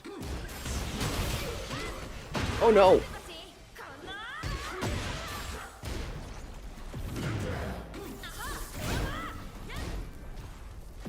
Option.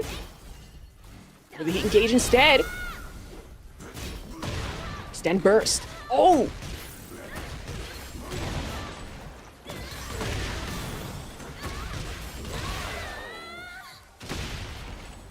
Of course, we lost my co-commentator at least for a minute here. I was sitting here concerned. That's totally fine. Hello? Right up for the cans though, able to break out of the throw. Now for Joe Crush, there we go. Duck right in the launch. Piston action. And make some noise. That Gamma Hell clap is fine. From cross distance. Really? Down 4-2, that's cool. Stay King Ray Jr. Wake up option, there we go. 3-piece, no biscuit involved. That's totally fine. You know, I say that I really need to chill out about it. Nothing chill about the tornado in the punish though. I really hope I sound normal now. You do, you're fine. No, someone says the underwater stuff, and usually that's when Discord's a butt. Ugh, understandable. Uh-oh. Let's keep going. Down back one. Went for the 12 frame, trying to catch King Ray Jr. pressing. When he has low health, that is a valid option. But now 8 seconds left. Can King Ray Jr. just eke out just enough life? And you know what's happening? Rage Art! Ah!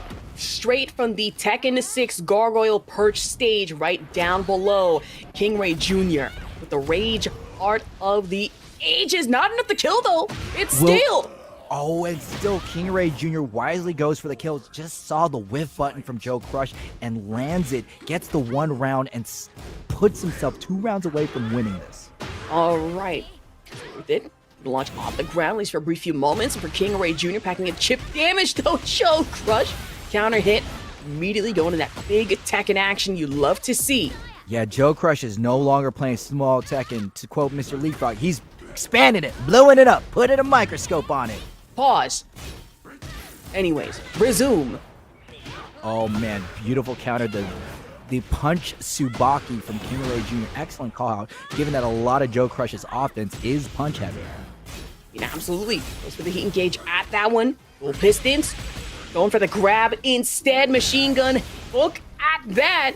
Yeah, and you can see Joe Crush is using the evasiveness of the Gamma House stance because King Ray Jr. has always been punishing the dirty bubble. King Ray Jr. 5 seconds left and eats a standing 2 for his trouble, which is Jack's fastest poke. Not the 1, the 2. Oh my goodness, all it took was the standing 2 jab pressure to really put King Ray Jr. down, and now Joe Crush tying it 2-2. You know, every time I hear 1 or 2, remember that Abbott Elementary line where Jacob was reading the letter from somebody's mom? It's like, I am not the 1 nor the 2, so I expect my child to be home at 3. That's really good. I'm saying! That's got to be one of the best lines I've heard in so long. I'm not. Damn, that's really good. That is the most threatening thing to hear. I am not the 1 nor the 2, so I expect my child to be home specifically at 3. That is the... Oh, goodness. Oh, man. Good line, good matches at that. Yeah, we're at this premium stage. We're at the Mr. Krabs stage right now. Back up against the wall. Blue spark hit at that. Pistons. Yeah, King Ray Jr. wanted to back away, dodges the first hit, and still Joe Crush continuing the offense. Every time they're blocking a normal from Jack, you're still letting him impose his will, and the really quick low from Joe Crush. With the crouch too. Brutal with it. Trying to poke interrupt into the can-cans from King Ray Jr. though. Yeah, we haven't seen the can-cans too often. We've seen him here and there, especially against, I want to say, smaller opponents, more evasive at that. But with King Ray Jr. going to that big Tekken float, 9-10, damn near 11 hit piece, 81 damage off rip. Joe Crush having to take the chip, but there we go. Railgun actually managing to clip King Ray Jr. across distance. Which was really interesting because King Ray Jr. didn't get hit by the first hit, but because of his sidewalk, he still fell victim to the rest of it. Jack's Heat Smash, 12 frames, the fastest Heat Smash in the game. Really insane to think about. I'm sitting here like, you know what? Tekken Season 2, you're so controversial, but funny as all hell with everything that has happened, especially more so with Jack 8, but in round 3, now tied 1-1. It has been very back and forth between these two. Indeed, especially since they're both tied 2 games apiece. It's going to be, this is going to settle on who's going to finals, who's going to get eliminated. We are at the top 3. Second and third place will be determined right now. Right here, right now, damn near a money match just for 10 frames. Shit, King Ray Jr., you're just fighting for it. Joe Crush, though, tried to go for the grab after the fact, completely schmixed, micro ducked the whole holy hell. Okay, looks like I got corrected. 10 frame. A 10 frame Heat Smash, meaning Jack's Heat Smash is faster than his jab. You mean to tell me DJ really just put on the glasses and hit you with an actually in chat and you just let it happen? Oh, yeah, look, all right? Sometimes, look, I spent my time labbing SpongeBob voices, not data. Shut up. SMH my head. SMH. Actually, trying to go for the mixed noise option instead, just going for the forward charge. King Ray Jr. though ends the heat. Joe Crush though trying to just go for the double knee, gets turned around. Seed planner, no squash involved in this season at this time of the year. But if you are King Ray though, but it was it was a really smart decision for Joe Crush to use the dirty bubble, given that he was off axis. The dirty bubble was the only option he had to cover that side of his. Goodness, and King Ray Jr. losers final 3-2, and what was an excessively back and forth set. And yeah, what a very fierce set from Joe Crush versus King Ray Jr. We can see right now that King Ray Jr. was playing aggressive and destructive. Every time King Ray Jr. had rage, that's when he turned on the big Tekken. I mean, absolutely. Just had to hit the switch, if you will. Dirty bubble set up for King Ray Jr. Not gonna lie, I was having a bit of a time, especially knowing that this is Asuka with the Lily costume. I had to get it right. That's totally fine. Not more so the can-cans are really laying off the pressure, especially low mix-ups, and then going into launch after the fact. Joe Crush, though, really making an impact, especially going into Rebel stage. Oh yeah, this Rebels hanger was where Joe Crush was really picking up steam, doing a 98 damage combo and finishing it off with a jumping mid. And even here where Joe Crush was doing a pretty good job piling on the damage, King Ray Jr. will eventually get his comeback. I mean, absolutely. We saw that floor break just right into the second stage, and then after Gargoyle Perch, it was down below into the third floor here to set the subconscious. King Ray Jr. popped out with King Rage Art Jr. and really set it to Genmaji Temple, where, not gonna lie, it was getting a little too close to call. I was sitting here like, okay, starting to swap bullets here, and Joe Crush might have comeback potential, but then King Ray Jr. getting a lot of calls, especially off the near grab attempts, to lead us to 2-3. KRJ moving forward here. Yeah, King Ray Jr. is going to go ahead and move on to the second place position, but Shadow 20Z holding it down. Repping Anna this time. Check it out. 8 matches played, 5 matches won. First to match point 6 times, a match point conversion of 83%. This means that Shadow 20Z knows how to get close and finish off the rounds. I mean, absolutely. And when it comes to Shadow 20Z at that, not only has the Anna, but has plenty of other characters under his sleeve, just tucked, sitting, waiting there menacingly. We think of the Zafina, but then you also think Shadow has a Claudio, and Shadow also has a Heihachi you need to worry about. So even if you manage to take down one of them, you still have 3 others that he can use to his disposal here. It's going to be a very strong uphill battle for King Ray Jr. Shadow 20Z has showed us some amazing adaptation. Remember, Shadow 20Z lost the first game against Joe Crush and then proceeded to pick up more and more momentum, with the final game in the set being extremely decisive in Shadow's favor. Absolutely. Of course, moving on to King Ray Jr. here, though. 13 matches played so far, a 69% win rate. Chat, I know some of you are immature here. Let's be professional about it. Nice. Still nice, though. Funny as hell. Funny as hell. Funny number, that's fine. But a 100% match point conversion. You really don't see much of that, Captain No Fun.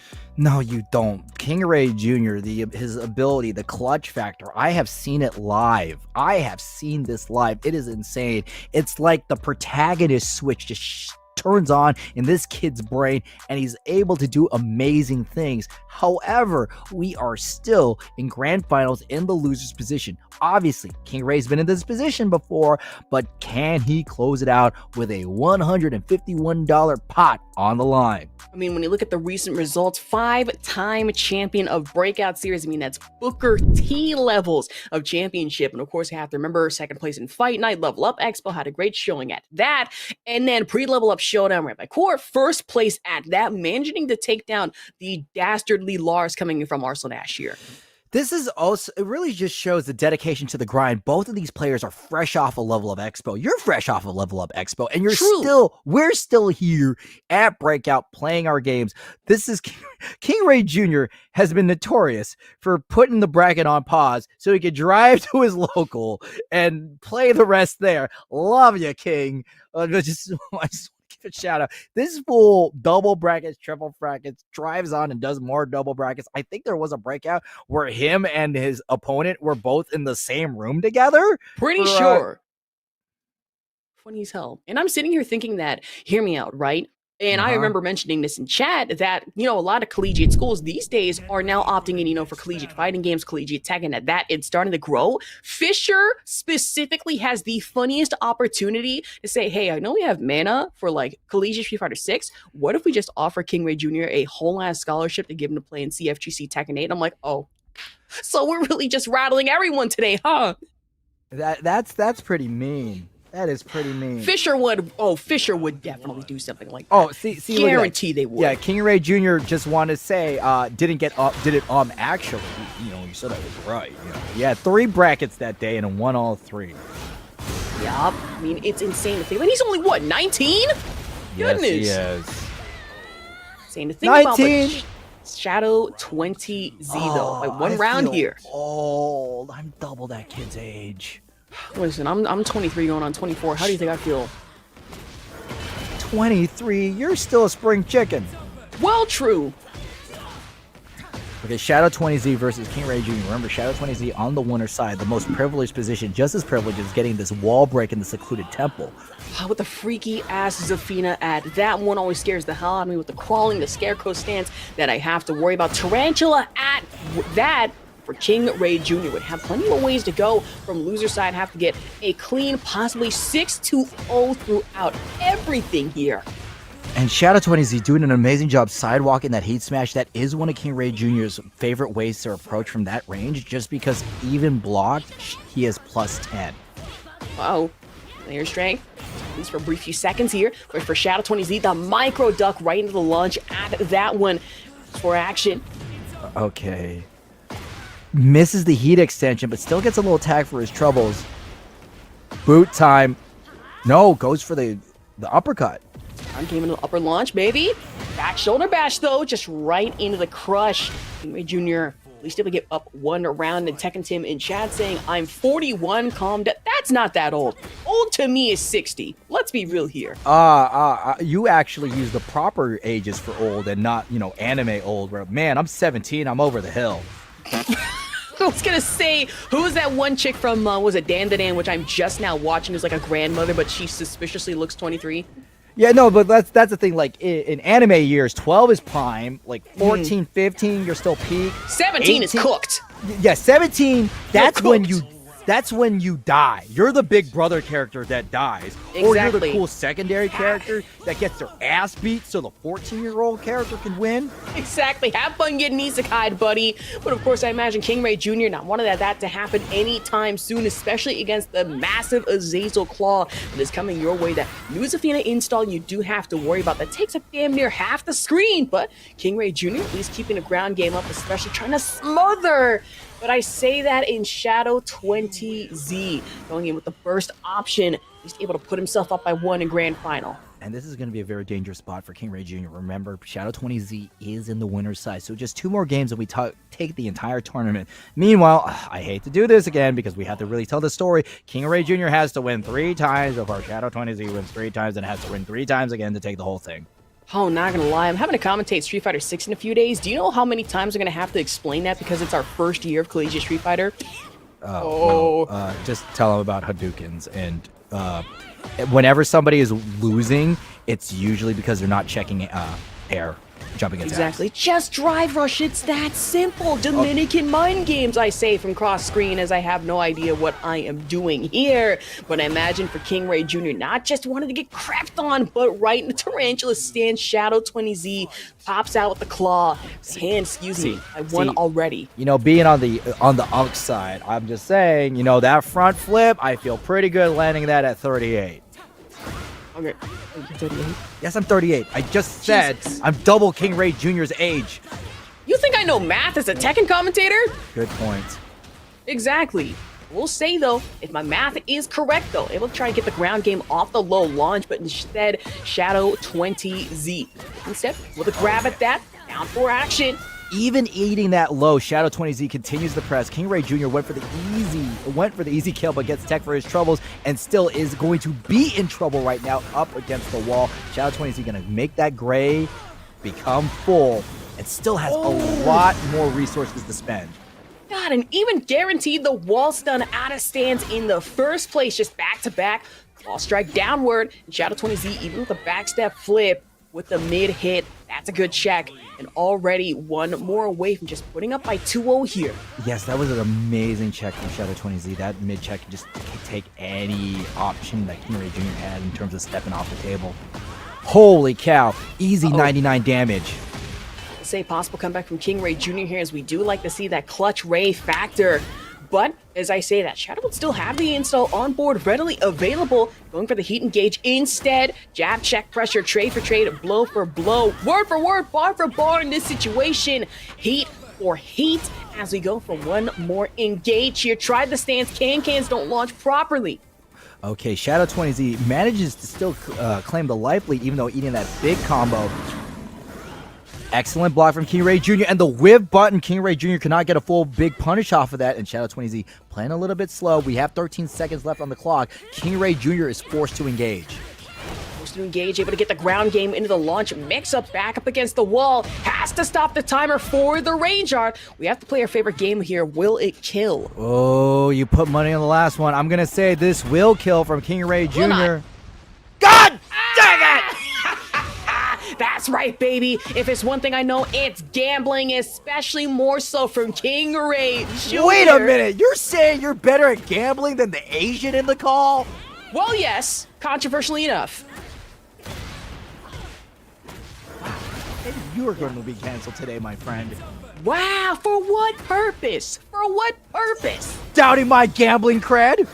You know what? And I would do it again. And I imagine for Shadow 20Z would absolutely go for the launch one more time. Look, all now, I'm saying 2-0 is here in our grand final. I need the gambling Asian buffs, which is a shot of Hennessy and a mahjong table. Let's go. Don't forget the cigarette. Don't forget the stray cigarette somewhere. Oh yeah, I forgot. Oh, and I need to squat too. I need to squat really low. Yeah, premium menthol cigarettes. You have to remember that. I hate that I know the exact stereotype too. Oh goodness. Excellent low for Shadow 20Z. Shadow 20Z, though, 2 games over King Ray Jr. This could be one of the faster final rounds, grand finals we've seen at Breakout. I mean, not gonna lie, King Ray Jr. has such a ways to go here, and Shadow 20Z is only 2 away from taking the entire thing. It is getting scary, even more so. That Mac reaction.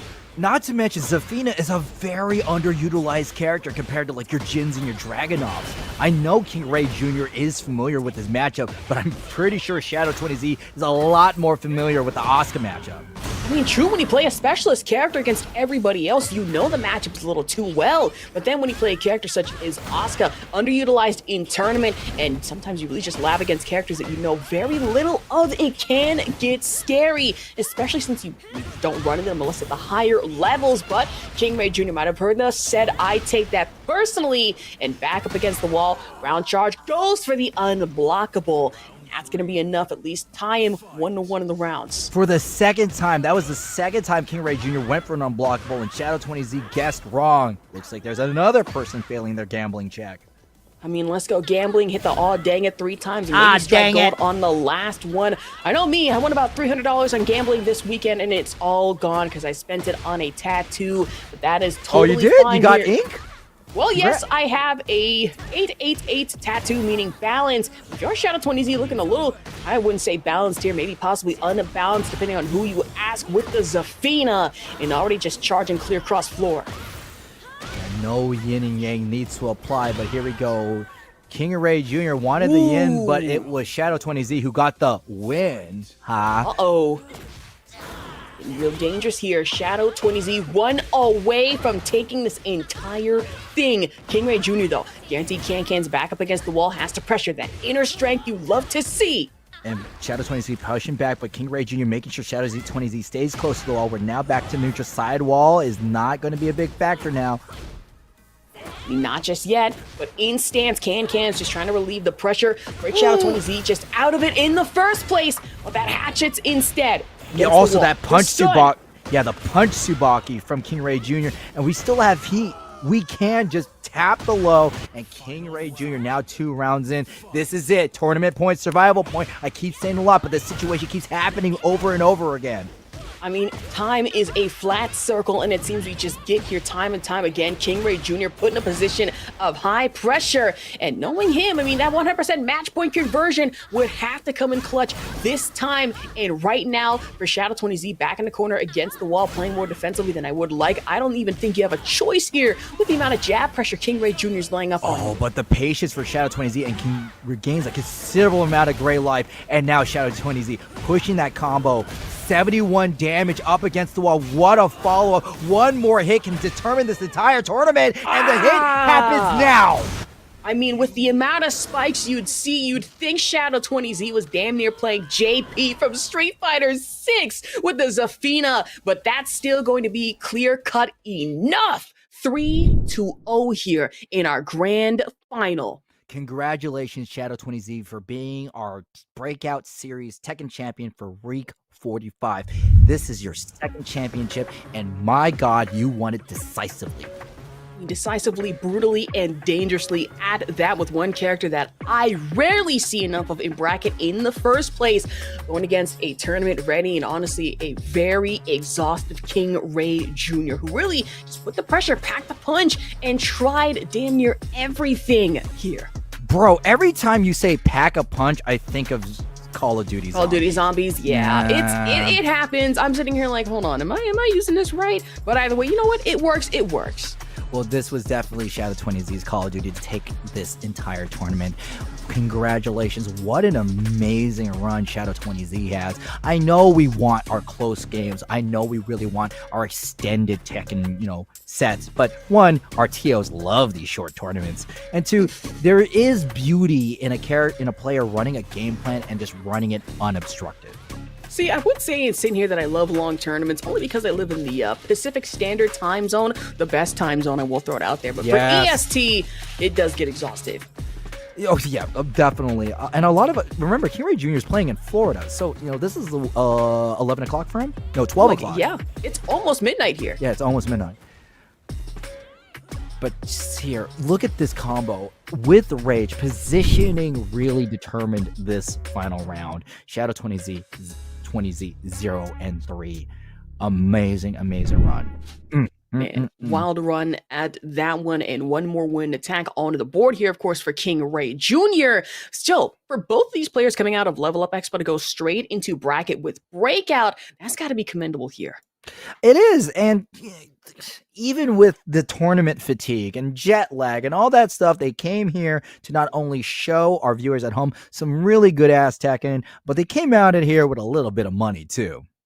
That is true, and that's enough for at least 4, maybe 5 DoorDashes. Again, depending on what you spend it on. But if you are certain people, hey, maybe save it for college, maybe save it for a rainy day. But we look at our champion circle for win leaders. Peeling still sitting here at 1, 2, 3, 4, 1 so far, with King Ray Jr., Trizzy, Gizioni, and Shadow20Z all trailing behind. Remember, this is the champion circle. We are looking for our, I believe, 5 wins? Please so. 5 wins. Who will be the first player to claim that $300 prize pool? That 6. Thank you. 6 wins. 6 wins. But you gotta do it while maintaining your graces. Peeling is in the lead with 4, but Shadow20Z, if he keeps playing like this, he might be the one that gets the 300. I'm about to say, just moving slowly further and further up there. I would say actually not even slowly, at a fast rate. I mean, never forget when Shadow20Z first started popping up in Breakout. I'm like, wait, that's not like TWT finally Shadow20Z, is it? I look and turns out it is. And I'm sitting here like, okay, it's starting to get real scary here, but really proving a testament to how much Breakout has grown, especially in bringing these players together. This has been a fantastic tournament. What a privilege it is to call the top 8 with y'all. I haven't been in the booth in quite a while, but still feels great at home being with you, Ash. I mean, absolute fun. And of course, if you are maybe possibly a TO just watching, sitting there being like, oh, I wonder who to bring on next for my matches, maybe even my tournament, even a regional major, possibly. I'm saying the Captain Novak duo does go hard. But speaking of stuff that goes hard, also our monthly top 5, seeing our picks. Xiaoyu, to no one's surprise, sitting 53 total, 22%, with Asuka, Shaheen, Clive, and Alisa rounding out our top 5. Yes, that is definitely because of the fact that Peeling and King Ray Jr. do fantastically well with Asuka and Xiaoyu. Shaheen, Rhythm really likes to bring him out. RV Chris picks Clive a lot, and Alicia's just a very popular character to choose, period. I mean, true, especially coming in, from players like Aimed 2. We did see the Alisa Clinic earlier, and for the first time ever, that was enough for King Ray Jr. to root for King against Alisa. I was not expecting that. I still think that King Ray Jr.'s hatred of King is unjustified, unwarranted, and unfun. There we go. I needed another. Let's be honest. He is 19 years old. He's still learning, but he's not going to. He is. It's fun. It was really funny, man. Like the moment I first talked to King Ray Jr., like true story, I was over at Please Show Up, and I'm like, man, this kid's got a chip on his shoulder. But then again, he's 19. You gotta like get that little young man arrogance through you, man. Plus, he deserves it. I mean, true, the way he plays and as much stuff as he's won, he's earned that. He can have that. Yeah, he could totally have that. What am I gonna do? Fight him? No. Not gonna lie, if I tried that, it would be humiliating. Imagine like King Ray Jr. hitting up and say, "Yo, first to 10 right now." I'd be like, I have to take my tonsils for a walk. I have to fold my dishes. It'd be like first to 10 or Kane's chicken sucks. See, at that point, I think I would have to admit that Kane's chicken is okay. Okay. And then take the L. Oh man. Well, that was amazing. Wouldn't you say, Ash? Yeah, absolutely. I know I haven't been back to Breakout in so long, but only because of the account that I've been traveling a little too much here. My grades are suffering, but if it means I get to work a little more Tekken, that's fine with me. Absolute fun today. Yeah, and I'm so happy that I got back into Breakout myself. You know, last time y'all saw me, I was over at CFGC with Breakout commentator Lucy over on the TNS channel commentating the finals. And also, I got to work a little tournament called, Texas Showdown. Yeah. So a little tournament here. Very fun. It's not just the Breakout players who are getting around and making a name for themselves. It's also the Breakout casters. So you better keep an eye on us, chat. If anything, you could have some sweet SpongeBob impressions. I know Tekken Tim is probably somewhere they'd be like, this is a little too close to SpongeBob. This is frighteningly similar.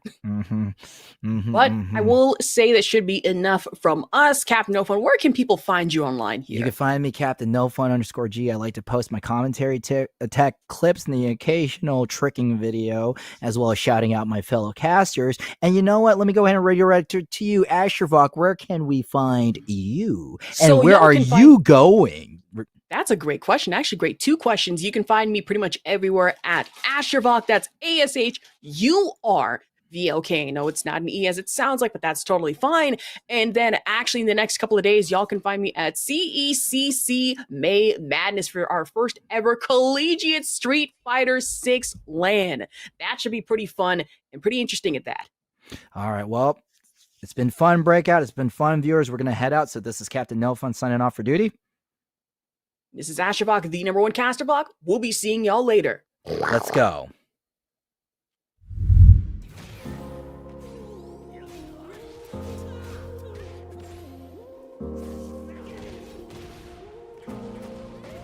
Don't got no heart, I got an icebox. Brand new roller, swap out the G-Shock. Moving slowly, I know the street hype. No more double, go ahead and detox. Came from the trenches, they ain't showing us no love. Thugging in the city, all we wanted was a hug, yeah. We on the block like every night to catch a buzz. Get the cash and take my family out the hood, that's a must. Was a hood baby with no soldiers. Bad past never left my mind, it's taking over.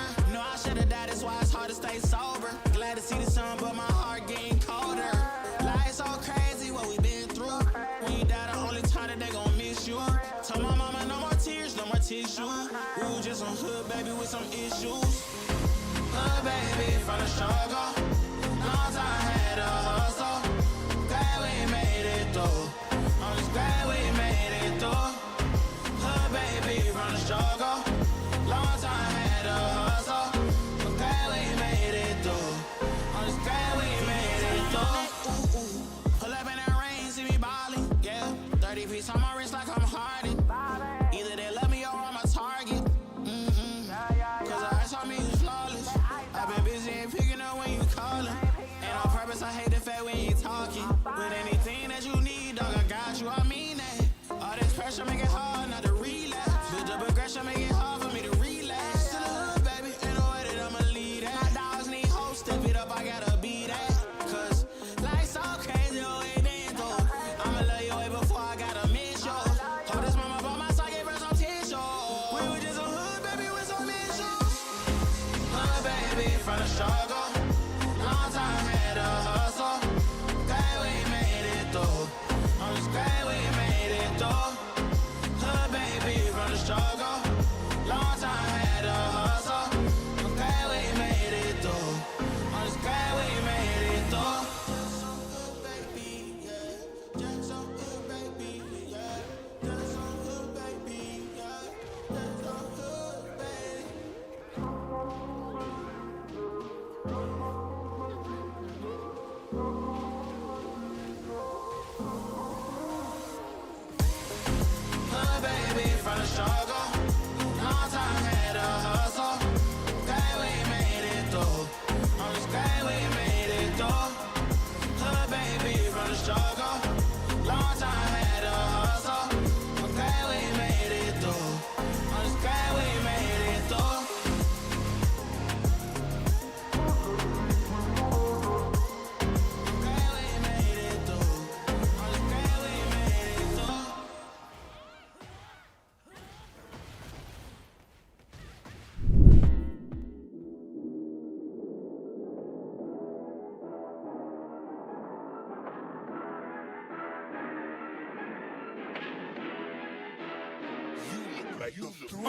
Oh! Wow. King Ray Jr. Gotta close this out. The parry is gonna do it! Oh no, perfect's allowed here. Joe Crush. Will it tighten the time strikes again? Oh my goodness, P-League.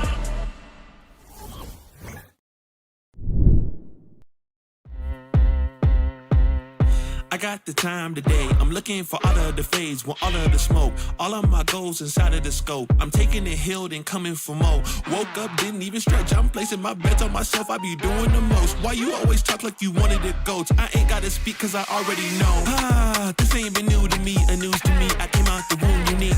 Shine bright like jewelry. Of course, you don't wanna fool with me. I got views to see and gifts to use. I got everything to gain and none to lose, and he can prove. I took his burden and yoke. It's like moose when I hit the moves. You can't tell me anything. I mean anything. That's for sure.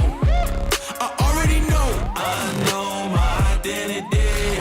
My identity from the go. I told you I already know. You can't tell me anything. I mean anything. That's for sure. I already know. I know my identity. My identity from the go. Already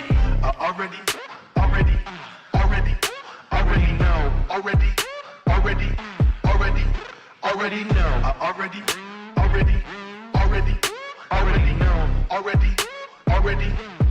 Yeah. I'm spitting the truth. When I'm in the booth, I take you to school. Yeah. This ain't a lesson. I put on this armor like it was my weapon. I'm stepping. The ops can leave. My props are these utilities he put inside of my belt. Feeling me, it's just the face I can tell. But really, the king is the one you can smell. This ain't been new to me, a news to me. I came out the womb unique. Shine bright like jewelry. Of course, you don't wanna fool with me. I got views to see and gifts to use. I got everything to gain and none to lose, and he can prove. I took his burden and yoke. It's like moose when I hit the moves. Yeah. You can't tell me anything. I mean anything. That's for sure. I already know. I know my identity.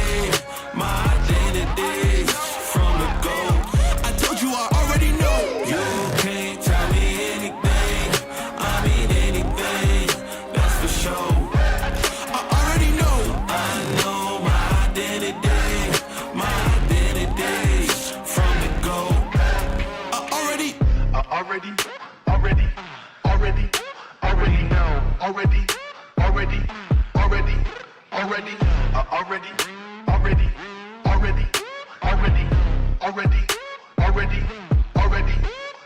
know.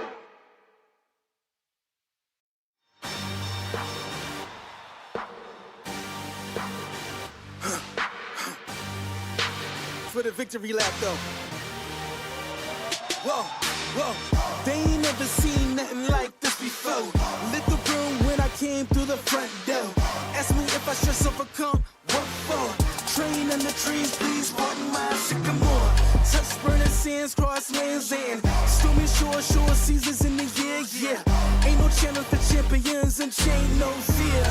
Yep, the champ is here. Switch gears, we keeping haters in the rear. At the blood, sweat, and tears, and my goal so near.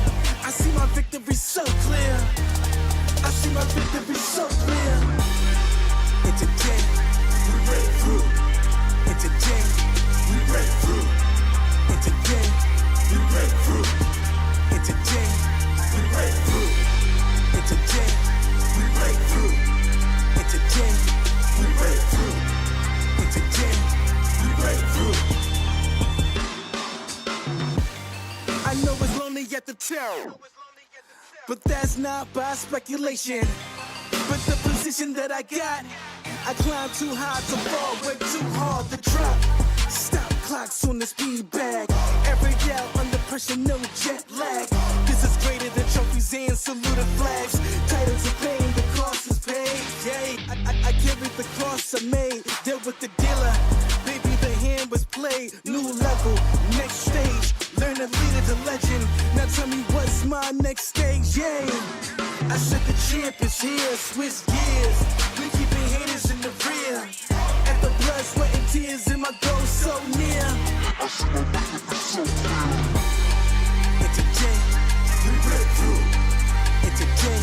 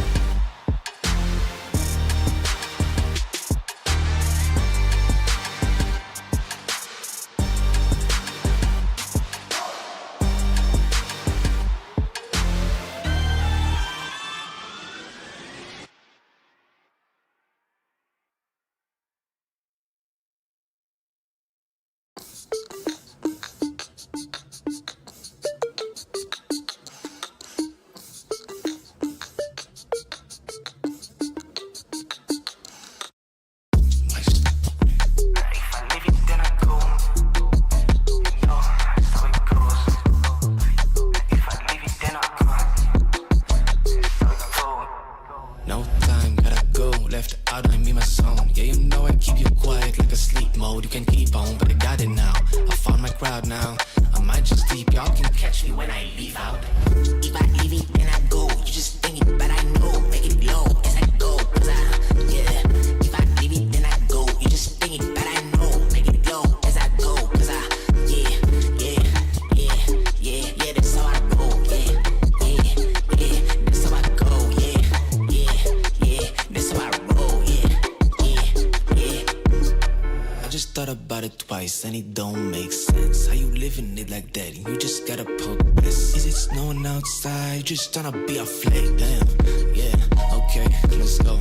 Said you need a little help. Yeah, I think that is evident. If you think that's easy, then it says a lot about you. When you feel a little slumpy, that's a part of reality. You better gotta let it go before you do something. If I leave it, then I go. You just think it, but I know. Make it glow as I go. Cause yeah. If I leave it, then I go. You just think it, but I know. Make it glow as I go. Cause yeah.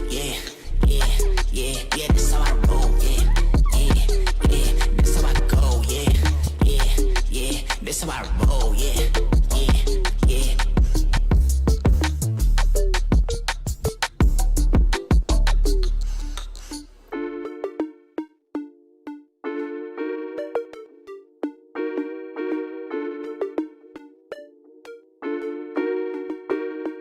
If I leave it, then I go.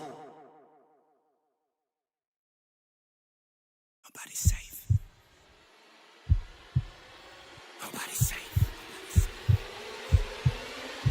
Nobody's safe. Soon as we step out the cage, we raising all of the stakes. Make no mistake, either you stay in your place or we putting you on a plate. Look at our face, we put the fear in the dirt. We had to struggle for change, pick up the pace. We put in infinite work, that's why we stay getting paid. Y'all running late, we moving on to the next. You still been stuck in a phase, there's no debate. We draw the line in the sand, we say it straight to your face. They underrate, till we put the team on our back. We took the city to state, what it's gonna take. Another S on our chest, another beat in the grave. We innovate, we always switching it up. They can't predict what we say, come out the cave. They see the blood on our shirt, they see the teeth in the face. They watching tape, still trying to figure us out. They think we came here to play, they sending snakes. They trying to give us a curse, they want us taking a bait. But that's okay, we keep on dodging the bull. We keep on saying Olay, blocking the way. Thinking we flipping reverse, but we keep rushing the gate. Stopping the rain, we know they sit on the throne. It's looking easy to take, we not afraid. We put the fear in their bones, ain't no more running away. They trying to chase, they trying to follow our steps. They trying to copy the wave, boy that's so lame. That's why they keep getting curved, you gotta stay in your lane. They wanna claim that we not giving them work, like this is minimum wage. Boys, you crazy, why you keep feeding the beast? Now that you open the cage, nobody's safe. Don't start. Nobody's safe. If you come then please don't drop your guard. Nobody's safe. If you come you're messing with a star.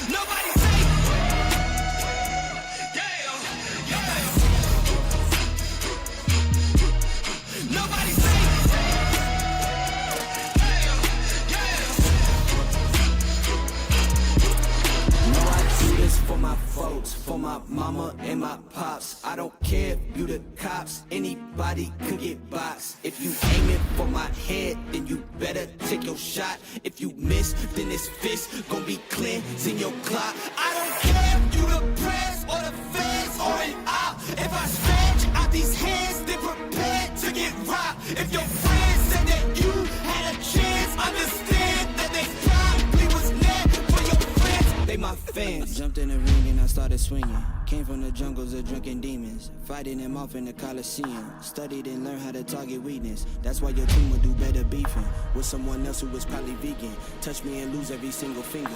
Touch me and watch how I turn the scene. Massacre as soon as you have the nerve to try to step to me, I will snatch your turf. And matter of fact, scratch that, I will snatch your earth. You tried to breathe to see how the asthma works. We don't compete, I'm not in a class with earth. My boys are down the ball if I say the word. The team is down the hall if I call the third. What's happening? Best believe that a massacre.